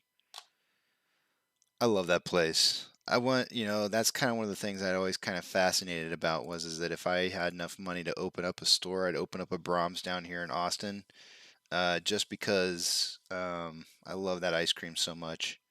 I mean, I don't get me wrong, I love me some. Oh shoot, why did I just forget the name? The other ice cream, the really good one, Bluebell. I love me Bluebell. Bluebell is probably hands down, one of the best ice creams ever. But Brahms is super delicious, and it's a very affordable place, and they actually have decent food there. I'm gonna get you guys all hungry just talking about food. And they have crinkle cut French fries that you get at like the cafeteria when you're in high school. Only they're like really good instead of really crappy. Like they're not soggy like the ones in high school.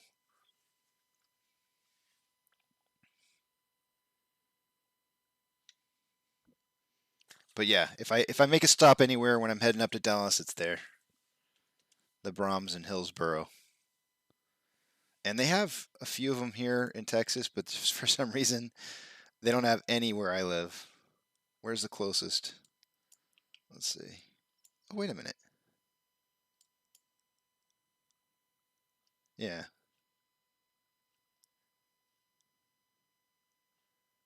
For some reason, they don't have any here at all.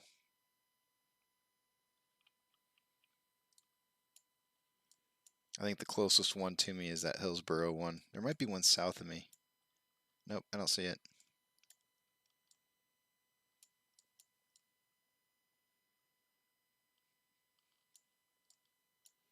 If you guys, I don't know what state y'all are from, or if you're here, wherever you are in the United States, if you ever have a chance of getting some Bluebell ice cream, you're in for a treat.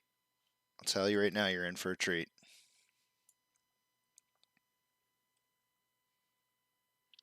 Okay, there's our price drop right here. I mean, it started back here, but it looks like they're trying to drop it some more. I expect it could continue. It could possibly drive past $35.66.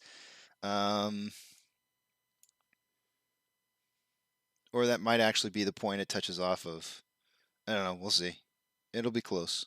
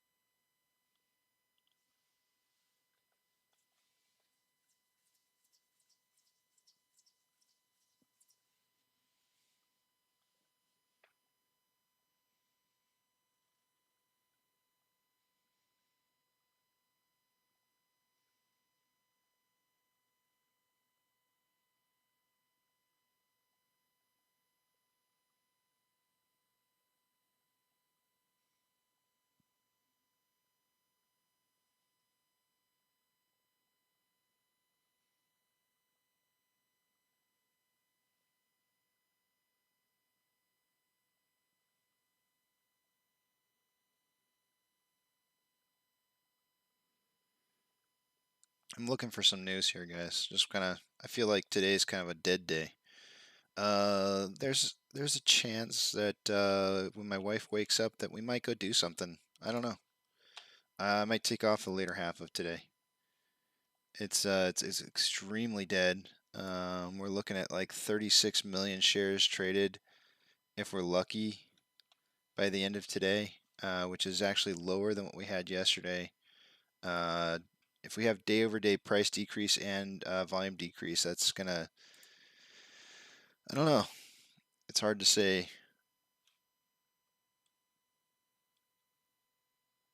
I mean, it's happened before. My whole suck, squeeze, bang, blow thing. It's not like it's not unusual for something like that to happen during the squeeze phase.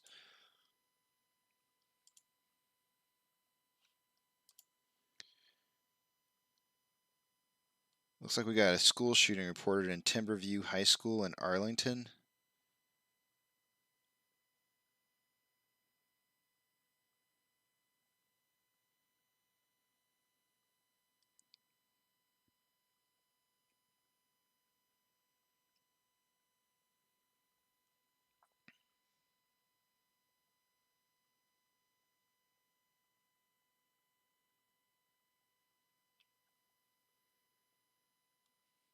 That's always sad. Oh, that's in Dallas. That's up there by you, crazy. That's in Arlington. I was thinking it was Arlington, Washington D.C. area, but this is actually in Dallas Fort Worth area. Timberview High School.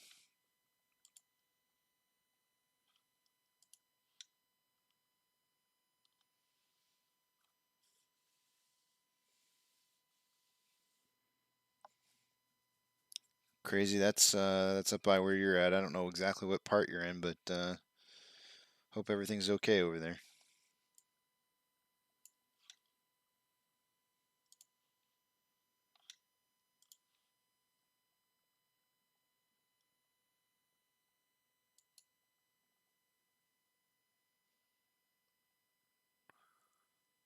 Three people were shot, is what it's being reported as.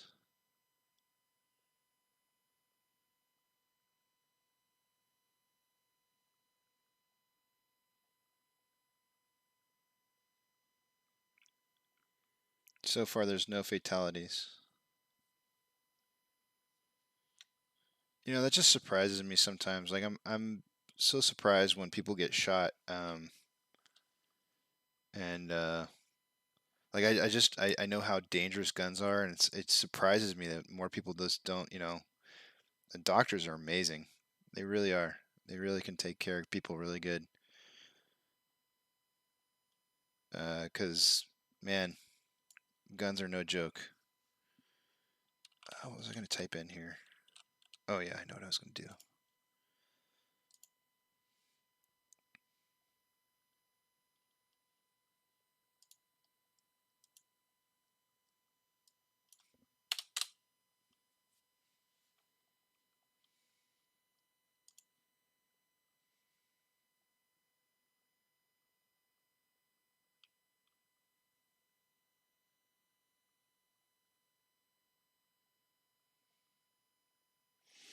I used to go to Reddit for happening news, and I'm really not seeing anything on that. They used to be really good. Like if you wanted to see something that was happening, you know, before the mainstream media even started reporting it, you'd see it on Reddit. I'm not seeing anything about this.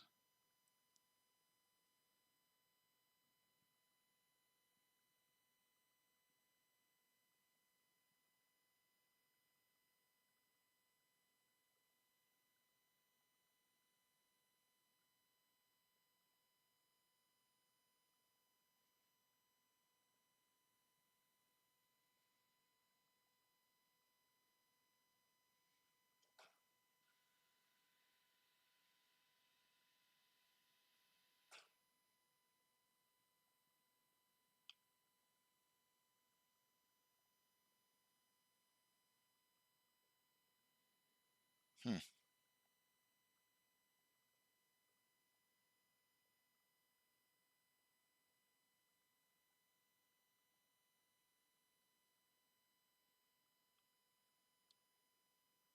Really unusual.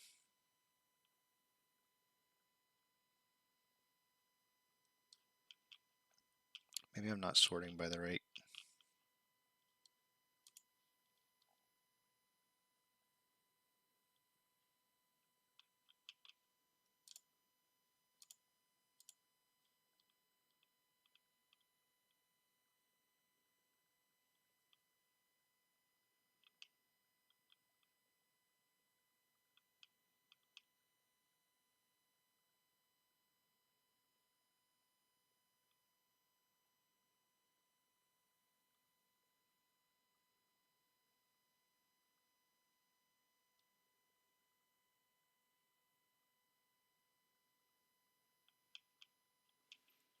Hmm.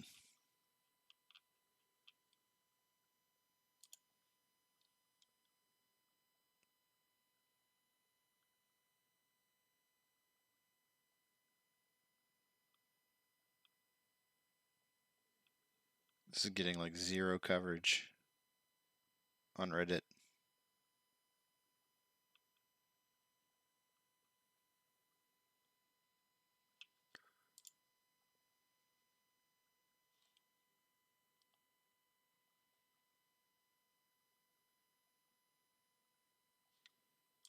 Let me check one more. There's one more. So Timberview High School.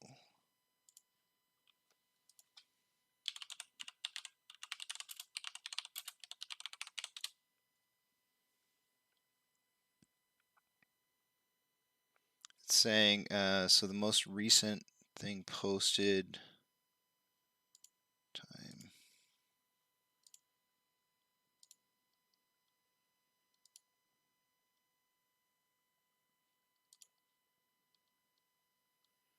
This is saying 4 people were wounded.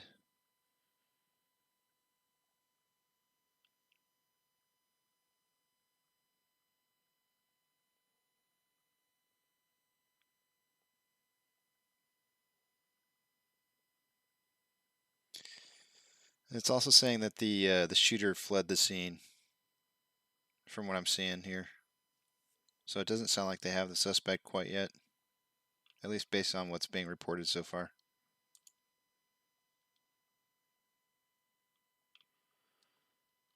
Hmm.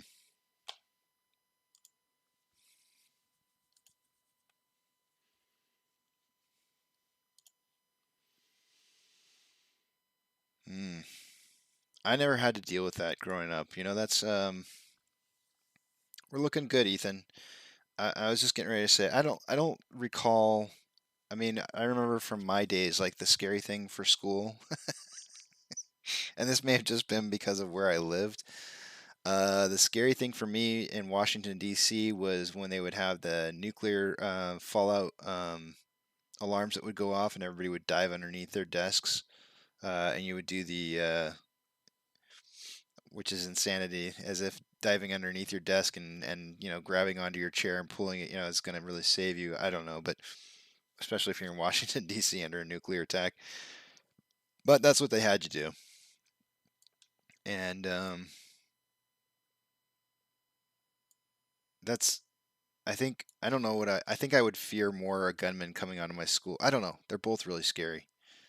I guess kids nowadays have a different fear to deal with than we had in the past. So, Ethan, how are we looking? We got about 15 more minutes until the next technical analysis. We did just have a head and shoulder, which dropped us down, not even down to the 35.66 level of support before bouncing back up. What we're kind of doing right now on a 30-minute interval, I've got this wedge. It's a 5-day wedge right now that extends into a 6th day, but I kind of expect a breakout today. Typically speaking, the breakout would be somewhere around here, leaving out just the tip. and the aftermarket hours and pre-market hours really haven't been seeing a whole lot of exciting action lately, minus this morning, which was kind of a big dump. But for the most part, though, like I feel like the breakout should probably happen today, but it's not. Right now it just isn't. It's not happening. But we are traveling down this. It's supported the top. We've bounced off the top 4 times. Well, we hit the top, started the trend, made the secondary trend right here. We have a third and fourth point that have hit the top. So we've got at least signaling tops here. The bottom side of this wedge hasn't been extremely clear until within the last 2 days, where we've tested, where we had the original bottom, and then we tested the second time right here.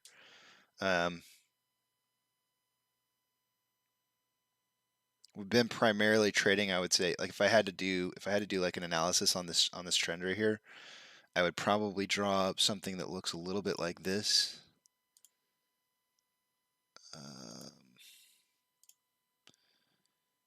To kind of give you an idea of like where we've been trading at. Oops.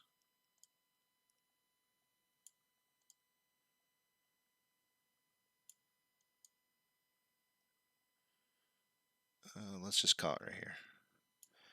So I'd say for the most part, we've been trading on the upside of this trend. Although currently we're right down here, kind of on the bottom side of it. My guess is that they're probably trying to push us outside the bottom side of this wedge if they can. Of course, the hedge funds would love to see this price go down further. If they're going to have to borrow some more on loan shares to pay off some of those older shares, then they're going to want to purchase those loans at a rock bottom price, if possible, whatever they can get it down to. So the more the better. But we've been trading at the top side of this wedge for the most part, right up until today, basically. A little bit on the bottom side over here, but today's been the heaviest side, probably. Well, I don't know. I can't really say that. This was pretty heavy back here.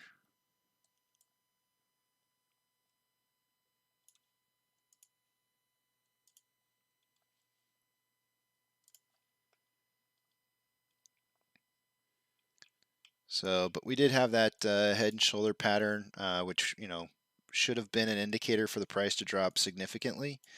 But you can tell right here that the pattern completed the pattern portion of it right here, right? I mean that's a very classic. So it should have driven past this point, but it didn't. It actually found the bottom of the head and shoulders and drove back up, that's to me this is bullish. The fact that you complete a head and shoulder pattern and the farthest it goes down is the equal point to the start of the formation.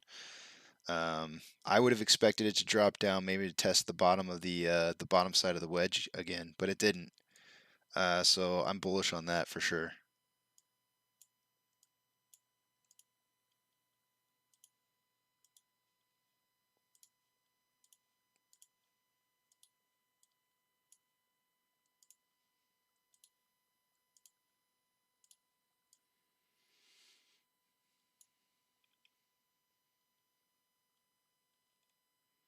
And what I kind of want to say right now is that we're kind of trading on like this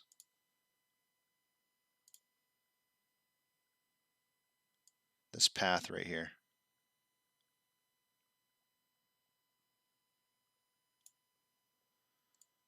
Which is a descending path to our wedge, or it might even actually be parallel. Let me see here.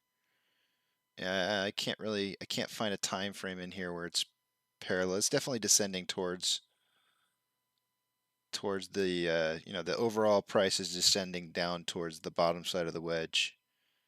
But the more it does that, the more explosive it's going to be going up. So if anything, I would say this is dropping volume, which we're doing, dropping volume with price decreasing, which it's doing. You can see the trend here. The overall trend is decreasing. That's bullish.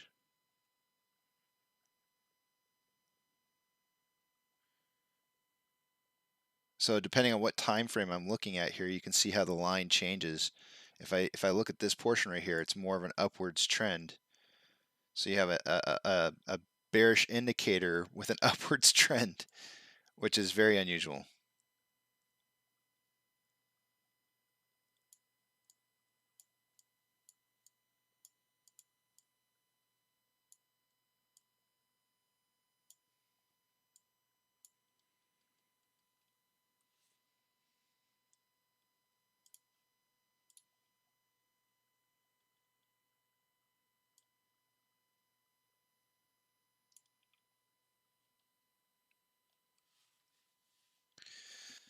Wyckoff theory. Let me check it out. Ethan's saying, have you looked at the Wyckoff theory?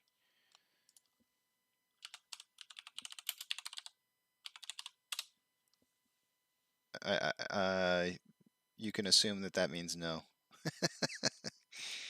Let me check it out.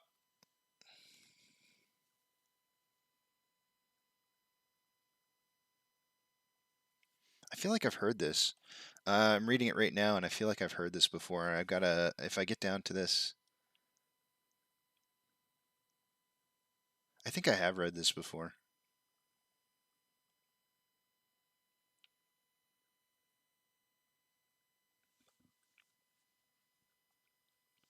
I'm probably butchering the name too.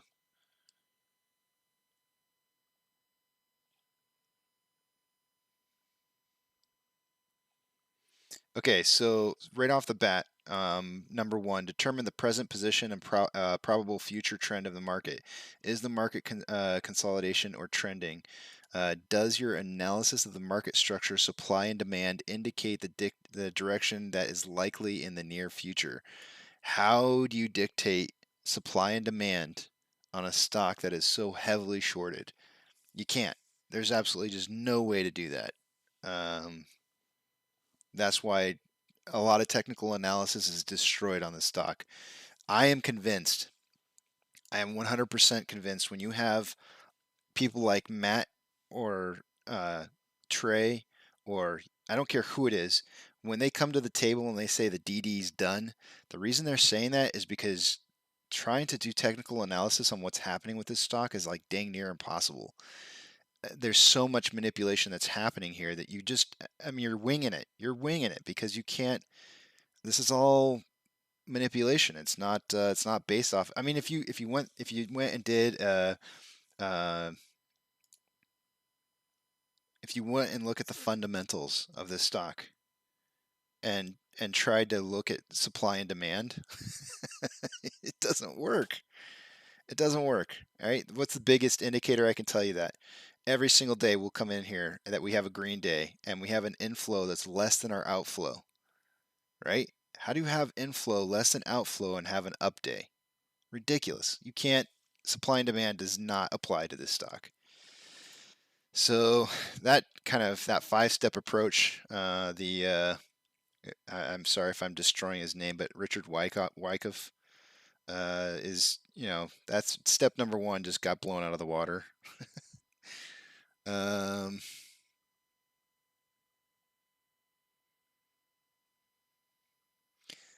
Step number two, select stocks in harmony with the trend, which, right? The whole reason that I'm doing some of these stocks over here, minus Robinhood, but the reason I look at Amazon, Cinemark, Doge, and GME is because I'm harmony. There's reasoning behind each one of those that I have up there. The only one that I don't have up there that would probably make a lot of sense, and I should probably add it, is SPY. I'm teetering on the edge of adding that on here, just because I know it's in harmony.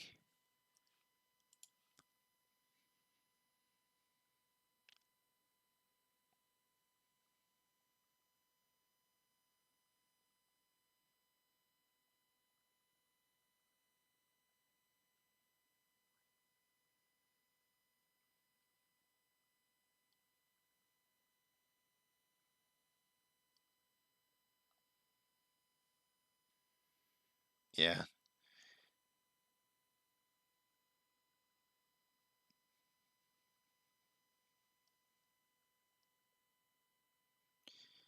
Time your commitment. The fifth step is time your commitment with the turn in the stock market index. 3/4 or more of the individual issues move in harmony with the general market, so you improve the odds of a successful trade by having the power of overall market behind it. So what's the problem with that, right? The problem is that we have a negative beta to the market. And I know this is repeated so many times, and people get so frustrated when the market goes down and we go down. They're like, "Hey, but wait a minute! I thought we had a negative beta to the rest of the market." Well, yeah, the market's only moving down 1x, and we're moving down 2x. It's negative beta. It's performing negatively just as much as the rest of the market. Where it's going to perform most like a negative, what you might think as a negative beta, is when the margin calls start happening. That's when where the rest of the market's going to be tanking, and we're going to be going up. And so that's how you know. That's how you know the difference between market calls happening and market calls not happening, is that if the market's down and we're down double the amount, it's still a negative beta. It's just that we haven't had margin calls yet. Take a look at this. Good luck posting it. I'm going to go ahead and make you a moderator for just a second so you can go ahead and post what it is that you want to post in there. I'll let you put it up, and I'll let you post a look or I'll let you post what it is that you want to see, and then I'll take you off. I don't know how to fix this yet, guys. I'm struggling. If any of y'all know how to fix this, this is my first time running a YouTube channel. I feel like people should be able to just post links without me having to give them moderator status. I don't know if that's like a safety feature I gotta turn off somewhere. I've looked all over for it. I can't find it.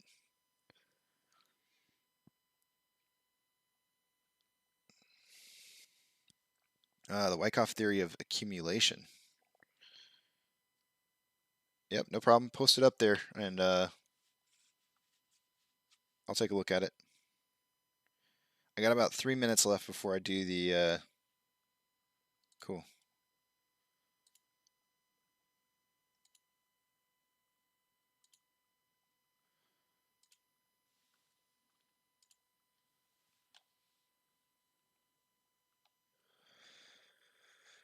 Okay, so looks like what we got up here is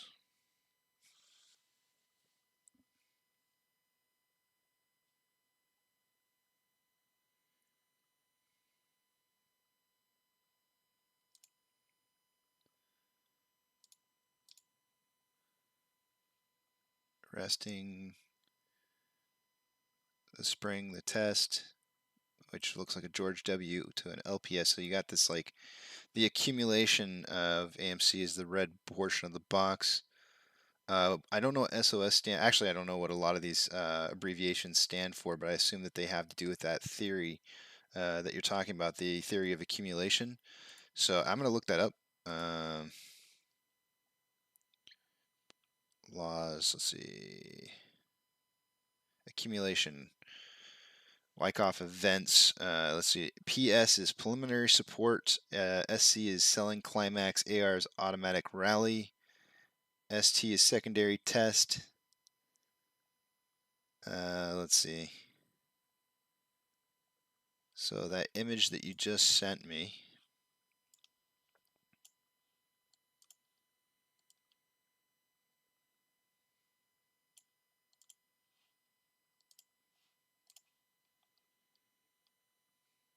Okay, so automatic rally to selling climax to a secondary test. And then I would assume that the spring is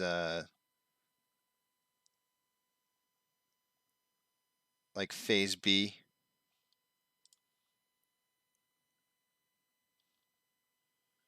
Yeah, wow. That's a textbook pattern right there, if I have ever seen one, based on what I'm looking at right here. What does SOS stand for again? I don't see that. I still don't see where it says SOS. Let me see if it says it right here. Oh, here we go. Sign of strength. Sign of strength. LPS is last point of support. LPS BU's back up. Okay, I got it. Yeah, let me take a look at this. I'd love to. You got phase A, B, C, D, and E. Different phase of the cycle of the movement. It looks like to me that picture that you sent me, you have looks like maybe like the July 11th, July 12th area to the 23rd, so almost like a full month worth of data. So it's like it's a good solid piece of data.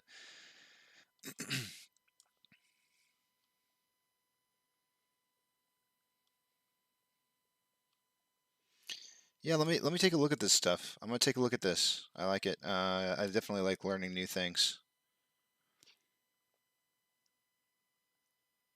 Let's see. The Wyckoff theory essentially allows hedge funds to accumulate an asset while burning out retail. Can still hold true as long as it doesn't break below the LPS in phase D. Let me check that out. Phase D.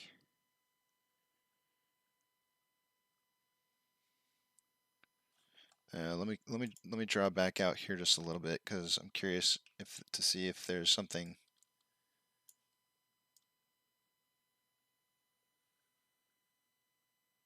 I'm gonna play with this a little bit. See if I can't learn me a new wrinkle here.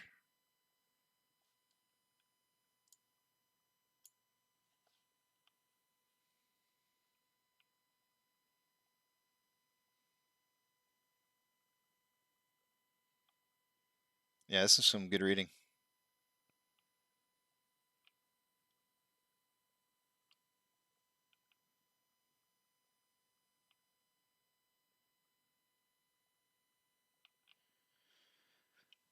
Guess I got homework for tonight.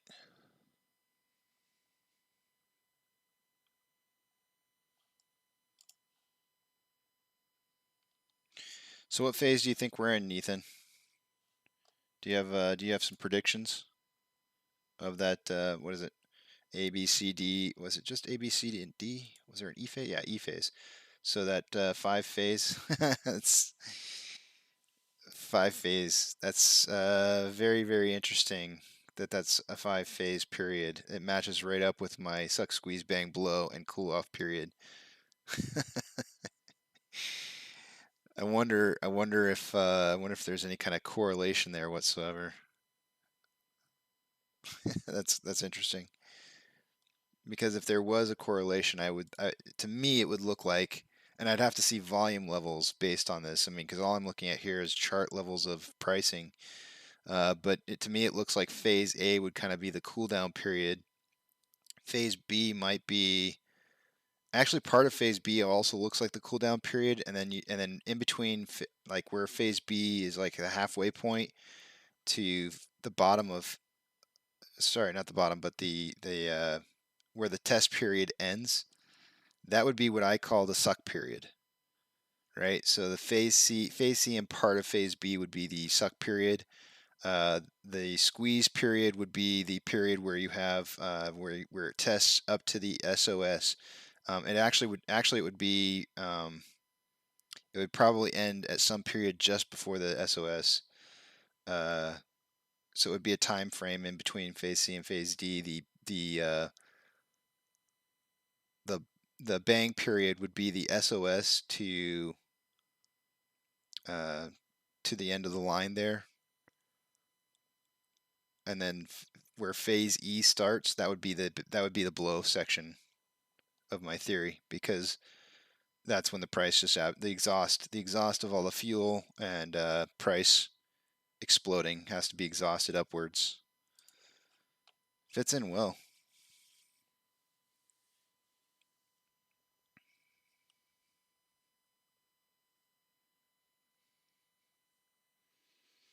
Can still hold true as long as it does. So Ethan's saying it can still hold true as long as it doesn't break below the LPS in phase D. Oftentimes SOS is a downward wedge, as we're seeing between D and E. The SOS, let me go back and check that again. SOS is, oh, I'm having fun learning and it's time to do technicals. I'll do them in 5 more minutes, guys. The SOS period is a downward wedge. Okay. All right. So here's the thing, though. I don't think that we're in that period. I don't think we're in the SOS right now. So let me just go back out to 1 hour on our charts here. Let me get rid of all the patterns. I see what you're saying with a downward wedge. However, I would suggest to you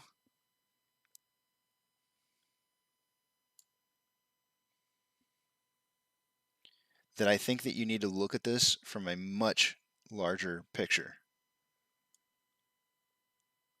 And I think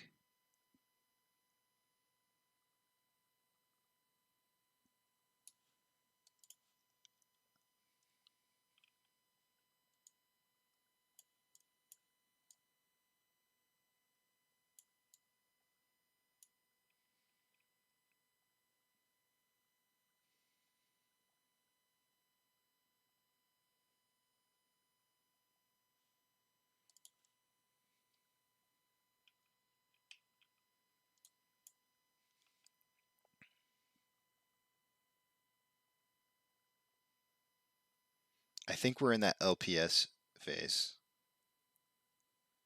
Although it wouldn't look like it, though, because LPS should actually be on the way up, according to what it's showing here. And we're not obviously on the way up. Well, I guess we kind of are a little bit, not too much. I mean, it depends on how you want to look at this, right? I can't zoom out further from where I'm at right now, but if I were to draw a ray trace from here over,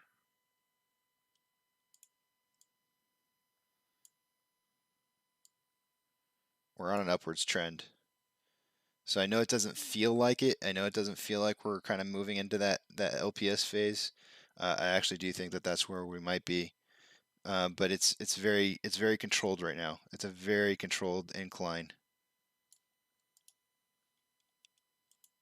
And this is a much larger time frame too. So I don't even know if I can count that. Because they're looking at like a 1 month period of time. And 1 month would be like this, like pretty much would be this right here. So this is where you're coming down. This would actually have to be the coming down portion of it right here. Your bottom, this would be the spring point at 33.74.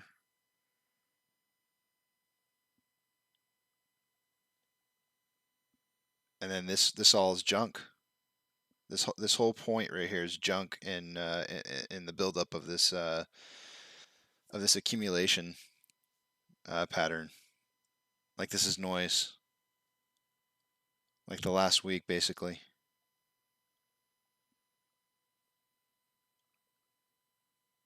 I don't know. I'm gonna have to take a look at that. I want to look at it some more.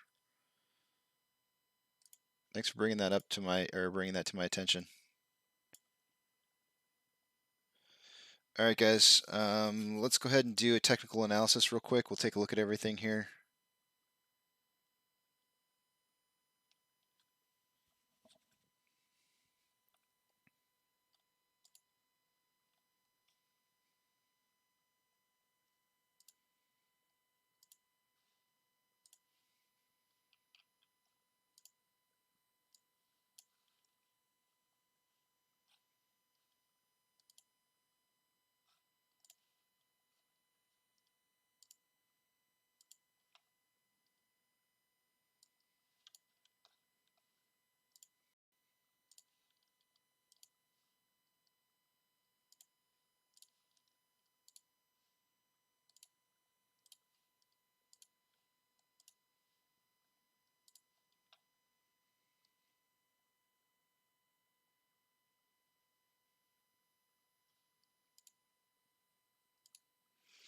Dark pools looks like it's slightly down from the last hour. We're currently at 60.49% traded into our dark pools, which will be closer to 64, 65 on Stonko Tracker for tomorrow. Oh, guys, dude, oh man, borrowed change. I haven't had it on the screen, so you guys probably didn't notice it. We're at 2.65 borrowed shares for the day on Ortex. When that hits 3, fireworks. I can almost guarantee it, fireworks. Oh man, that's getting so close. Oh, we're gonna see some fireworks in price here if that hits 3 million shares return or borrowed. Oh, I'm excited. I just got excited. Sorry. That raises our current estimated short share interest of the free float up to 21%. Oh, I'm excited. Calls. Let's see. Highest level of calls currently at a $37 strike price. That's what it was an hour ago. It moved from 11.5 to 12.5, so just 1,000 more contracts. On the put side of things, our highest level of volume currently at a 35 strike price. It was 7.7 thousand contracts up to 9.6 now.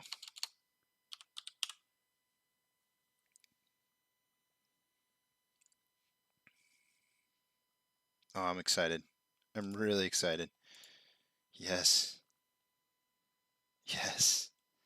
Excellent. Excellent. we got Kenny. Where are you at, Kenny? Kenny's over here. He's looking worried. He's like, wait, what? Huh? Kenny's gonna watch this. Okay. Orders by Fidelity customers. He can't help but turn his head. AMC is not in the top 10. We slipped just a little bit here, it looks like. Let's see. We are currently in 11th position with a very nice 61% and 39% buy over sell ratio. GME slipped off the page last hour, and it looks like they're still off the page here. Yep, still off the page. Good old Kenny over there. He's staring at our numbers. He's going like, what's going on?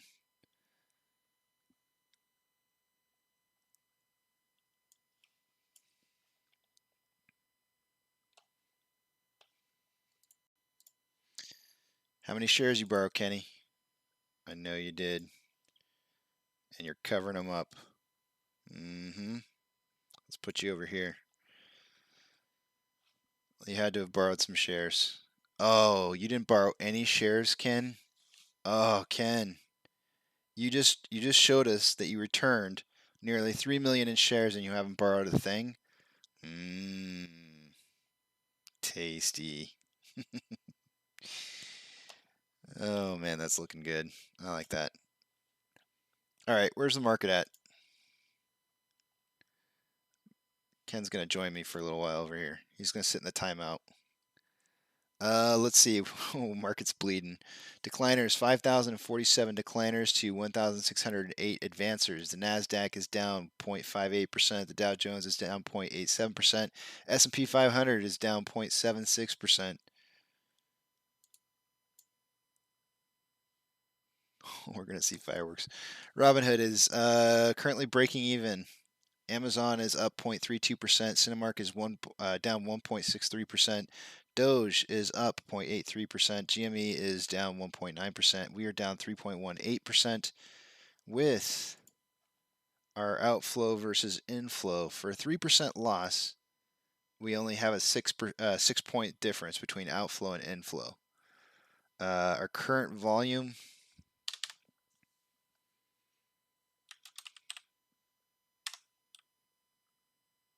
I always do that. 390 divided by 2 plus, what are we at, 30 minutes? Yeah, 30 minutes. 225.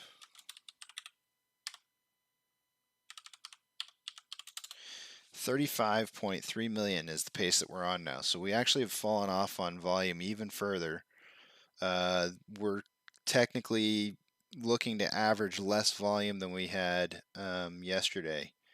But if we see a massive spike here coming up, we could see a big increase in volume. So we're not out of the game yet for volume today. Not yet.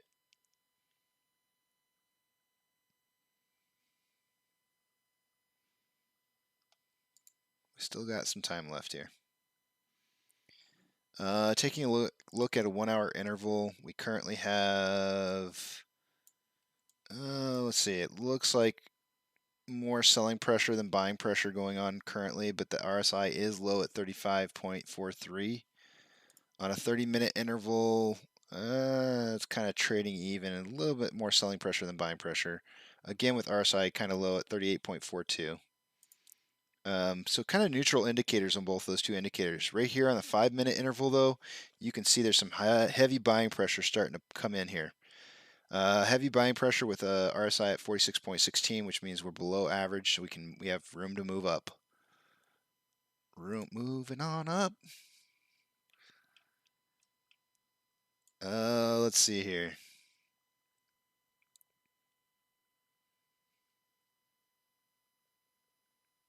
I'm going to try to draw, this looks like a wedge, but I'm going to try to draw a parallel channel here. I just want to see what it looks like. Yeah, I didn't think so. I just wanted to see. Moving on up to the east side. There is a little bit of what appears to be possibly a bearish triangle.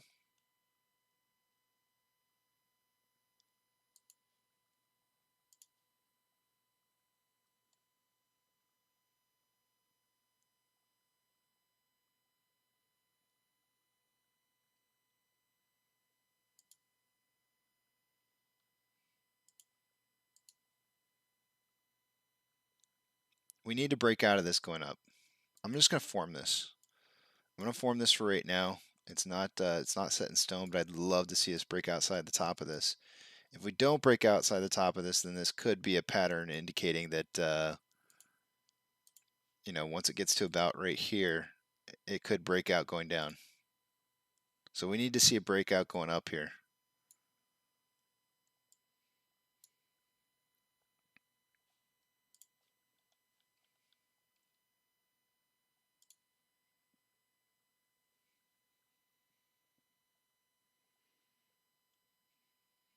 What time is that at?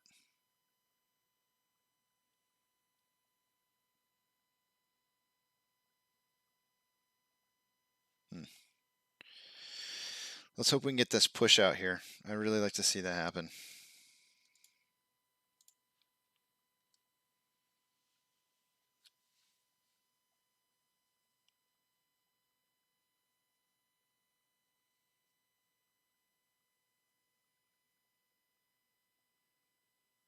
Crazy Pepe coming in with the rockets. NJ Fish Killer says, I'm excited now too, now. Ethan's saying you can also see Wyckoff accumulation playing through the Bitcoin the past week, month as well. NJ Fish Killer, love the show, man. Keep it going. Viewers will pick up. Hey, man, I am not here for the viewers. I'm not. I'm here to document what's happening. And welcome to the channel. It's good to see you here. One way or the other, I'll be here. One way or the other. Doesn't matter if there's people or not. I could have 0 viewers and I can talk to myself, and I can do it. Trust me. I'm crazy enough. I'm not crazy Pepe, but I'm crazy enough. I'm definitely crazy enough. It's all about being humble and genuine. I love that you don't make stuff off and say you'll do some homework. Yeah, I'm learning too. I'm learning all the time. I think we all are. I'd like to think that we all are. Let's see. Crazy Pepe is laughing. I love it. I love it. NJ Fish Killer. I watched a video yesterday about someone trying to transfer an account from Robinhood to Fidelity, and they received a letter from Fidelity saying Robinhood didn't have or locate the shares. I saw this as well. Just today, though, I also saw somebody post saying that their shares had been transferred according to from Robinhood to Fidelity. So, and I actually did want to mention that I'd seen that. I thank you for bringing that up because I did talk about that letter yesterday. But just today, while I was on my last break, I saw somebody post a letter where it said that they had successfully transferred their shares over. I'm trying to look for here. It is right here. They've successfully transferred their shares. Now, whether or not this is real or not, I have no idea. But it was posted by Oompa Loompa. I've seen that name before. I want to say that might be a trusted source. Playing my part, I broke up with Robin. Confirmed your transfers. It looks like they're showing that they transferred their assets from Robinhood over to Fidelity. So whether or not the last one, who knows who's telling what truth? We're seeing two different sides of stories. It may be that they're taking longer for some orders than others. I'm really enjoying the fact, by the way, that we broke out the top of this. I didn't want to see this pattern hold. I really didn't want to see it hold. I really like the fact that we're jumping out of here. So yeah, I don't know. I don't know who to believe. I just know that some people are complaining they can't. They got a letter saying they couldn't transfer. Now we're seeing somebody who's showing a letter saying that they got their shares transferred. I can't tell you. Ethan, I added one more photo to the imager. It potentially shows what phase we're in. It's from Dave Marino Jr. YouTube video. Okay, I'll check it out.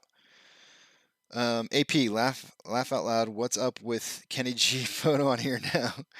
Oh yeah, I forgot I had him up on here. He was watching us. He was watching us as we went through and we checked out our numbers. He can't help but stare at the fact that the price is moving up. He's like, it's drawing his attention. He doesn't like what he's seeing, but it's time for Kenny G to get the heck out of here. See you later, Kenny. But Gary Gensler, good old Gazzerbeam Gary. Gazzerbeam Gary, he really likes seeing the price of our stock moving up. We know he's looking out for us. Wink, wink. And Gazzerbeam Gary, he's proud of us. It's this proud father moment that he's looking at the price here. I'm gonna go ahead and delete this bearish pattern. I'm so glad that we're not following into that. Guys, 2.65 million shares borrowed. I'm telling you, every single time I have ever seen the borrow change, whether it's negative of a return amount or if it's a positive of 3+ million shares, we end up seeing a price positive movement. We are so close. It's at 2.65. It's getting there. It's getting so close. The more encouraging thing to me to see is that they haven't borrowed shares. They haven't borrowed shares in order to do this, so I'm not exactly sure where they're getting the shares to return them from. But they're returning shares right now according to Ortex, and that's a good thing. Oh, no, I'm sorry. I said return. They're borrowing shares. I'm sorry. That's where they're getting their shares from. They're borrowing them. It says borrow. It's a net positive. They're borrowing shares. How are they borrowing shares with it not showing up on Stonko Tracker? I have no idea. None. Because the total amount of shares being borrowed so far for the day-to-day is only 2.15. I've only witnessed 2.15 million shares borrowed. So how it's at 2.6, I have no idea. Oh, that just dropped a little. Darn. Come on, go the other way. Up.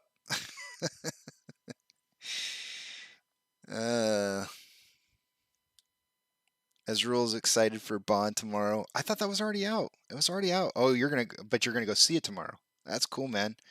I'm excited for you. I gotta wait. For this next weekend. Good old Gary.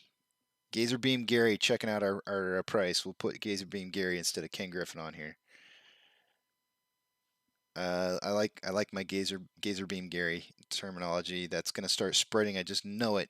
I know it's gonna start spreading. It's gonna be infectious. Everybody before too long is gonna start calling him Gazzerbeam Gary. In fact, let's give Gazzerbeam Gary his. We're gonna give him his channel to gaze at. Let's form our channel here. This is a little bit of positive reinforcement here. That's actually a bad thing, I think. I always got that mixed up in psychology. Positive reinforcement and negative reinforcement. Gazzerbeam Gary. Oops, I just moved my whole page.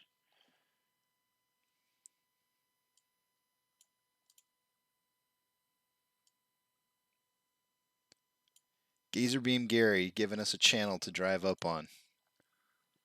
You can see it in his eyes. I think his picture's off just a tad. There it is.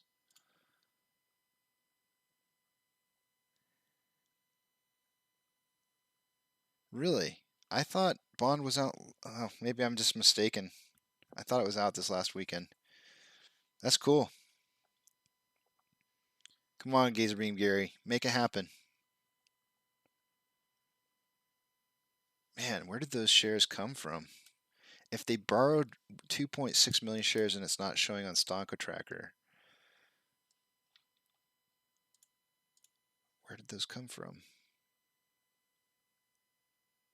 Right, yeah, I knew Venom was out, but I mean, there's been all kinds of posts about Bond being out. It must have been Europe. I'm not really in the know on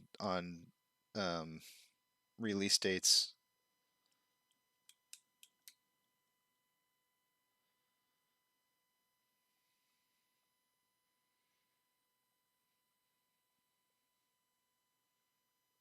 By no means is this technical analysis. The Gazzerbeam Gary channel is not technical analysis.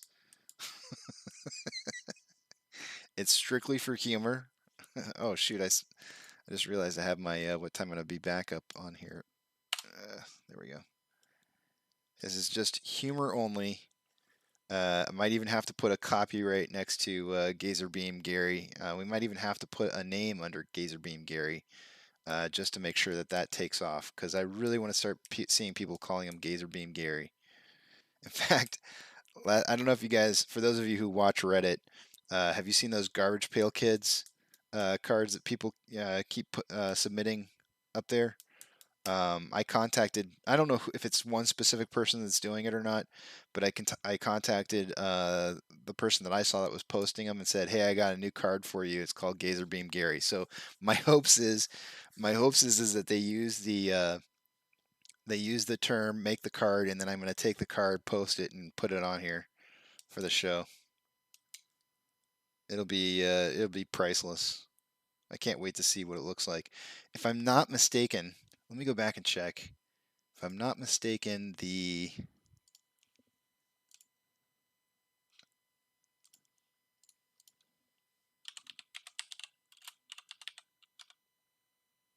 yeah, Gazzerbeam Chronos. It was in the Incredibles, right?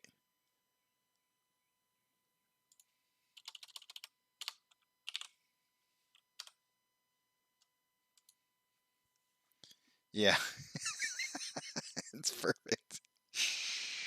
This is what Gazzerbeam looks like in the Incredibles, and you know, that's priceless. Like somebody needs to do that. Turn Gary Gensler into Gazzerbeam. That would be priceless. Make it happen.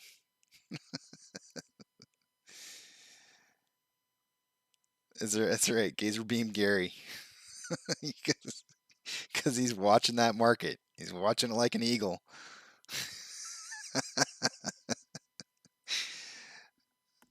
Oh man.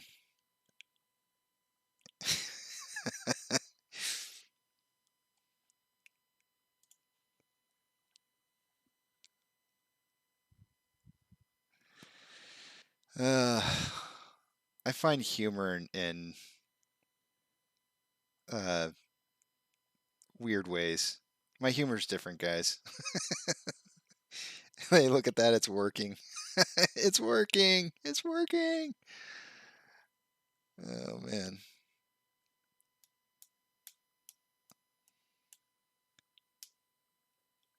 I'm telling you, I'm gonna start making Gazzerbeam Gary part of the show from now on, and he's gonna lead the way. He's gonna show us the way with his eyes. He's gonna stare down the market, and the market is gonna fold. The market's gonna say, "Oh, oh." They're gonna feel the pressure of Gazzerbeam Gary's eyes on their manipulation, and it's gonna cause them to be weak in the knees. The hedge funds will be weak in the knees and powerless to our Gazzerbeam Gary protecting the retail investors.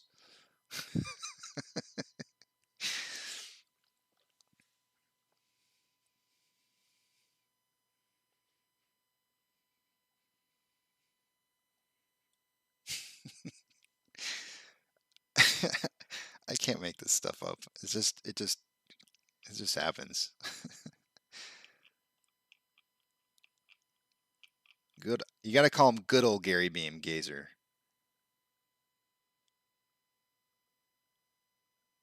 Or wait, I said that wrong. You got to call him good old Gazzerbeam Gary. There we go. Said it right. So do these past few days still fit in the squeeze phase? So it depends. I mean, let me show you, Ethan. That's a great question. Here we go. Putting it up there to blind everybody. This is where we're at. This is yesterday. Yesterday we had a true statement for a price increase, but we had a false statement giving us a total of a miss of both volume and price increasing. Has something like this happened before where we've had, a hit, an obvious hit into the new phase, and then some missed days, and we have had it happen before. I think probably one of the best ones to drive back to was in March, the end of February and March. The squeeze phase, the specific portion that I want to point out was from 3.2 to 3.5. And what you have there is you have on 3.2, you have a miss. On 3.3, you have a miss. And on 3.4, you have a miss hit. And then on 3.5, you have a hit miss. But because all of those days there was no true statement for both volume and price increasing, they were all missed days. It is possible. It is very possible to have volume dropping and price dropping towards the end of the squeeze phase.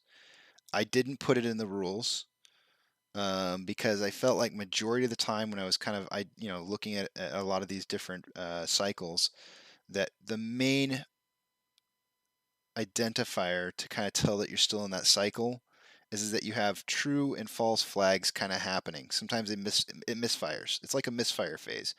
Like it's waiting to get ignited, but it's not happening. It's just waiting to get ignited. And then the ignition happens when you get to that next day where you have, that day where you have like a really huge increase in volume and a huge increase in price. And that's how you that's how you've moved into that next stage. And so that's what we're waiting for. We're really waiting to see that next day where we have like huge volume and huge price increasing. According to the model that I have right now, the tentative time that would happen is like 10/8 Friday. So, what's going to happen between now and then, I have no idea. And I'm not even saying that Friday's going to be the day. I don't know. It was just kind of a guesstimate. I'm kind of basing the average time and trying to draw like a model. This isn't supposed to be to predict the future. It's really not. This whole cycle phase thing, it's not trying to predict the future at all. So yes, I still think that we're in the squeeze phase. You'll know it. You'll know it the day we move into the bang phase because it'll bang. It'll be banging. It'll just pop. Volume, price, all on the same day.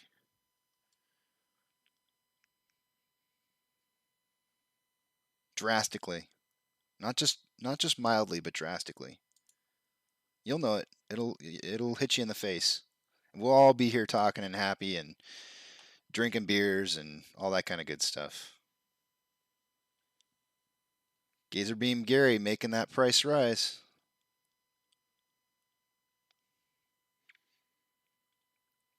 Thoughts about volume being around 20 million. Yeah, I'm disappointed. I really wanted to see a higher volume today. Thanks for joining back in, AP. I just talked about this just a little bit ago. I don't think that we're done for the day today. I think there's still an opportunity for us to pull out a day-over-day increase in volume. It's going to be tough, but we're going to have a big push towards the end of the day here. It's still a possibility, but volume falling is not that big of a deal. I mean, it's just part of the whole process.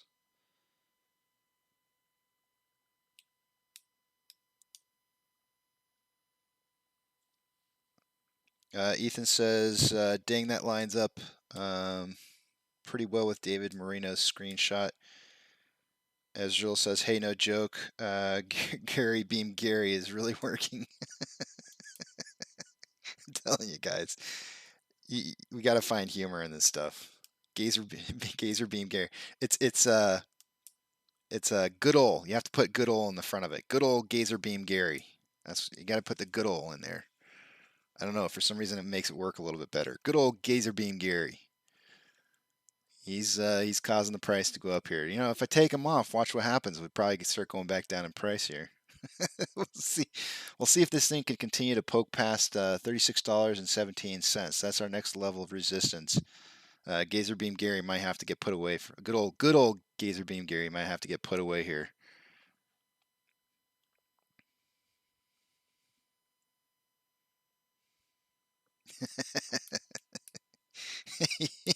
He can't stay out forever, you know. The guy's got other things to do. He's got a debt ceiling to worry about. He's got retail investors on social media he's got to worry about. You know, he's got a lot of stuff on his table, and you know, good old Gazzerbeam Gary, he just can't. He can't continue to stare at our stock all day long. There might even be a few websites he needs to visit. I'm just saying. I don't know.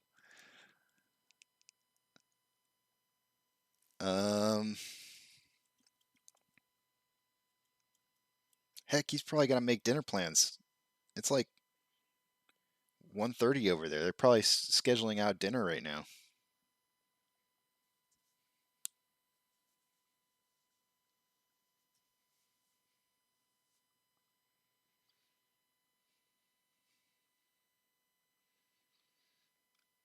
Ethan, I just want to stress that that page that I put up there is not to try to predict the future, right? I'm not trying to predict that.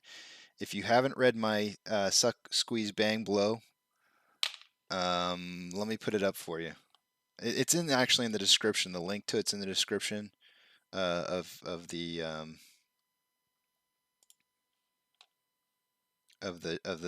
channel, this YouTube channel, whatever this thing is that I'm doing. What is this? What am I doing here? How did I get here? This is not my home. These are not my family. Let's see here. All right, that's the link right there. It's a long read. I'm gonna tell you right now. Sit down. You know, it's gonna be one of those times where you're gonna need, like, I don't know. You're gonna need some time to read that and take it all in. But go check it out. I highly recommend it. It's a good read. It's funny. Go to there's 3 parts. I have 3 parts out on Reddit.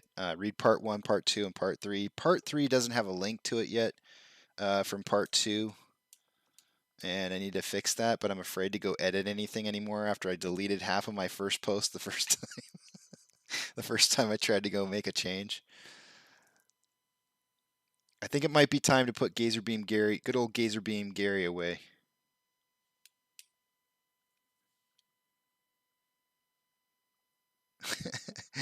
As Rule says, yeah, I'm not trying to predict the future. I am from the future. I appreciate that, man. I'm not, though. I'm really not. I'm just another one of you apes. I promise. I'm another one of you apes who sat down to take care in trying to figure out how I knew what the backside of a squeeze looked like, was because my biggest concern back in March of this year was how in the world was I going to know what the backside of the squeeze looked like. And I probably sat down and poured through more numbers than I care to admit. And, you know, I came up with a plan. I came up with a plan from my research, and I really wanted to take my data and just kind of distribute it to everybody so that everybody had an opportunity to see the same thing I was seeing. I can't afford a lawyer, but I kind of got to the point to where I realized that it actually could be really dangerous to release the information that I had. Really, really dangerous. You know, it could lead towards. There's a lot of things it could be used for. I don't even want to go into it. But what I can tell you is that I used it on. I tested it out, the information that I found, and I tested it out on cryptocurrency because I wanted to see if I could actually predict what was going to happen using this, you'll hear me talk about synthetic price failures. If I could predict the synthetic price failures incoming and day trade cryptocurrency around hedge funds pumping and dumping, and it worked out really well, super well. I only did it for a short period of time, and the reason I only did it for a short period of time is because the unfortunate thing about cryptocurrency is that it's open 24/7, and if you go to sleep when the flags start hitting and you don't make your trades, you get screwed.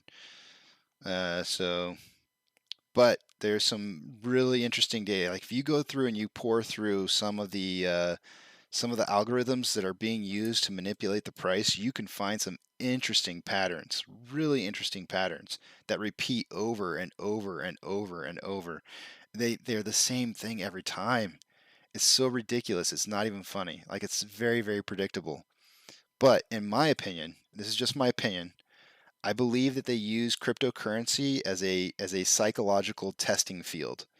And the reason is that they do, I think that you can use cryptocurrency as a litmus test for how the market's going to react to movement. And then they adjust their algorithms slightly based off of the results that they get back from those pump and dumps. They really do. I think there's strong suggestions that could be implied that they change their algorithms slightly, not a whole lot, but they change the algorithms slightly based off of the reaction that they get off those pump and dumps.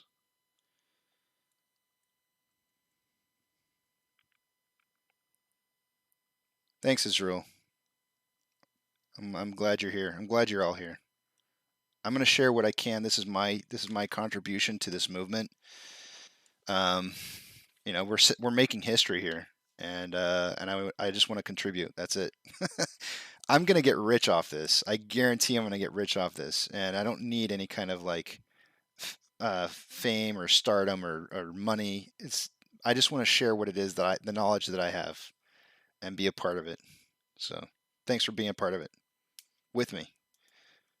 I do appreciate it.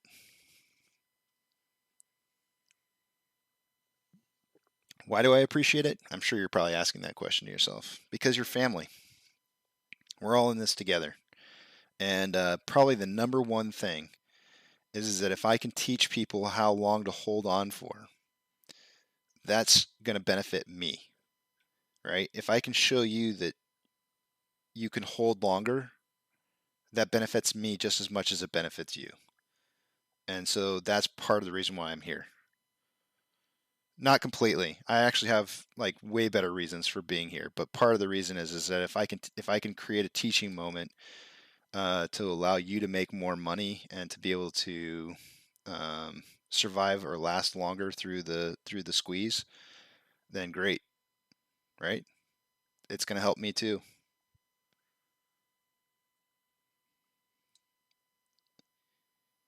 Cheers, Ethan. Makes it sound like you're taking off. If you are, we'll see you back around when you come back around.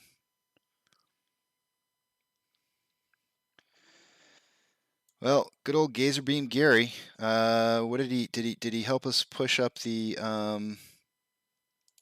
borrow amount? Gary? Gary, you did. 2.84. What did I tell you guys?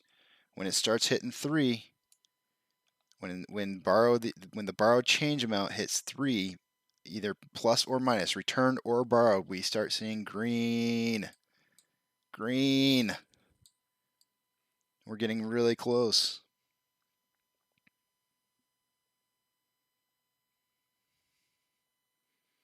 I'm going to put Gazzerbeam Gary away. Good old Gazzerbeam Gary, he's going to go away. He just told me that he's got other projects to go take care of. He can't wait to get his next dancing session going. Don't ask. I don't know. That's what he said.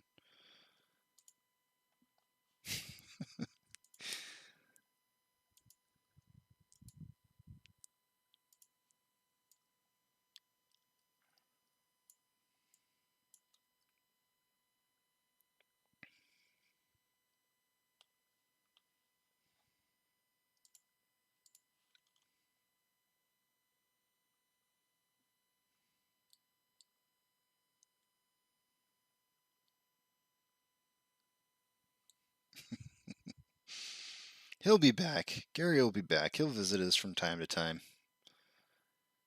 This is a pretty nice move that we're having right here. Look at that George W.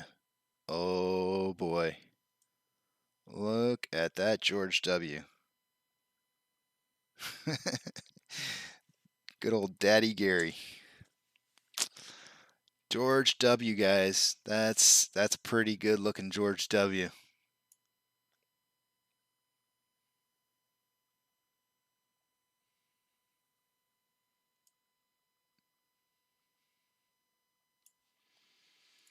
Price predictions for the day today. I said 36.8 to 39.8. Eric said 36 to 39. Adam said 34 to 37. And Duncan said 36.6 to 39.6. It's getting there. The question is volume picking up? And it is. That's really good. I'm glad to see that it's picking up. It's not picking up enough, though. These are still relatively low candlesticks. Candlesticks? That's the wrong word. Columns of volume. Volume column? Column. I don't know. I call them I call them columns of volume.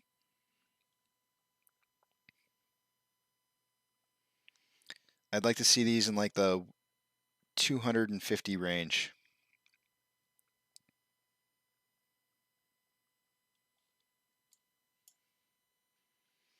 If this starts moving up too fast, you might see a bunch of investors. Let me check something out. I want to see something on a 1 hour.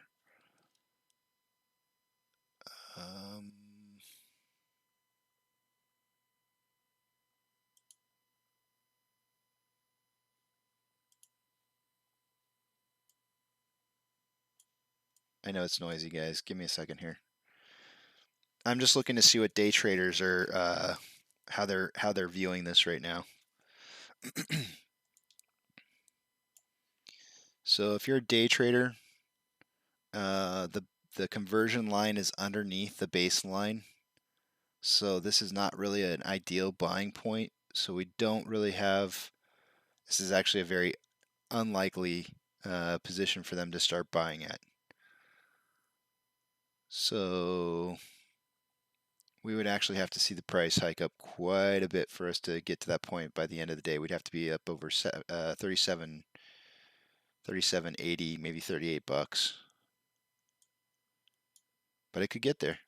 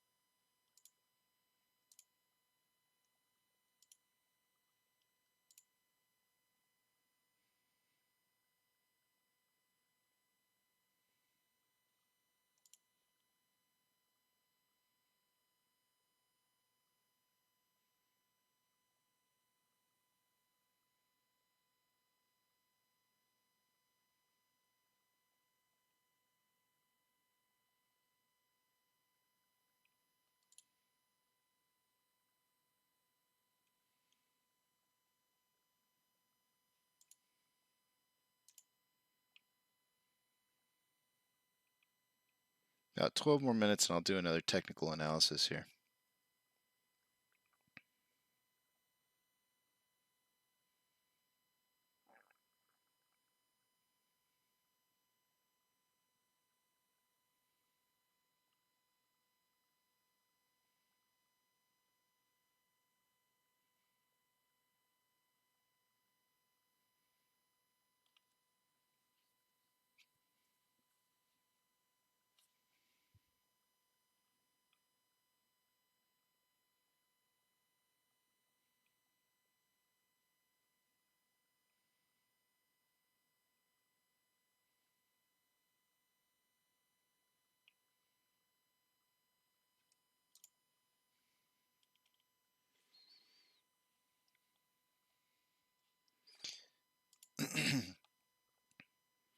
You know, it's funny, AP, that you should say that.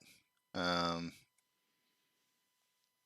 already got it on my screen. I don't even have to click on your link, but I know it's gonna look really similar to what I've already got on mine. I'm clicking on it anyways, but I'm just saying I already got it up there. If you go back to about 13:10, 40 minutes ago in the show, you'll probably laugh your ass off because it makes it look like I'm predicting the future with good old Gazzerbeam. Good old, I just said it wrong. With good old Gazzerbeam Gary. But that's not what it was. It was not a price. It was not a.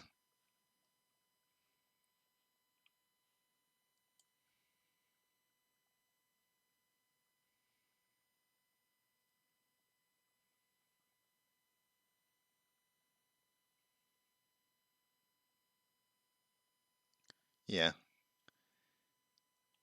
I agree. I agree with your sentiment there. I've been saying Friday's kind of looking like the go time. The sad part about it though is that if Friday's the go time, um, the 8th and the 11th are going to be. I mean, sorry, the 11th and most of wait a minute.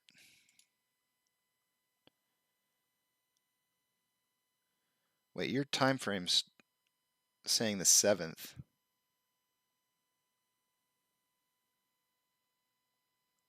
That's Thursday. Just so you know, you got it set up on Thursday, not Friday. The 7th is tomorrow at 9:30 in the morning.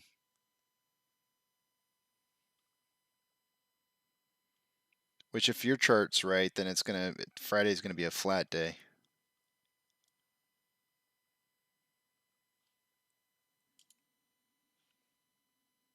Your chart's just a little bit different than mine.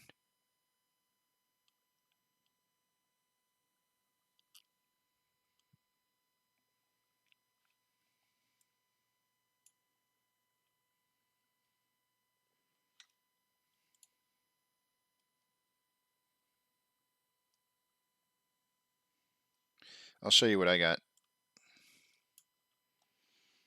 So mine's a little off, right? But you got the downswing right here, and here's our downswing right here. So I kind of figured that this was coming up. So this is what I've got. But I've got us hitting that big peak. Oh, this is kind of off a little. There we go.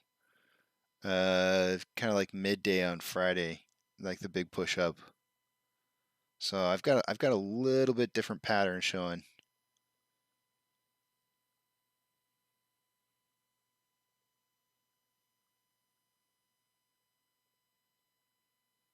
I know mine doesn't line up nearly as well as yours does, but I'm trying to. I'm kind of messing around with it a little bit. I think there's some weird stuff happening with the timing.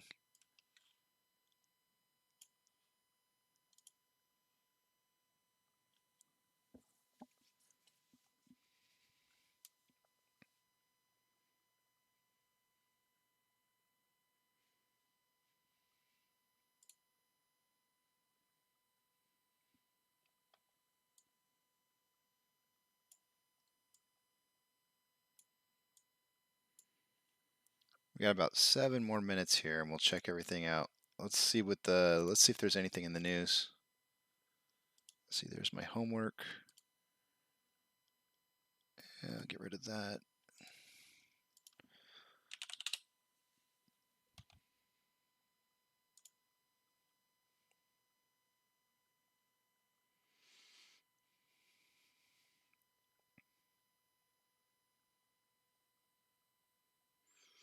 So can almost 100% assure you that come tomorrow, if we do see a spike up in price at the end of today, the news articles will more than likely state that the reason that we had a price hike up today was because of the fact that AMC is now accepting Dogecoin for gift card purchases. Be ready for that. Be ready for mainstream media trying to sell you on the idea that the whole reason we had this push up at the end of the day was because of that news.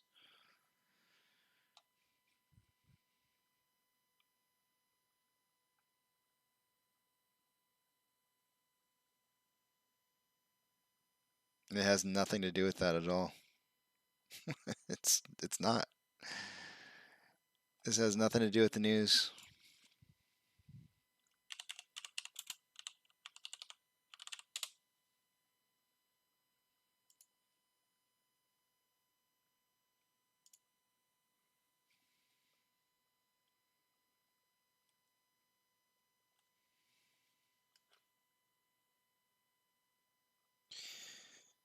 One hour, 9 minutes ago, it's saying that McConnell will make a proposal to Schumer this afternoon to raise debt limit. GOP senator says. Senate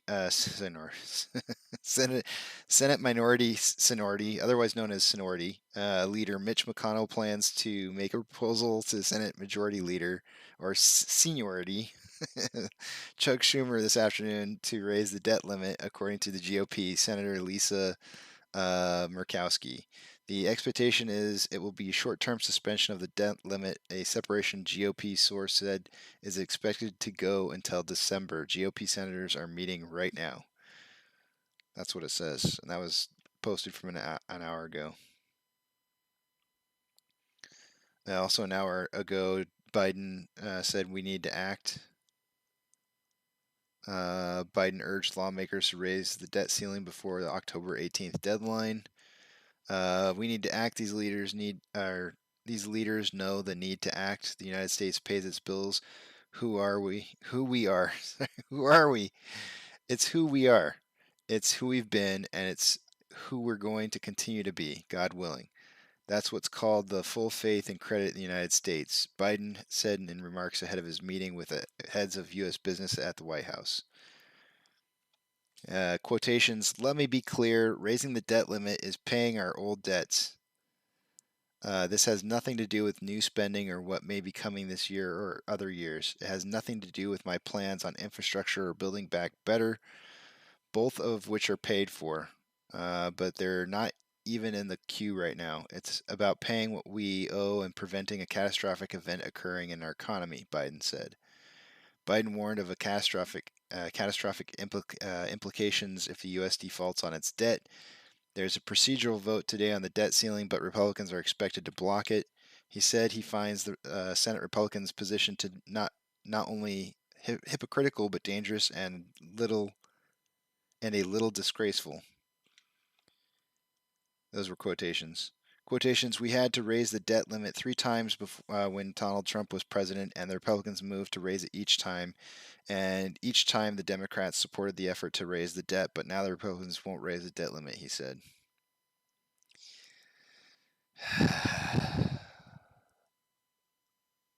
We're not going to get into it, guys.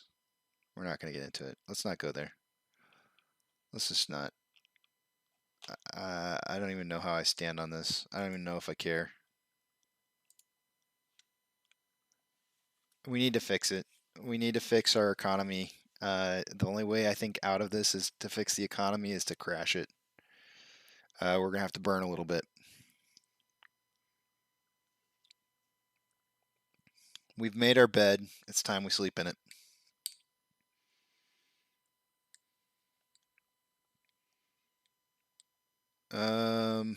Osgun Becky, welcome to the channel. Motley Fool, the reason AMC went up today is Adam Aaron's tweet. Yeah, I mean, that's pretty much going to be what it's going to say. I can almost guarantee it. Azrul, I remember one time they were saying that everyone had sold AMC and got into crypto, hence why AMC down, but crypto was flat that day. Crazy saying Casey for Prez. I don't know, yeah. I've always nobody would run for that. I sit here and admit to you guys that I like Beavis and Butthead for humor, and then you're gonna make me president? Come on, guys, come on. You know, here's what kills me. Now you're gonna get me all political. No, I'm gonna say this one last thing. I'm gonna say it. I'm gonna say it before the time starts. I'm gonna move over to the other screen as I say it and start refreshing screens. Oh, I'm sorry. I didn't mean to blind you guys. Dang it.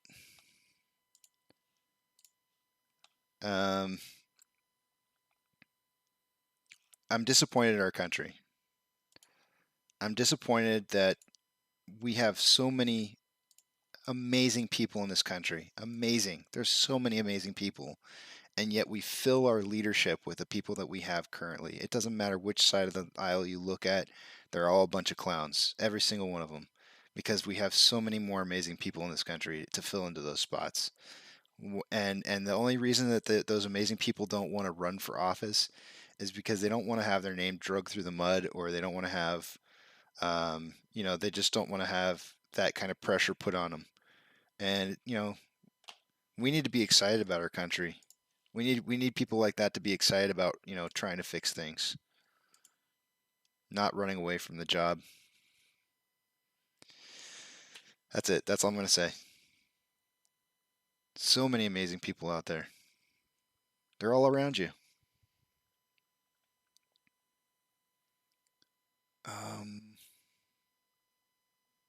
Where did my other page go?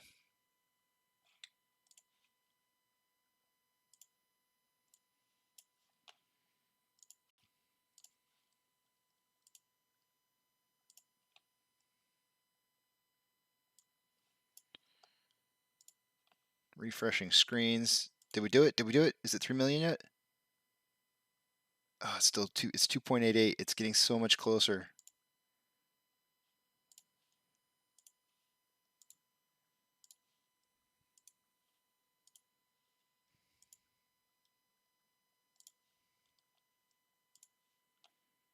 All right, let's take a look at it.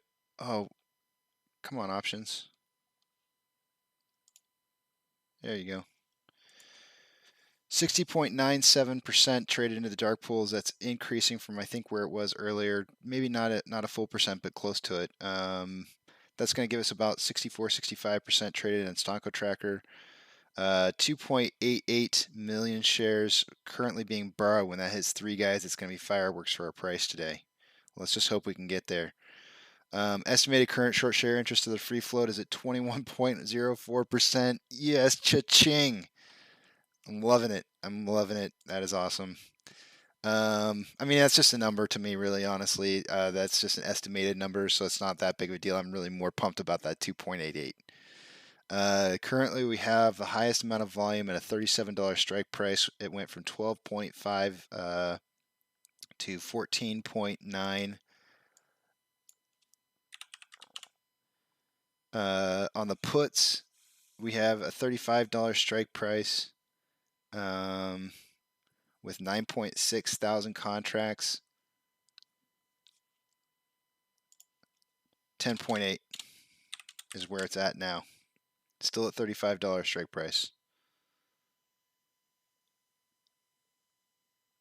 These numbers will probably be changing by the time I come back from my next break. I can almost guarantee it. You'll see strike price for calls and puts probably going up. Definitely going up for. I'm gonna go ahead and predict now that it's gonna move up. We'll probably be seeing a $40 strike price being the high for the calls, and on the puts maybe 36. It might switch over. It might not. It'll be close. Taking a look at the main screen, what do we got going on over here? We've got orders by Fidelity. AMC is not on the top 10 list. Got a lot of other things in here junking it up. But we are number 11th with a very good 61% buy to 39% sales. GME, not on the list. Boo. I like seeing them win too. Got to root for your brother when your brother's playing a baseball game, right? Okay, what do we got for borrowed shares? I'm really interested about where they found shares to borrow earlier. Because they're definitely borrowing them, but it's not showing up on Stonko Tracker at all. Not at all. 8,000 contracts in the money on the calls, 62.4 thousand contracts out of the money on the puts. Saying it again, guys. I will keep repeating this over and over and over until I see this number under 100,000. 176,000 out of the money call options. If you're playing options and you're losing, stop. Buy shares. It's going to make you more money, I promise. It's not It's not going to do you any good playing against the house. Become the house. Be the house. Owning shares is the house. Options is just being a player. I don't hate the game. Or sorry, I hate the game. I don't hate the player. 4,559 decliners to 2,167. It does look like the market's starting to push back up a little bit from where it was. The NASDAQ is up 0.18%. Dow Jones down negative 0.17%, and then it's S&P 500 down 0.06%. So we're having a turnaround on the market. Hence, probably the turnaround on our share price. Still moving up. Robinhood up 0.19%. Amazon 1.01%. Cinemark down negative 1.05%. Doge is just pretty much breaking even. GameStop is down negative 1.28%, and we are down negative 1.75%. Our current inflow versus outflow has a 2-point spread. Inflow is starting to beat out the outflow. Currently at 23.35 million shares traded for the day today. Let's see.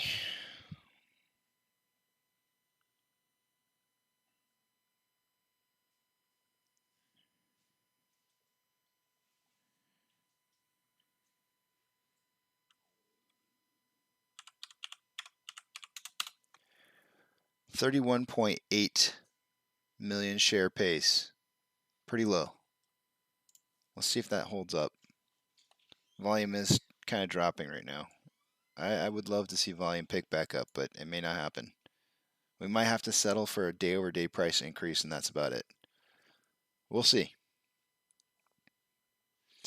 On a 1-hour interval, we currently have more buying pressure than selling pressure, with RSI moving up to 46.5, which is still just slightly under average.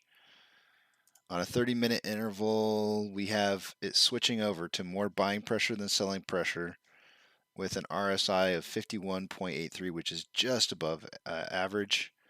It's looking like on a 30-minute interval, it's looking like it's going to try and this is actually, I think I created this. Pretty sure I created this wedge on the 30-minute, but it could have been the hour. I think I created it on the 30-minute. So we could be looking at pushing outside this wedge, which I thought we might do at the end of the day today, because I just didn't think that we'd move into the aftermarket hours. So we'll see what happens. But we are showing more buying pressure than selling pressure, at least on the 30-minute. So both 1 hour and 30-minute look good for us. 5-minute, we are definitely having more buying pressure than selling pressure, with RSI currently at 64.66, which is high. It's getting up there. So we might have a little bit of a pullback in the short-term period, which will probably be when we hit like this 36.57 level here. Might bounce off of that, do a little consolidation in here a little bit before breaking out to new levels. I'm starting to stutter. That means it must be getting close to break time. This mouth needs a rest.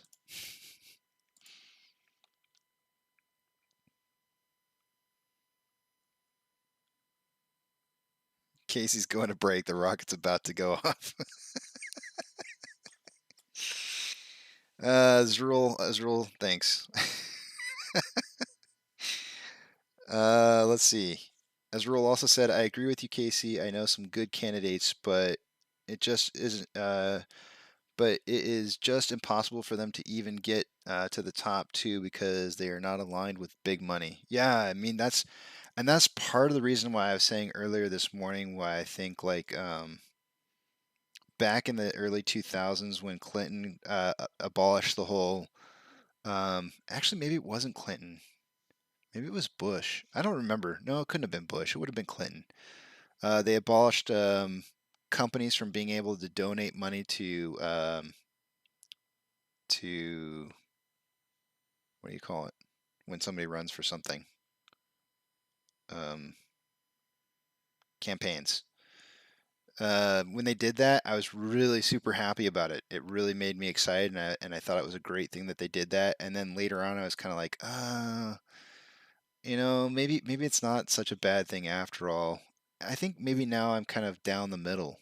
I feel like maybe they should have like a cap a cap on how much money donations they can give to campaigns from companies, like a really small cap, like something that like anybody can do. You know, like I think earlier this morning I said $10,000. That way, if you have companies like a Walmart competing against Amazon or something like that, and trying to push something into a bill, they have no more power over the other because they're both donating the same amount. And even the smaller guys, $10,000 doesn't really get them anywhere. It's just a real donation. It's not buy off money.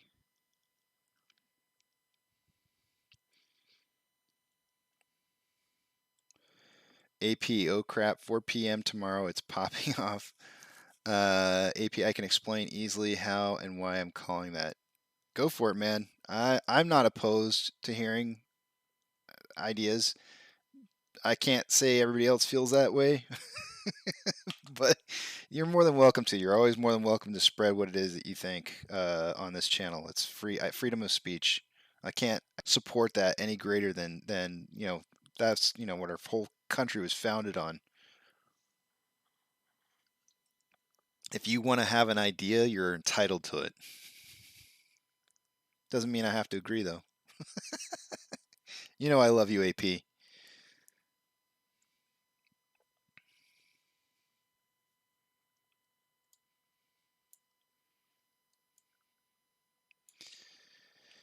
I got to leave you guys something to look at.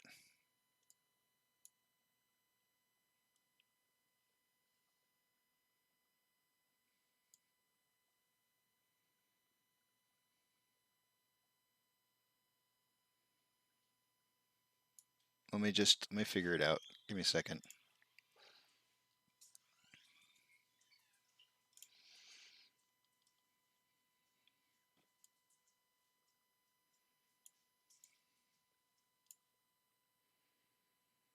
I'm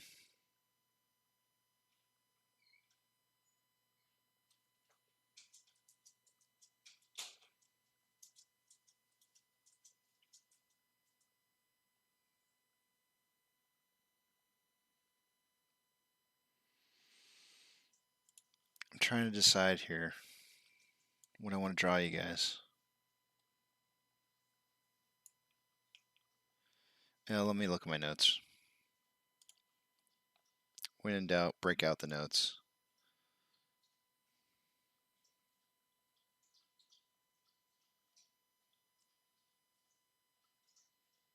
$37 to $41. $37.20.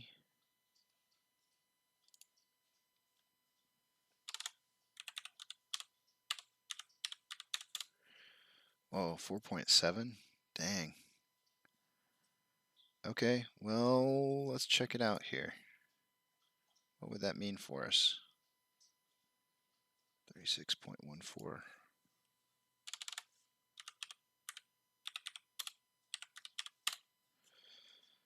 Oh.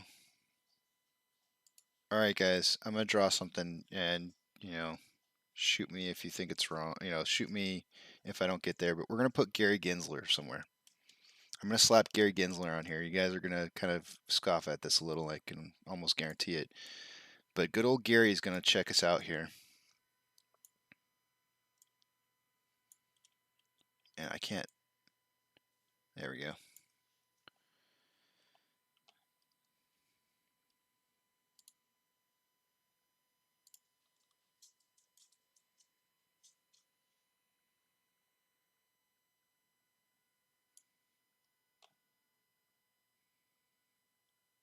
I like that. That looks good. This is what we're going to attempt to do.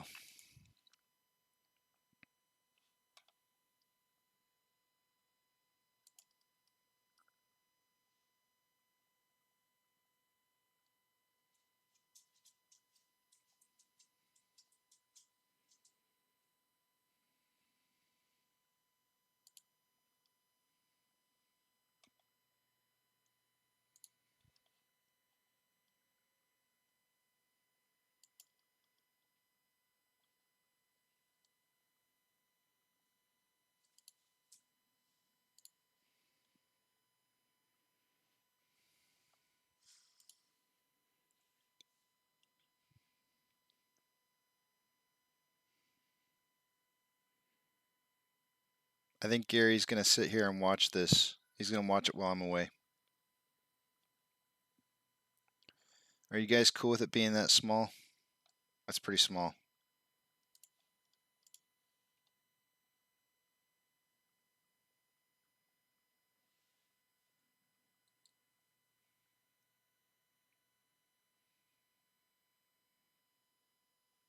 Let me know if you guys think that's all right.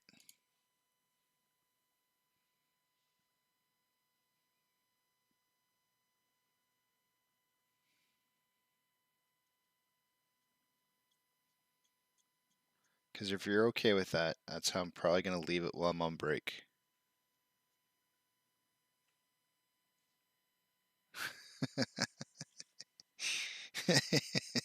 I'm not sure what's better. Oh my God, Gazzerbeam Gary, or good old Gazzerbeam Gary. Those are both good. I like both of them. It is Gazzerbeam Gary, staring down at our stock, trying to. That works. Okay. Okay, he's staring down at our stock. He's gonna try and draw this up. He's gonna watch. He's gonna watch over our dear old friends, the Hedgies, Ken Griffin, and the rest, and Party. And he's gonna watch over it while I'm gone on break. And I might take a little bit longer break than I normally do. I'm not sure yet. We'll see. I'll come back in. I'm gonna go ahead and put down that I'm gonna come back at my normal time, but I might take a little longer break. You know why? When I take breaks, you know what happens.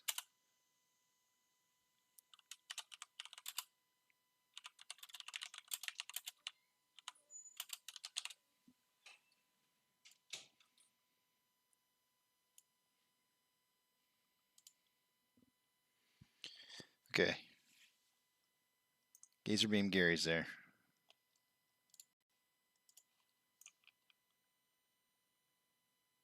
Where are they going to borrow? Where are they getting these shares from? They've been holding on to shares, guys. I can tell you that right now. They're not borrowing shares, but the amount of shares that are being borrowed are showing up on Ortex. So something weird is happening. It's showing that they're borrowing shares, but Stonko Tracker is not seeing it.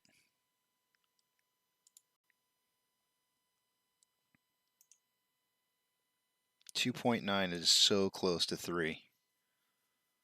Oh, it is so close to 3.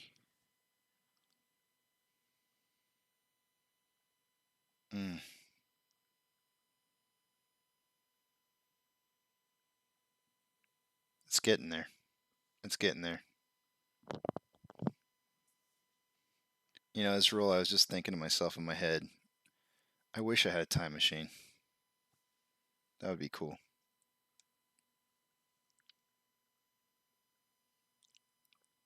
If I could turn back time.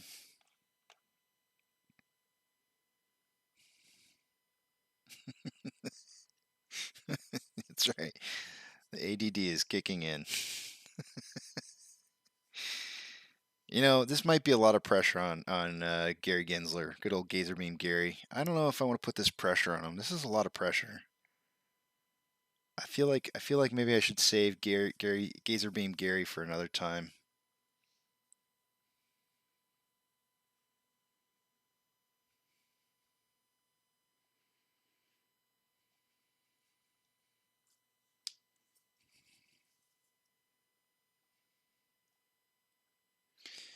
No, crazy. Actually, I had the one drink and that was it. One and done. But I'll be bringing one back for later. Hold on a second, guys.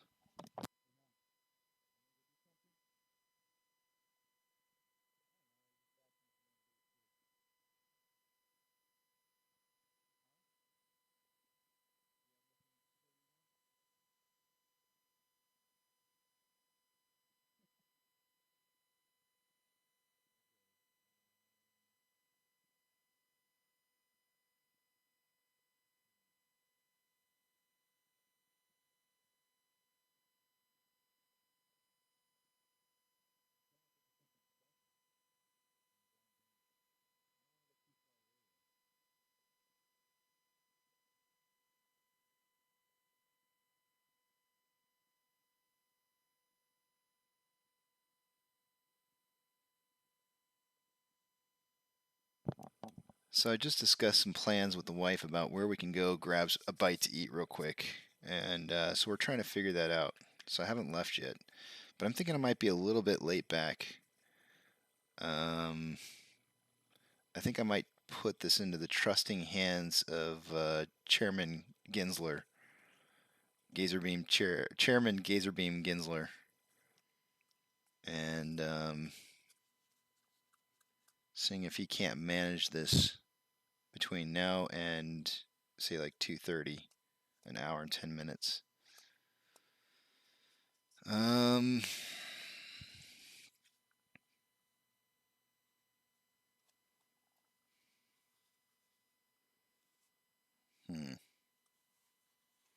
right. Well, I'm gonna go on break. I'm gonna leave this like is. I don't know if Gazzerbeam Gary's willpower is gonna be able to will this price up as high as I think it might possibly go. But cheers to him if he can. But he's watching, hedge funds. He's watching. So you better be on your best behavior. All right, guys. I'll see you guys at least by 2. If not, I'll change the time on the screen to indicate what time I'll be back by if I'm not going to be back by 2. So I'll see you guys in a little bit.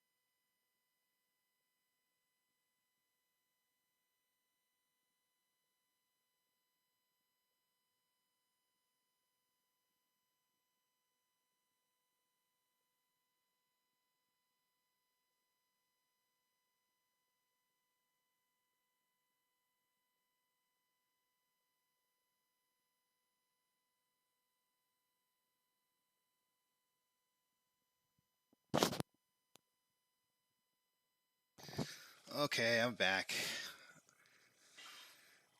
How many held in there? Let's see. Wow, 12 of you. Not bad. Not bad. We ran out to Schlotsky's real quick, got some Schlotsky's, so I took a little bit longer break. Let's do a little technical analysis. Obviously, Gary Gensler didn't do his job. This is great. I love it. Either Gary Gensler's a winner, or he's the same guy we always know him as, not doing his job on holding up the price. it doesn't matter which way it goes. He's still the same Gary Gensler. Mr. Gazer Gensler. Did I say Gazer? What am I saying? Gazzerbeam. That's it. Gazzerbeam Gensler.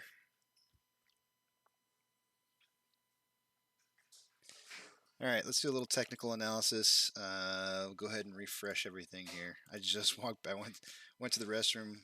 I just literally got back from heading out to Schlotsky's. Refresh all my screens. I'll bet you this one's gonna want me to update. Yep. Fidelity trying to protect me. I appreciate Fidelity. I really do.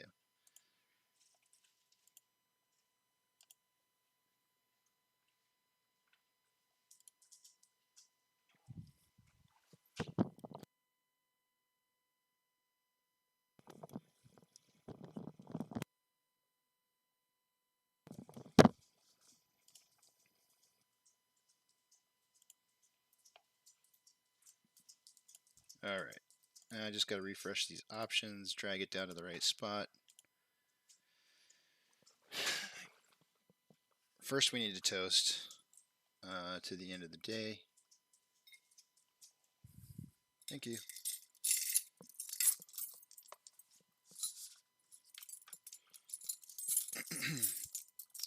To Gary Gensler. Always able to do a better job. To a better job in the future, Gary. Good old Gazzerbeam Gary.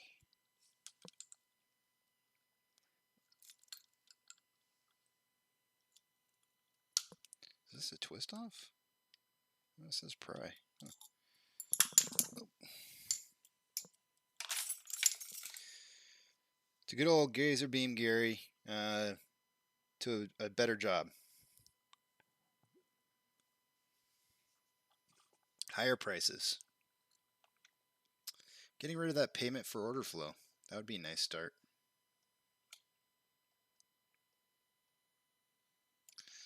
Alright, let's see what we got here. Dark pools has risen up to 62.86. That's going to be about 66-67% showing up in the dark pools on Stalker Tracker for tomorrow. We are at 3.49 million shares borrowed for the day today. That usually means that we're going to be moving up green in price. Let's we'll check it here in a second. I don't even know where we're at in price. All right, let's see. 3.49. That's good.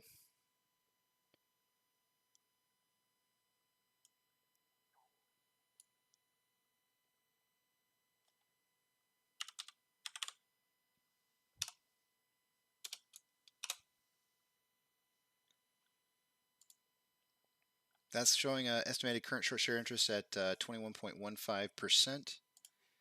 Our highest level of we moved up to $40. We went from 37 to 40 on the call options. It was 14.9 at 37 earlier. It is now 28.6 at 40. Calls. The calls moved up from 35 to 36 as well. There's high levels of volume going in right now, guys. Really high. It just went up from 10.8 at 35 to 13.7 at 36. So we're straddling 38 basically. Market's now signaling for a 38 close. Let's take a look and see how that's looking.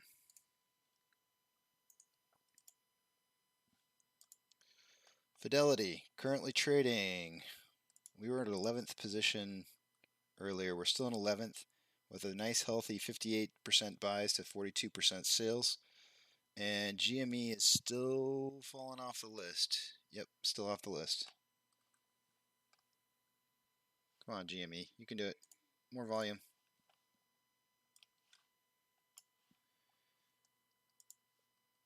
Shares available to borrow. Nothing. Nothing showing. It's almost like Stonko Tracker's not even reporting anymore. Like it's down. I really feel like that's the case because they have not reported a single share being borrowed since 12:48 this morning, Eastern Standard Time. And we have Ortex showing way more shares being borrowed than what's actually being reported. I do feel like there's something wrong with that. There's something going on there. Wherever they pull their data from, it's not pulling.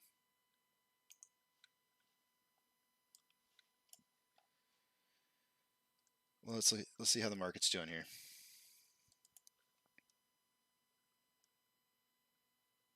$4,270 decliners to 2,486 advancers.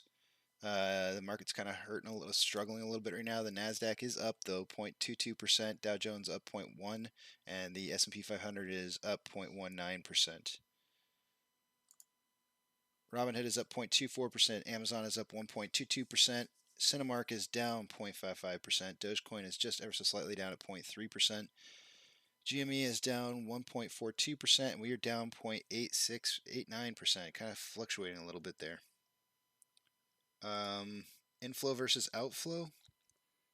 We currently are showing a positive net inflow by 1 point, almost a full point. It's really close. 1 full point ahead on inflow, and yet we're down 0.78% for the day.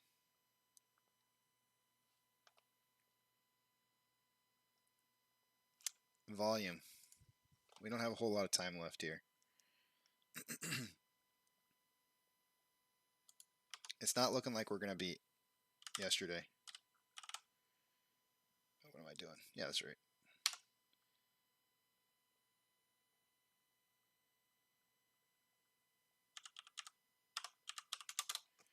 $35.6 million shares is what our pace is for the day today. So we're only looking at like maybe 2 million more shares traded between now and the end of the trading market day today. And on a 1 hour interval, we definitely broke outside the upside part of that wedge there, that daily wedge, multi-day wedge, 1, 2, 3, 4, 5-day wedge. We definitely broke outside the top side of that. So we'll go ahead and delete that out. And we did kind of break out a little bit earlier than anticipated as well.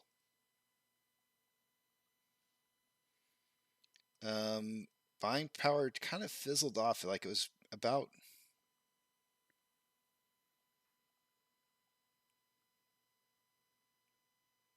an hour and a half ago. It's looking like there's more selling pressure than buying pressure right now, but RSI still has room to move up at 51.64. I think they're shorting the stock pretty heavily. We're showing a neutral, more buying than selling pressure on, but it's neutral. Like there's no up or down movement. Showing on a 30-minute interval, and RSI is at 55.33, so just above average. On the 5-minute interval, it did switch back over, but it looks like it could be switching back the other direction here shortly.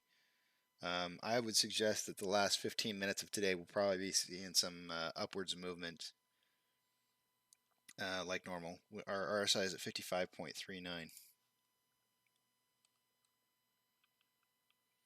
So we had a nice run up there, but it obviously hit a top and then peaked out and came back down some. So let's see what we're looking at here. Looks like we got a nice support line kind of hitting at about 36.64. My closing prediction lower price for today was 36.8.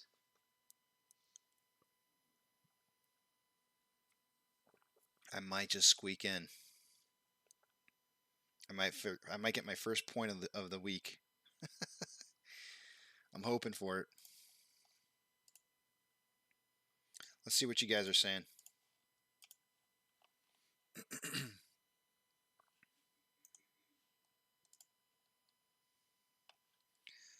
That's, guys, at 3.49, the fact that this upwards movement that we had right here, that's it. You know, I tell you, every time we get over 3, it doesn't matter if it's positive or negative, and we see green. That's what happened. That's exactly what happened today. We're just not there. We're just not. We fell back down. You know, and that's going to happen. It doesn't mean that it's going to continuously go up, but we're going to see a run when we hit those numbers like that. So we hit our run, and there's no reason why this can't finish up before the end of the day today. I just don't think that we're going to see volume higher. Definitely a little bit of a head and shoulders going on right there. But it didn't run down very far afterwards. Alright, let's see. You guys wrote a bunch of stuff in here. Oh, not a bunch of stuff.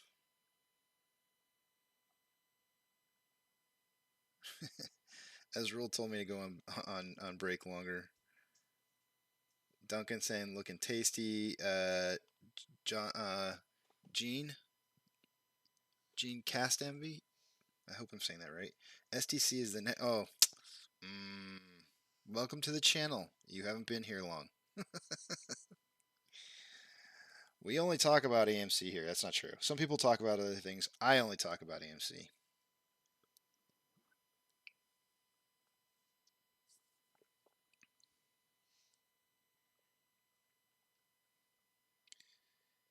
Duncan actually called the head and shoulders. He saw it. 3.49 million shares borrowed. Azrul was on top of that. Now, short interest, new. Hola, Jamie's healing hands. Yeah, this is you know, it's turned out to be a you know, a much better day than it started. You know, it's kind of rough off the get go.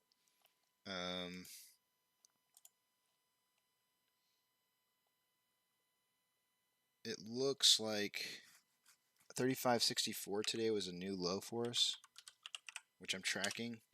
That only puts us down 14.1% since that 41.50 that we hit back on the 30th. So we're still tracking, looking at new lows, because this price that we just went up right here didn't meet the previous last high. We would have to go over the previous last high to start counting new highs. So we're still checking lows, but there's no reason why the price couldn't shoot up from here and we continue to track highs from the 41.50 where we left off on the 30th.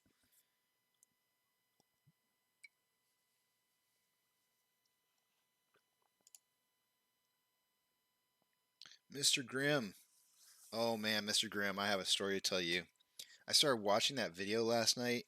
I think I was like maybe halfway through the video and I passed out.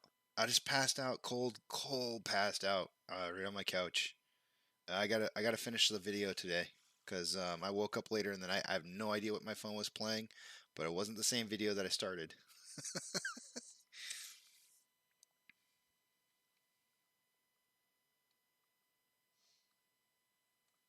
Yeah, that's right. Good old Gary, Gazzerbeam Gary, right? Good old Gazzerbeam Gary. We got to get that trending, guys. Gazzerbeam Gary needs to start focusing in on our price, our stock, to you know, identify the manipulation that's happening. Gazzerbeam Gary.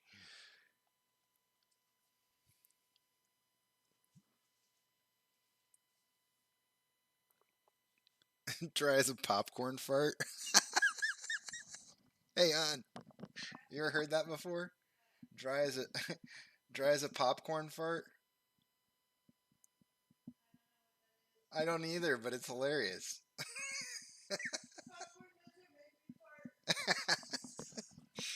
Yeah, that's funny. She said popcorn doesn't make her fart.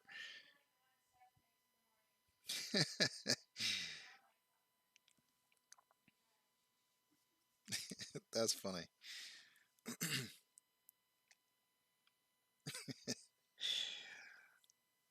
I like it. I like it. I approve. I 100% approve.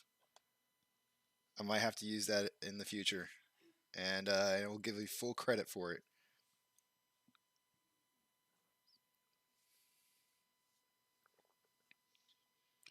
Look to my suck, squeeze, bang, blow. Part 4 this next weekend, and I'll make sure and leave a reference in there to dry as a popcorn fart.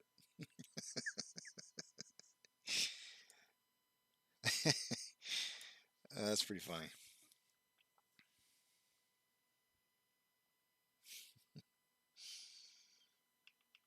Yeah, I mean they're really kind of tapering this off. They're trying to close out the day without any more price action. You can see it in the dark pools. Dark pools are currently at. Let me just refresh again and see if they're going out. I would imagine they probably are. Yep. Went from 62.86 to 62.93. So essentially, all the volume that we would be having right now, they're dumping it straight into the dark pools. So, yeah. Look at this volume drop off here. We get up to a nice big old spike at 37.65, and then look at that. Look at the volume just drop. I love how they manipulate it like that. It's just so crazy.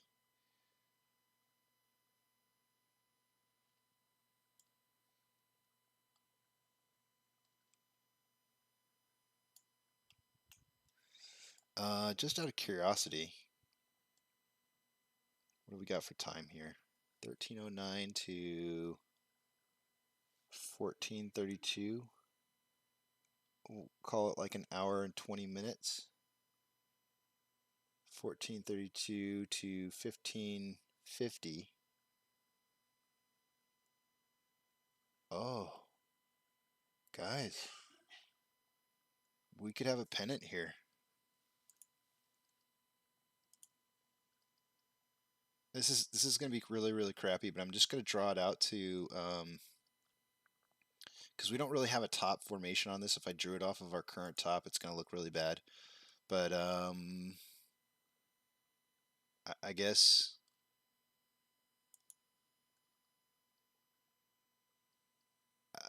this is the pennant formation. No, that's not how you would draw it. I think it's supposed to be up here.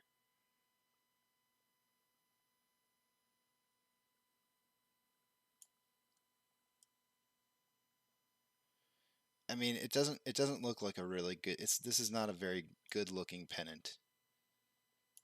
But if it breaks out at 1550 or the rate thereabouts, I'm gonna draw a box on the time if we see a breakout before or inside this box, it's gonna be a much smaller box than we're used to seeing. I'll take it up to 1555. This could be a pennant. I know it doesn't really look like it, but the further out I zoom, the more it's going to look like one.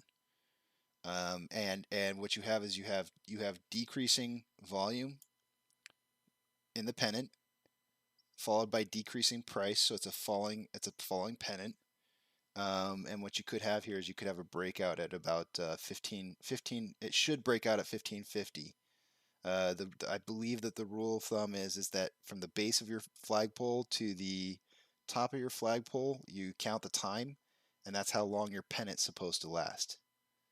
The pennant should break out around the same amount of time and length as the flagpole itself, and that would be at 1550. So let's look out for a. Yeah, these dark pools are killing us. This is why we need Gary Gensler in there. Oh shoot, I forgot I had him in here. Gary Gensler is looking at it. He's going away because he's not really looking at it. Gary's got his eyes open, but he's really sleeping. It's that old man's joke. Are you sleeping, Grandpa? Oh, I'm just resting my eyes.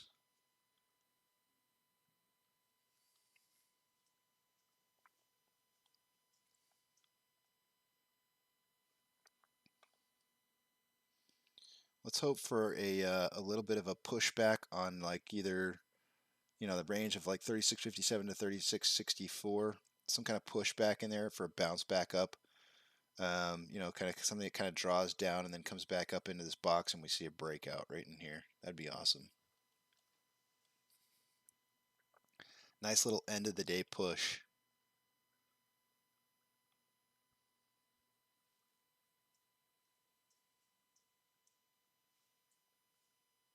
Yeah, Stonko Tracker's broken.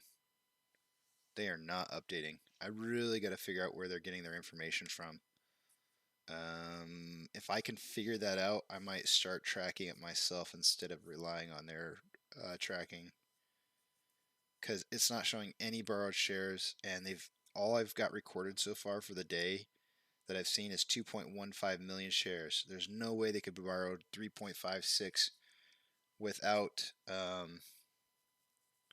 without us having seen it on Stonko Tracker, and it's just not showing up there. The most I had was 2.15.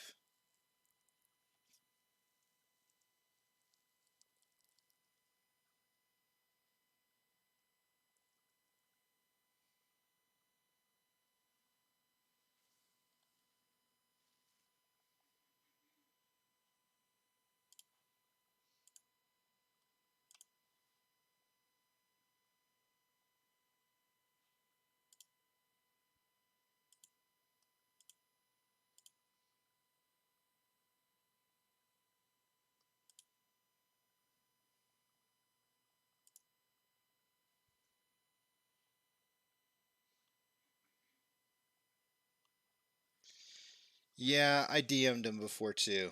When I had that interview with True Demon, when after that interview happened, I made the recommendation that instead of having to track short exempt volume, that we contact the owner of the website and ask them to add in the short exempt volume, which they did. He did it that weekend for me, and it was great. It was amazing. I loved it. It was really cool that he went that far. I've since DM'd him and not received any response because I had a question. Thanks, AP. I'm back. What should I do with my extra $37 that I have? You know where to put it.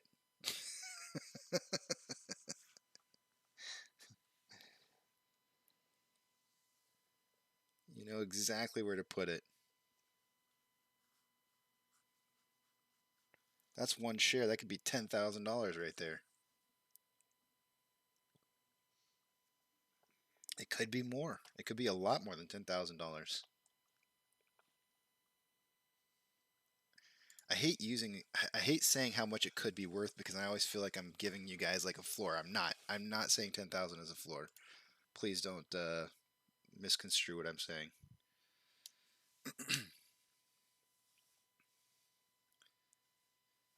So yeah, Jason, I DM'd him and asked him. The reason I asked him a question the last time I contacted him, what I noticed is on my stats page, which I'll take you back over to real quick. If you'll notice here, right next to my finger, right here, the dark pools. This is pulled from ChartExchange.com, and it always reports about 4 to 5% lower than what Stonko reports the next day. And there's always that 4 to 5% difference. And so I wanted to contact him to ask him about, you know, which markets he's pulling his dark pools from to see, because I'm sure basically what it is I'm sure there's another market in here, maybe like the NYSE ARCA, or I don't know what it is. There's probably another exchange that he's counting as part of the dark pools, which is cool. I just wanted to know what it was so that I could kind of figure out what he's going to report the next day so we can kind of get the same information. But anyways, that's I never got a response back, just zero response, which was very unlike him compared to what, you know, my original experience. Yeah, something is wrong with that site right now. I think there's definitely something going on there.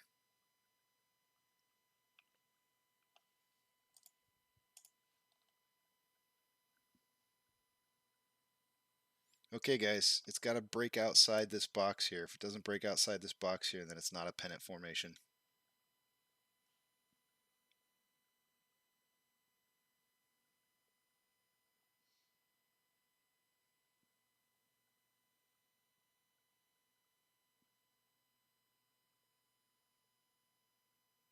I actually have it up to 1055, so it's actually a little bit larger of a box than it should be.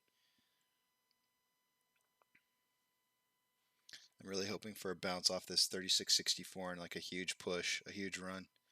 Although I'm not seeing it in the bid order. The bid order is dry. Like a popcorn fart.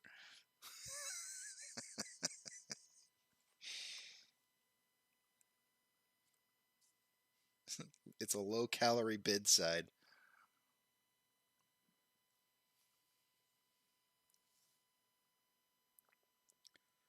I can't wait to shave this beard off. I really can't. We need to hit 90 bucks. I'm shaving it at 90. I don't care. I don't care if it's not the first or the beginning of the MOASS. At 90 bucks the beard comes off. I'm calling it. 90 bucks will be the start of the squeeze. Not the start, but the big portion, or where the margin calls, I think, will probably start happening. So 90 bucks I shave.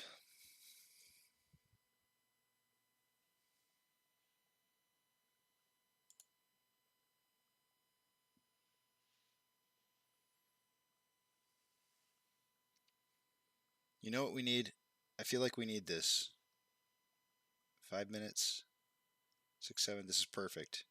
This is going to lead me into the exit of the show today, guys. I'm feeling this. I'm feeling this big time.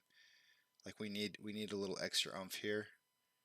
And if there's two things that I know that give us a little extra oomph towards the end of the day, then the first one is this.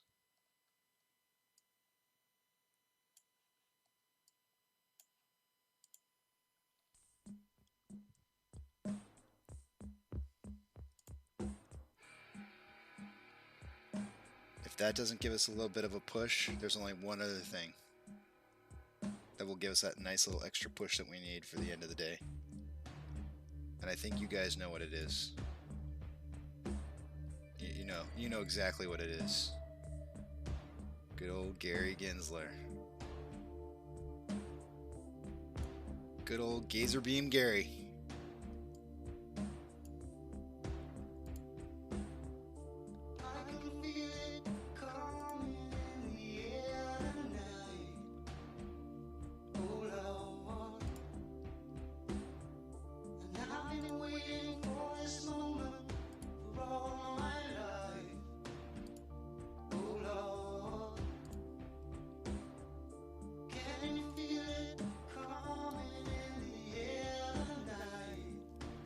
Come on, Gary, push it.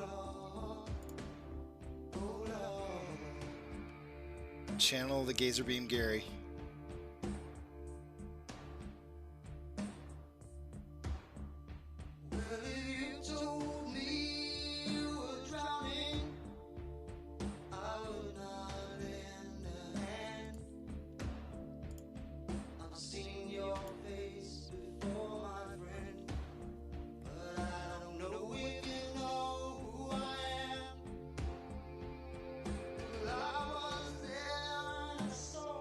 JP, it is through the roof. That's what's up with it.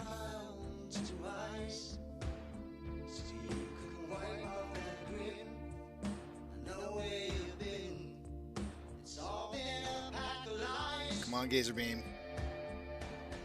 Come on, push it.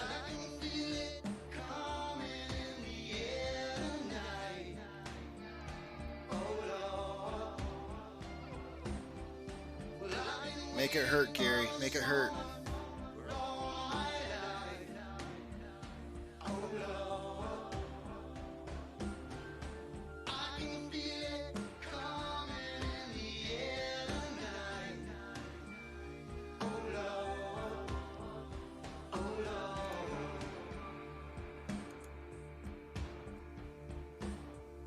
Yeah, you guys watch tomorrow.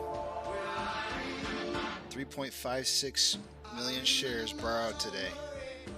I remember.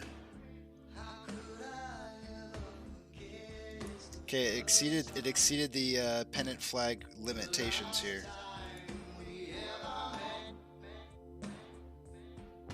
Gary needs to push harder.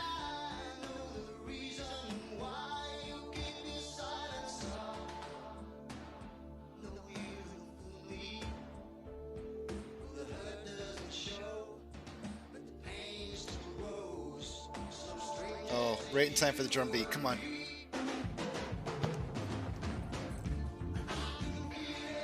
Come on. Let's go. Push it, Gary. Push it.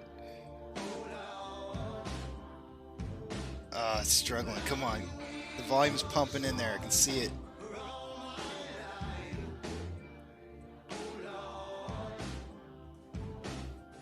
There we go. There we go. We got that boom candle.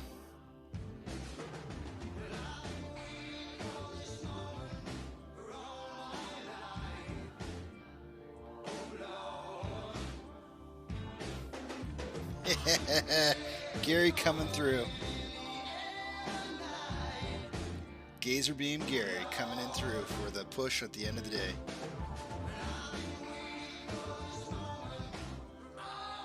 Come on, Gary. Come on, man. I need some more out of you, Gary.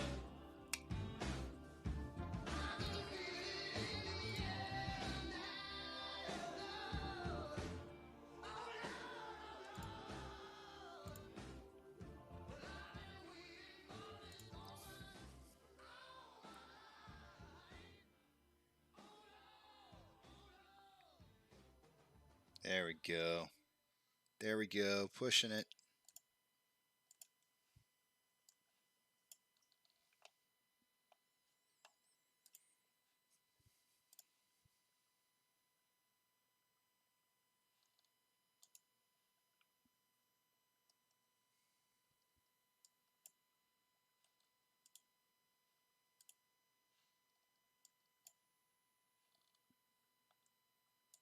This is the way to finish out the day, guys. This is a good push. Nice and strong. Trust the Gary.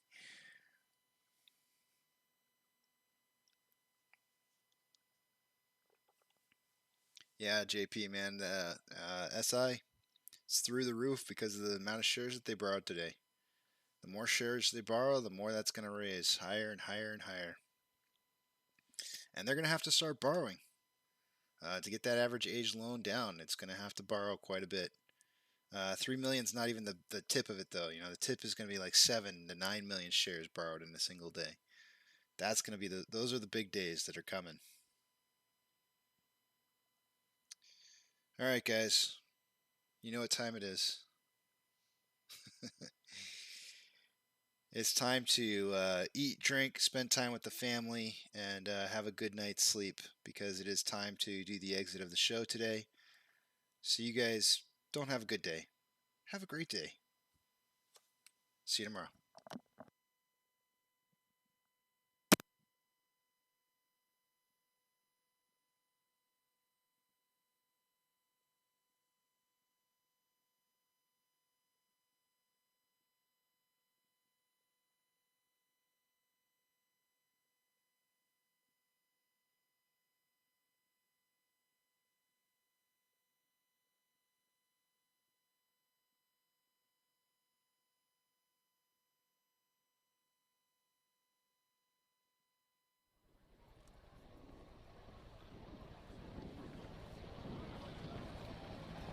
T-minus 90 seconds and counting. All systems are go. We're about 90 seconds from the launch of Space Shuttle Discovery.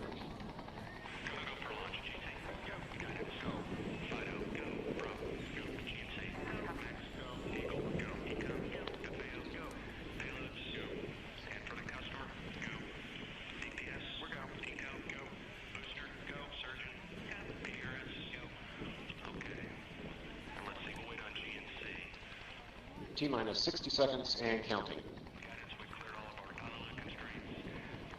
We are transferring to orbiter internal power at this time. Discovery is now running off its 3 onboard fuel cells.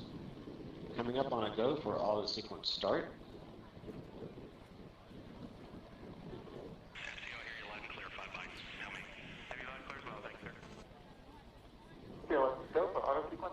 And we have a go for auto sequence start.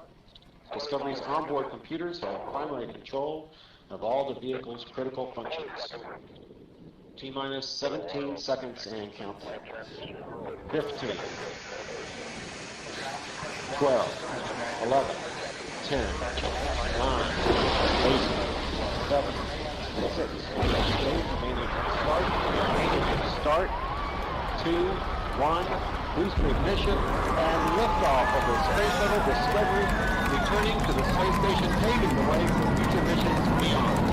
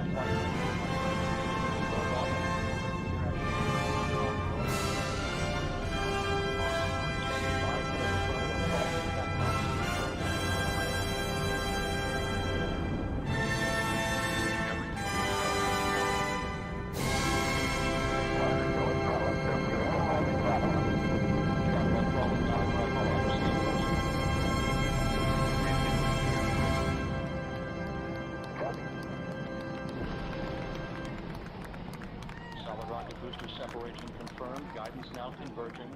Discovery's onboard computers commanding the main engine nozzles to swivel, aiming the shuttle for its precise target in space for main engine cutoff. Should have a good forward leg now and S10. Okay, you sound good.